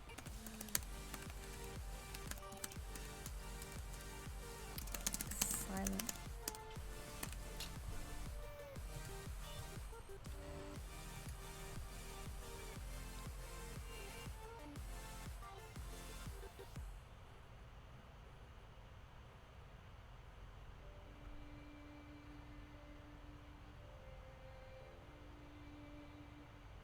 It is silent, deadly silent. You're tempted to break that silence with a scream, but you doubt you even have time to do so before they strike. You're so scared, your legs feel like jelly, and you feel sick. You try to focus your attention on something else, anything else. You stare at the man again. His clothes look... No. No. Something else. Let's... What does the man say?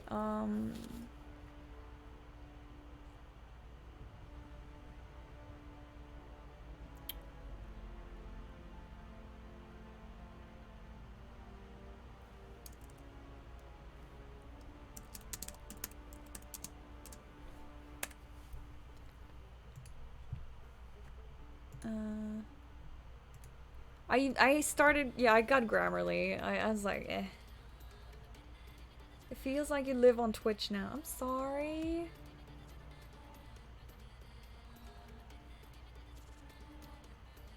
Die on Twitch instead of living on Twitch, I guess.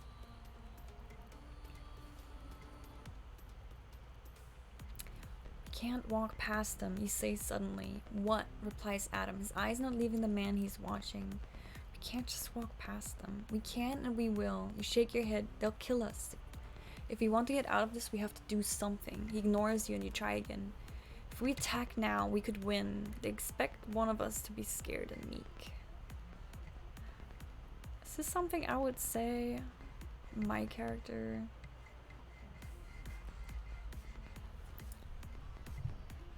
No. I like that we can and we will. Close your eyes and pray to the gods.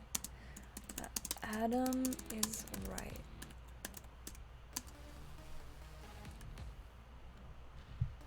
And yes, she stays up to 1:30 a.m. I mean, it's quarantine time. What are you gonna do? What can you do about it? Can't do anything. It's kids.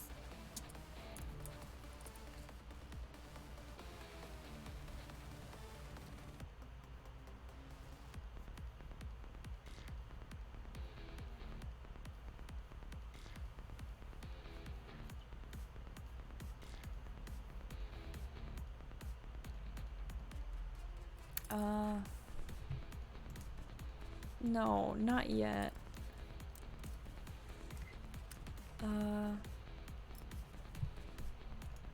Has AI.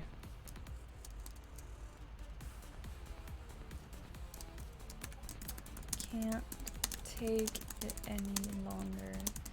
And hear yourself ask.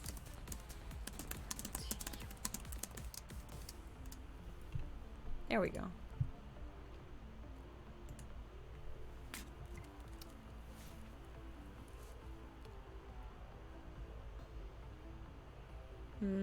Yeah.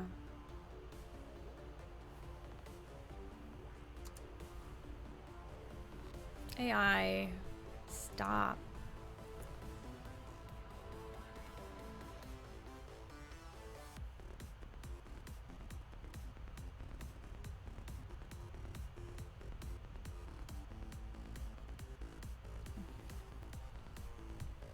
No, dumb.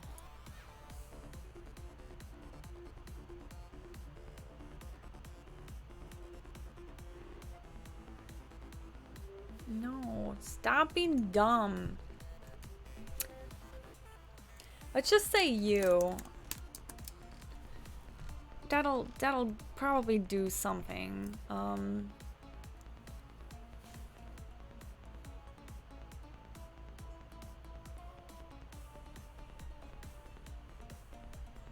Yeah, I think you breaking the silence with a you is kind of fucked up. I like it.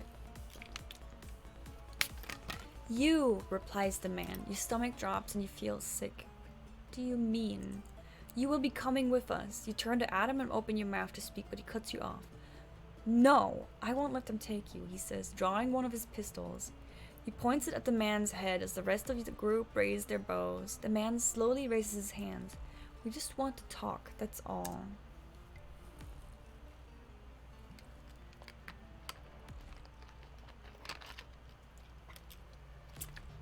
Olivia, I've been cleaning.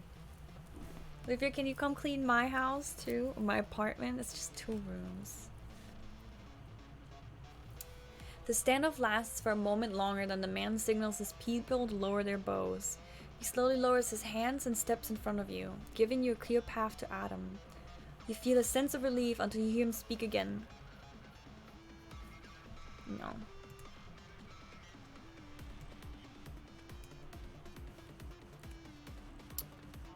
Till you see the look on his face. Yeah, let's do that. Let's see.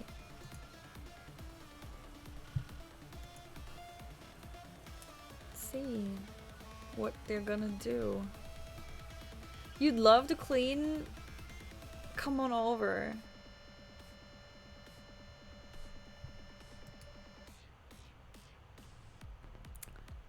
He steps towards you once more. You're coming with us now. He grabs your wrist and tries to pull you away from Adam.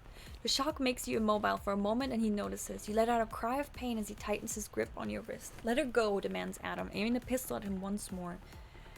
The man just gives him a wry smile before yelling now. Okay, now we're gonna do the usual.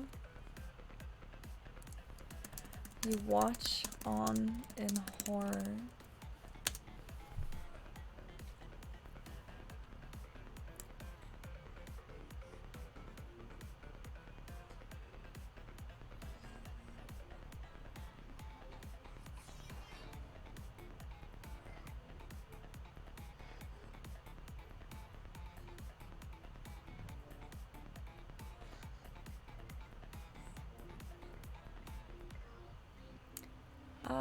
Man, do I want to get stabbed repeatedly? I mean, I guess that's what happens. You watch on in horror as a shambler comes out from behind the man and lunges at you. You panic and try to get away, but it's already biting into your arm. What's a shambler? Is that like something else? Is that something... Oh, hi, Hazmat. Thank you. Okay, it's a fucking... No, it's dumb. That's dumb. We're not doing that.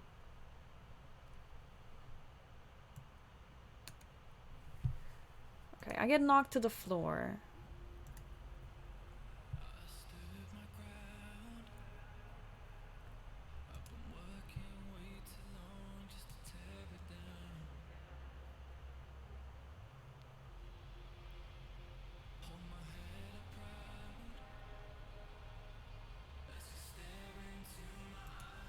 No. He knocks you to the floor.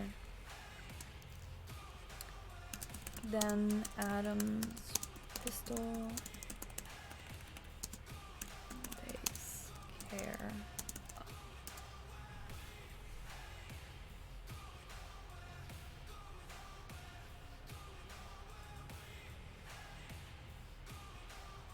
Oh wait, I have a...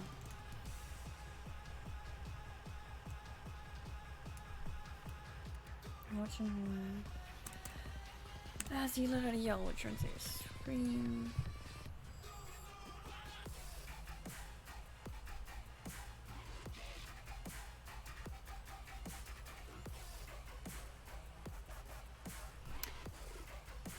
Aw, Ty, you have a cat named Cloud. Aw.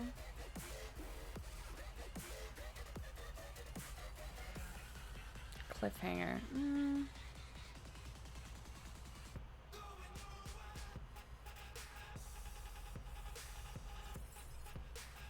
No. Okay. You try to crawl. Okay, wait. You watch on in horror as you let out a yell, which turns to a scream when the man starts punching you in the stomach and knocks you to the floor. Then, Adam's pistol takes care of that man. You try to crawl away, but everything is fuzzy and your arm burns. Your ribs hurt and you struggle to breathe. You close your eyes and give in to the blackness.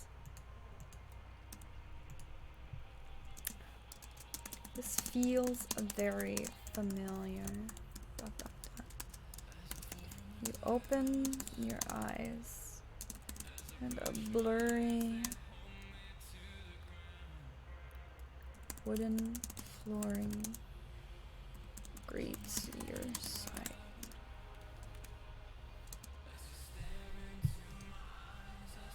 Yes.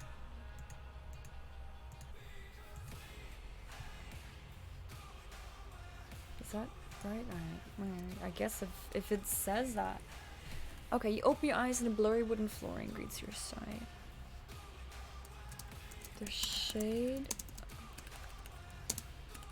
of the large tree gives the platform beneath you something. We'll see.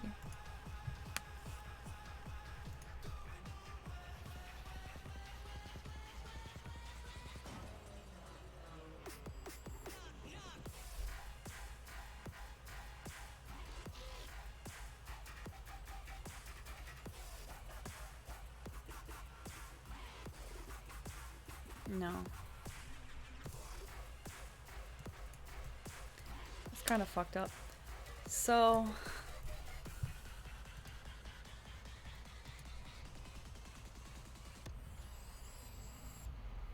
You open your eyes and a blurry wooden flooring greets your sight. The shade of the large tree gives the platform beneath you a cool, comfortable shade. The smell of trees, grass, and nature fills your nostrils as the sound of insects and small animals chittering is all around you. Then you start taking note of the voices.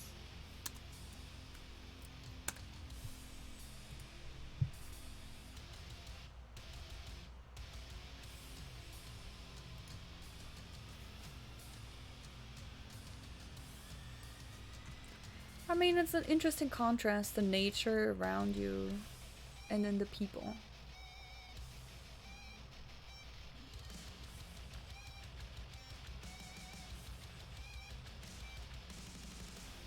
No. No. I have something in mind, but I don't want to write it myself, so I kind of want to nudge the AI into that direction.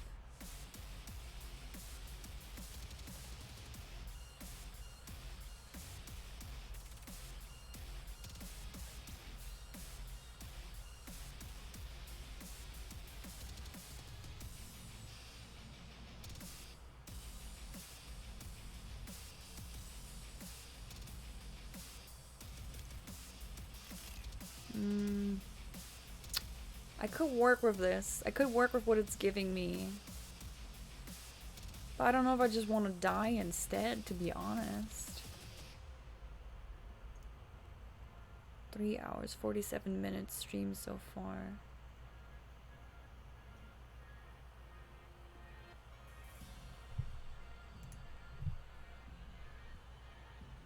Who am I cosplaying as? I am the character that I'm playing. A flower girl.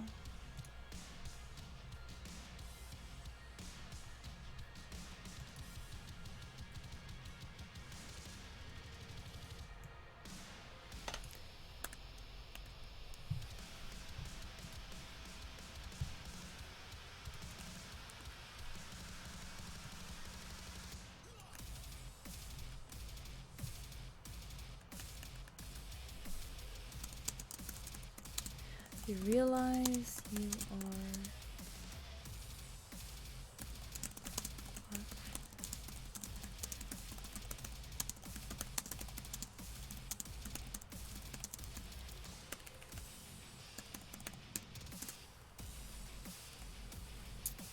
Some intense rock is playing because what is going to happen is going to be probably pretty dark.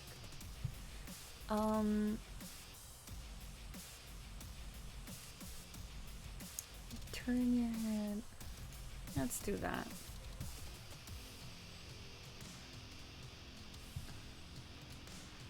No, we need our tragic, right? Let's try another song. Maybe that'll work.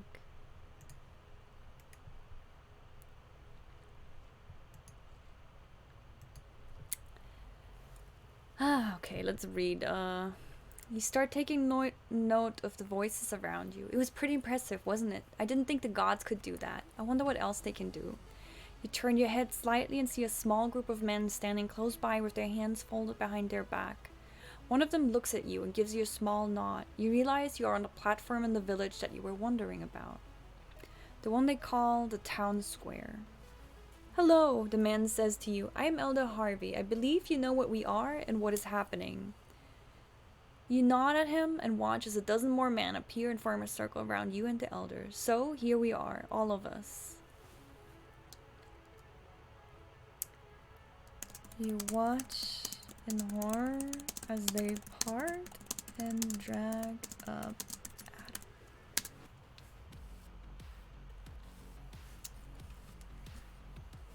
Yeah, some bad shit's about to go down.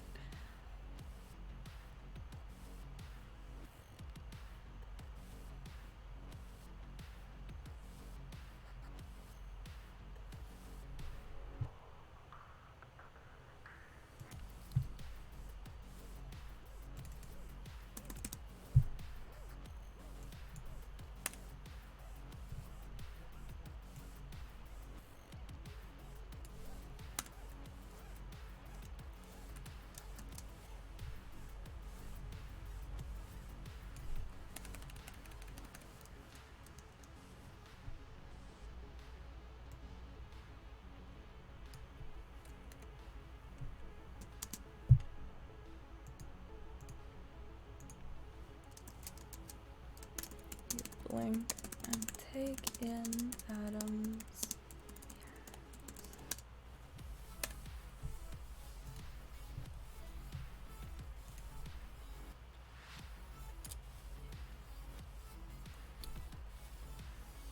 So you watch in horror as they part and drag up Adam in front of you. The elder looks at him and sighs. I'm sorry it had to come to this. It really is a pity. You blink and take in Adam's appearance. Both his eyes are black, his nose is broken, and his bottom lip is busted open, bleeding profusely. He's unable to sit up on his own and has to lean against the man next to him. What did you do to him? You ask in horror. Is he going to be alright? Elder Harvey laughs. Alright? Oh yes, he'll be just fine. He's a big boy and can take it. No. We're taking the big boy. That's the... He'll be just fine. You narrow your eyes when Adam begins to speak. His voice hoarse and dark.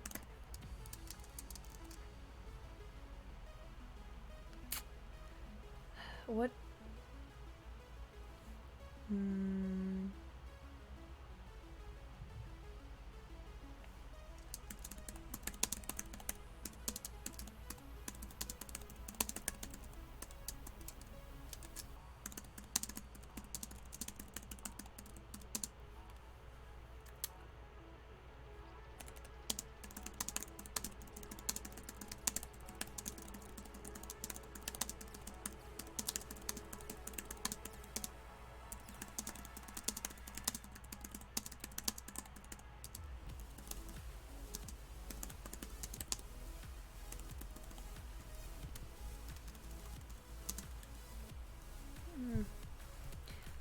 I need to,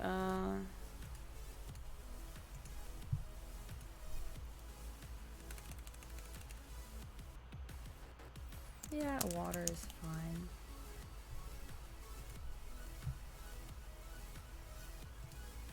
Not yet, Ty, not yet.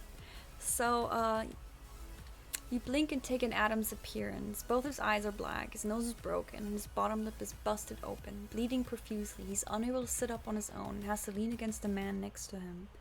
What did you do to him? You ask in horror. Is he going to be alright? Elder Harvey laughs. Alright? Oh yes, he'll be just fine. You narrow your eyes when Adam begins to speak, his voice hoarse and dark. Don't worry. We'll meet again. You blink in confusion, but you feel panic wash throughout your body. The taste of ash fills your mouth and your eyes begin to water.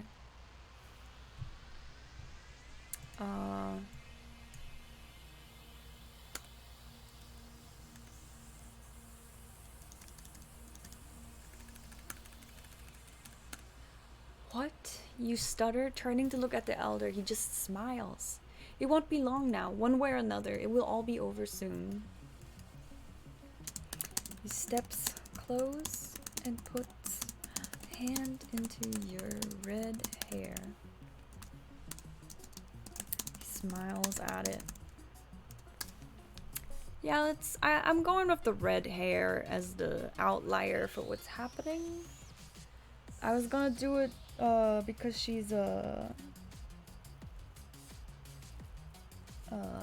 healer.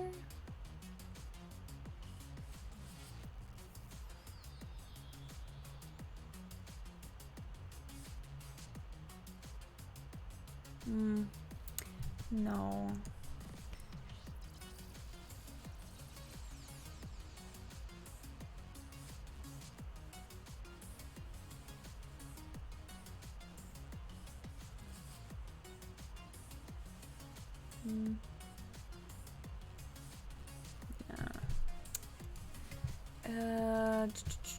Okay, so he does that.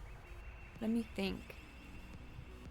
Steps close, puts a hand in your red hair. He smiles at it. Fascinated. You ignore him. Look at him.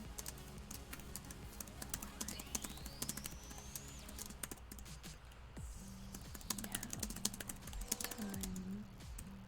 Speaking. None.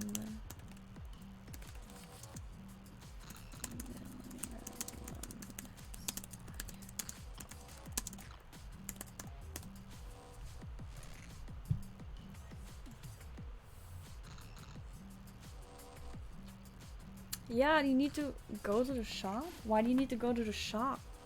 What are you going to the shop for?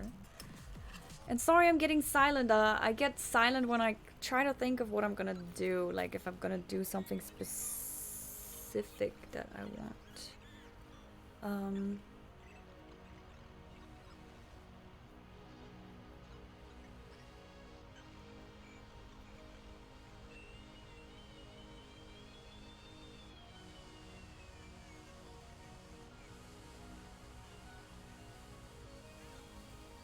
Oh, I guess I'm gonna be the one dying for once instead of Adam.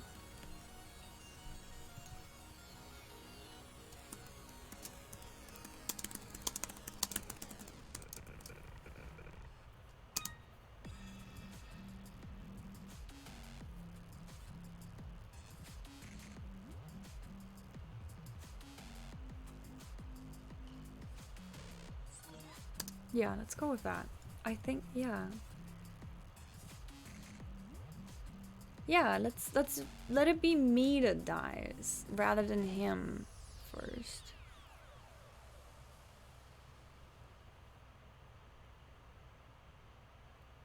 No, no. No. Find you again, Adam. Croaks. Pain in his voice.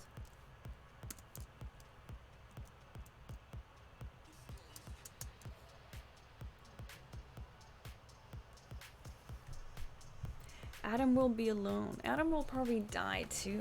That's what's gonna happen. Oh my, I've been sitting with my knee locked for so long. Ah, jeez. That feels good.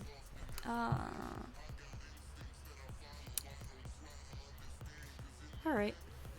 I guess we just died like that. The whooshing sound and watches the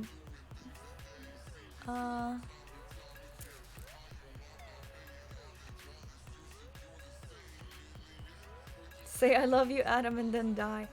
No, wait. The memories unlock once again.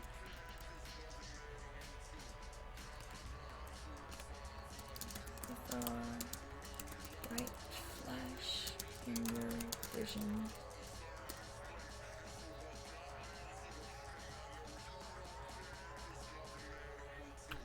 What? No. AI dungeon. Stop.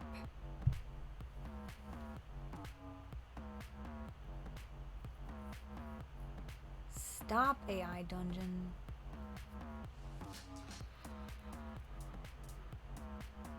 No.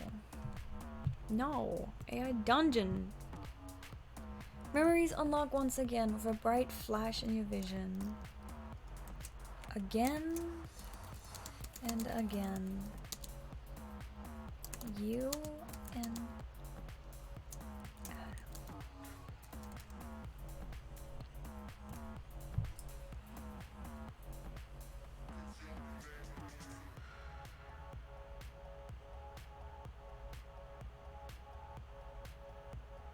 Again and again, you and Adam, you and him are forced to relive your entire relationship.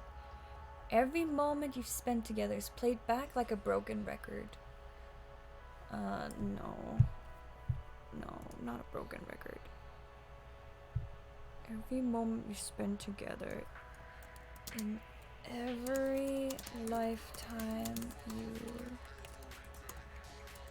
lived. Yeah. Hasn't Pikachu been through enough? Pikachu has not been through enough, but he's not in this story, that's for sure.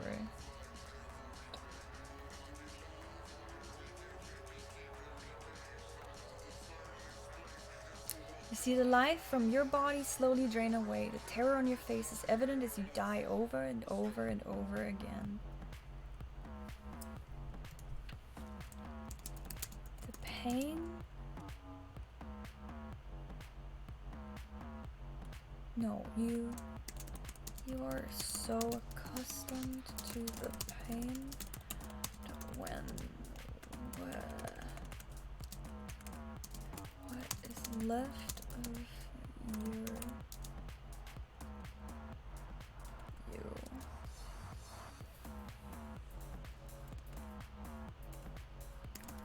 throat gurgles out the words. Shocks coming in around you.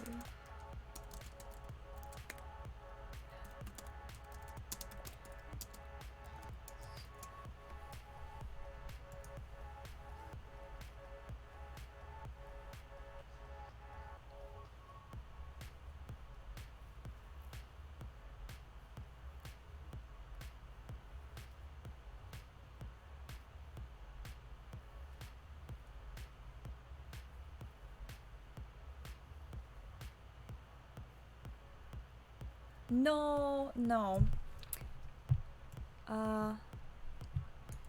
I do like the last part. We're gonna keep that and we're gonna reuse it in a minute.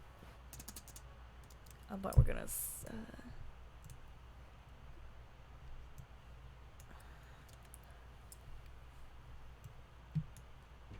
not the wise words of a dying woman struggling for her last breath. Rather a broken woman from smiles.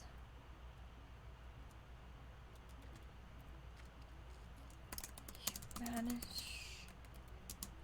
Okay, your blurred vision manages to find focus just barely on Adam's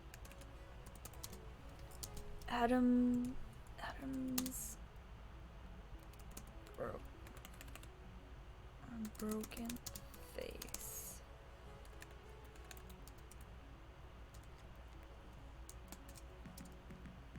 He smiles.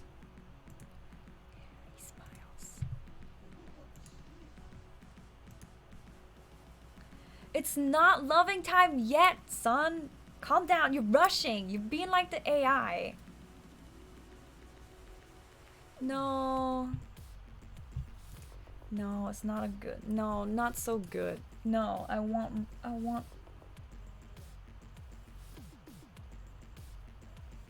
No, also not good enough. I don't know what I want, but I don't want that. It needs to be better. It needs to be fucking epic. No.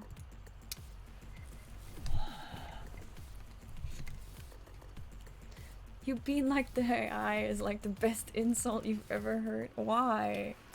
I don't like the AI when it rushes me. Ah, yes.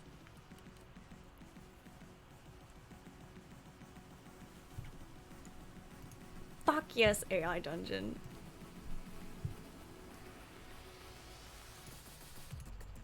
Ah, yes. And with that, we are done for tonight. That was fucking amazing. AI Dungeon, you blow my mind every time. Let me read it out. I haven't read it yet. I realize it. So, let's go back up. Just to the beginning of the scene, because it's...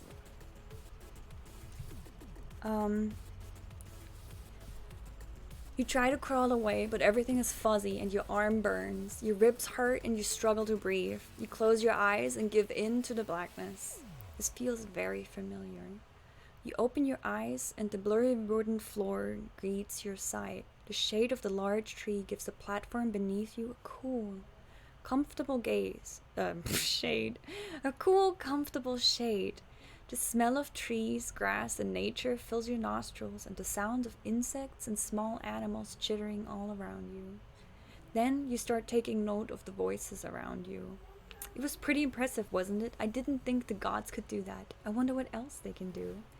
You turn your head slightly and see a small group of men standing close by with their hands folded behind their back. One of them looks at you and gives you a small nod. You realize you are on the platform in the village that you were wondering about. the one they called the town square. Hello, the man says to you. I am Elder Harvey. I believe you know that what we are and what is happening. You nod back at him and watch as a dozen more men appear and form a circle around you and the elder. So, here we are, all of us. You watch in horror as they part and drag up Adam in front of you. The elder looks at him and sighs. I'm sorry it had to come to this. It really is a pity. You blink and take in Adam's appearance. Both his eyes are black, his nose is broken, and his bottom lip is busted open. Bleeding profusely, he's unable to sit up on his own and has to lean against the man next to him. What did you do to him? You ask in horror. Is he going to be alright? Elder Harvey laughs. Alright? Oh yes, he'll be just fine. You narrow your eyes when Adam begins to speak, his voice hoarse and dark. Don't worry, we'll meet again. You blink in confusion, but you feel panic wash throughout your body. The taste of ash fills your mouth and your eyes begin to water. What? You stutter, turning to look at the elder. He just smiles. It won't be long now. One way or another, it will all be over soon. He steps close and puts a hand into your red hair. He smiles at it, fascinated. You ignore him and look back at Adam. What do you mean? You have a hard time speaking. A familiar numbness washes over you. You'll see soon, replies the elder, a note of finality in his voice. He turns to the group and gives them a nod, and you watch as the circle of men close in on you from all their sides. Their faces are stern and serious. There's no emotion behind their eyes. They don't attack you though. Instead, they just grab your limbs and hold you tight against the wooden platform. You feel someone grab your hair and force your head up. I'll find you again, Adam croaks, his pain in his voice. Then you hear a whooshing sound and you watch as a gleaming blade cuts through the air straight towards your neck. The memories unlock once again with a bright flash in your vision. Again and again, you and Adam. You and him. A force to relive your entire relationship, every moment you spent together in every lifetime you've lived. You see the life from your body slowly drain away. The terror on your face is evident as you die over and over and over again. You are so accustomed to the pain that when what is left of your throat gurgles out the words, it shocks the men around you. Adam, why us? They are not the wise words of a dying woman struggling for her last breath, but rather a broken one wrung of all hope. Your blurred vision manages to focus just barely on Adam's broken face. He smiles. He smiles at you as the tears stream down his face. Because we are special. He's cut off when the blade cleaves through his jaw and slices into your throat, sending both of your souls back into the void. And that's how our story ends tonight. And I'm sorry, Ty. I'm sorry you feel like crying. I'm sorry I decided to do something a little darker than the Pokemon prompt, but I love my darkness. Yeah, I hope you guys liked it. I feel like having a mix between the both. I like darkness, I like comedy, and I like romance. So just shuffling through that is what I like to do. Thank you so much for joining. Why did I kill Adam?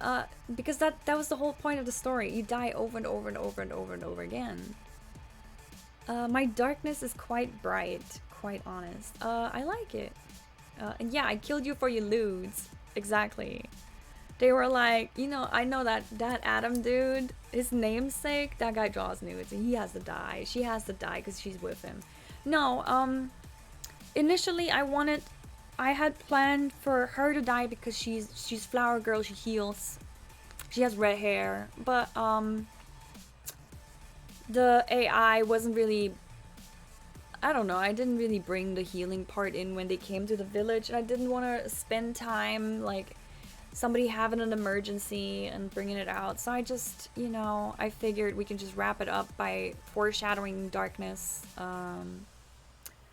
I feel like since this can be episodic, if we ever want to see these characters again, we can just pick up in another life. I mean, that's way better than picking up anywhere through here. Will they ever have a life where they're not gonna just die and unlock bad memories? Maybe. Maybe. Maybe not. Yeah, let me go into AID chat. 1 second. AID chat. There we go. That's me. Yay. So, I guess I'll just take all this stuff aside, and I want to show my outfit. This is a vintage set of a bunch of different things. It's a straw hat, and I made these corsages. I make flower corsages because I'm crazy about fake florals. It's all made from vintage recycled pieces. Oh yeah, and this is again the mirror that we got from the village elder in the beginning. This is another vintage item that I have. I have a bunch of vintage shit. I like vintage stuff. I like thrifting. I like getting stuff. I'm wearing a Guinea Sachs blouse, also like 70s, and the dress I'm wearing is I forgot the name. It's a designer brand, and it's also vintage, but it's so special because just stand up. It's velvet. It has a stain, but I don't give a shit. It's so old that it's not even worth it. But the way that the skirt is made is so pretty. I fucking love it. How big is my closet? It's not very big actually. Yeah, so this is one of the items I'm really proud of owning. Cause this is like I said, it's a specific brand that right now Victor Costa, I think, it's fashion. I love fashion. And Matt has to keep his clothes in his car. He has a drawer, alright, it's good enough. And some hangers. And yeah. Thank you so much for joining tonight. It was, I really liked it. I know that the darker stuff can be a little bit depressing. And if it ever gets too much, you can always let me know. Now, for tomorrow, would you like to see romance or Pokemon return? Romance, I would say either we try Glittering Bliss. Glittering Bliss would be a princess at a court, basically Versailles, and experiencing the life there. Or it would be the mermaid story. Glittering Bliss would have some dark parts because our princess is naive and Versailles is not all fun and games. And mermaid, I don't know where I'd put mermaid. I think mermaid could be comedy, romantic comedy with fantasy. It does have a dark start because we already have the beginning of mermaid written out. You can read it in our Discord if you'd like. If you like my stream, please feel free to join our Discord. We post drawings of our stream. We post my outfit pictures if that's something you're interested in. I don't know. We have memes, we have emojis in Discord. We also have a Reddit where we share what we create because our chat is quite active and we have fan memes at this point, and we gather them there. We have a picture of Olivia and me getting married in the Discord right now if you'd like to see that, if that's what you're into. Yeah, I stream daily, so follow me if you'd like. What else? What else? What else do we have? We have Lewds. We have a Not Safe for Work channel. If you'd like to join that, let us know and tell us that you're an adult, please, so we don't give that out to everybody. Clearly, we have a lot of artists in our Discord, and you know, we're all adults, at least I I hope so. And yeah, if you're interested in that, please just let us know. Join us. We're funny. I think we have fun. We have memes. As long as we have memes, we're good, right? Right, guys. What else? If you have any suggestions for future prompts, then please let us know. We can arrange them. Outfit suggestions. We also have an Amazon wishlist full of wigs. If you like anything, bruh, if you sponsor a wig or something or an outfit, if you want to see a story about it, go ahead. I'll do it. I don't care. Yeah, and like I said, I hope you're all adults. I mean, or at least close to it. You shouldn't be around here if you're not an adult. What else? Yeah, drawing stream. I don't know, it's 11:04. I don't think we're gonna do any drawing tonight. And if I do, it's probably gonna be offline. Kind of tempted to make some reaction gifs of stuff or work on a video.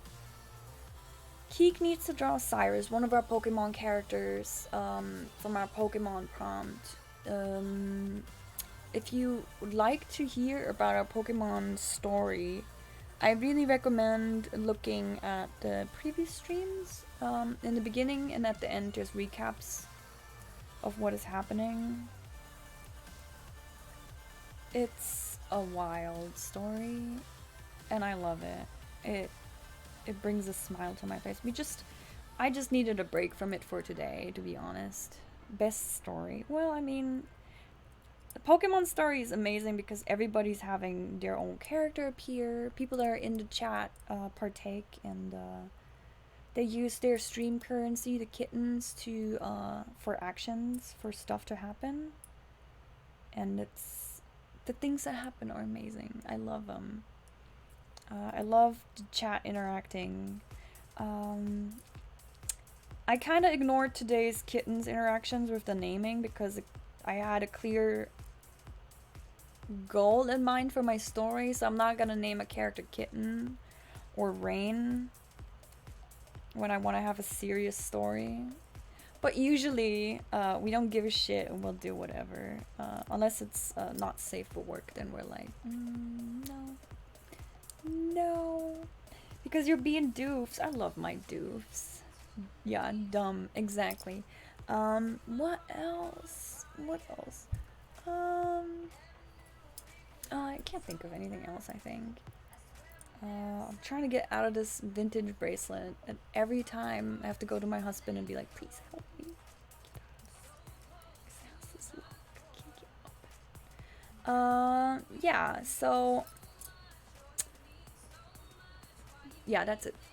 Join us on social media or Discord or whatever, or follow us. So thank you so much for joining me today on my dark story, and I hope you enjoyed it, even though it was dark. Yeah, I see you again tomorrow or in the Discord. So bye, have a good night, take care wherever you are, enjoy your time, bye.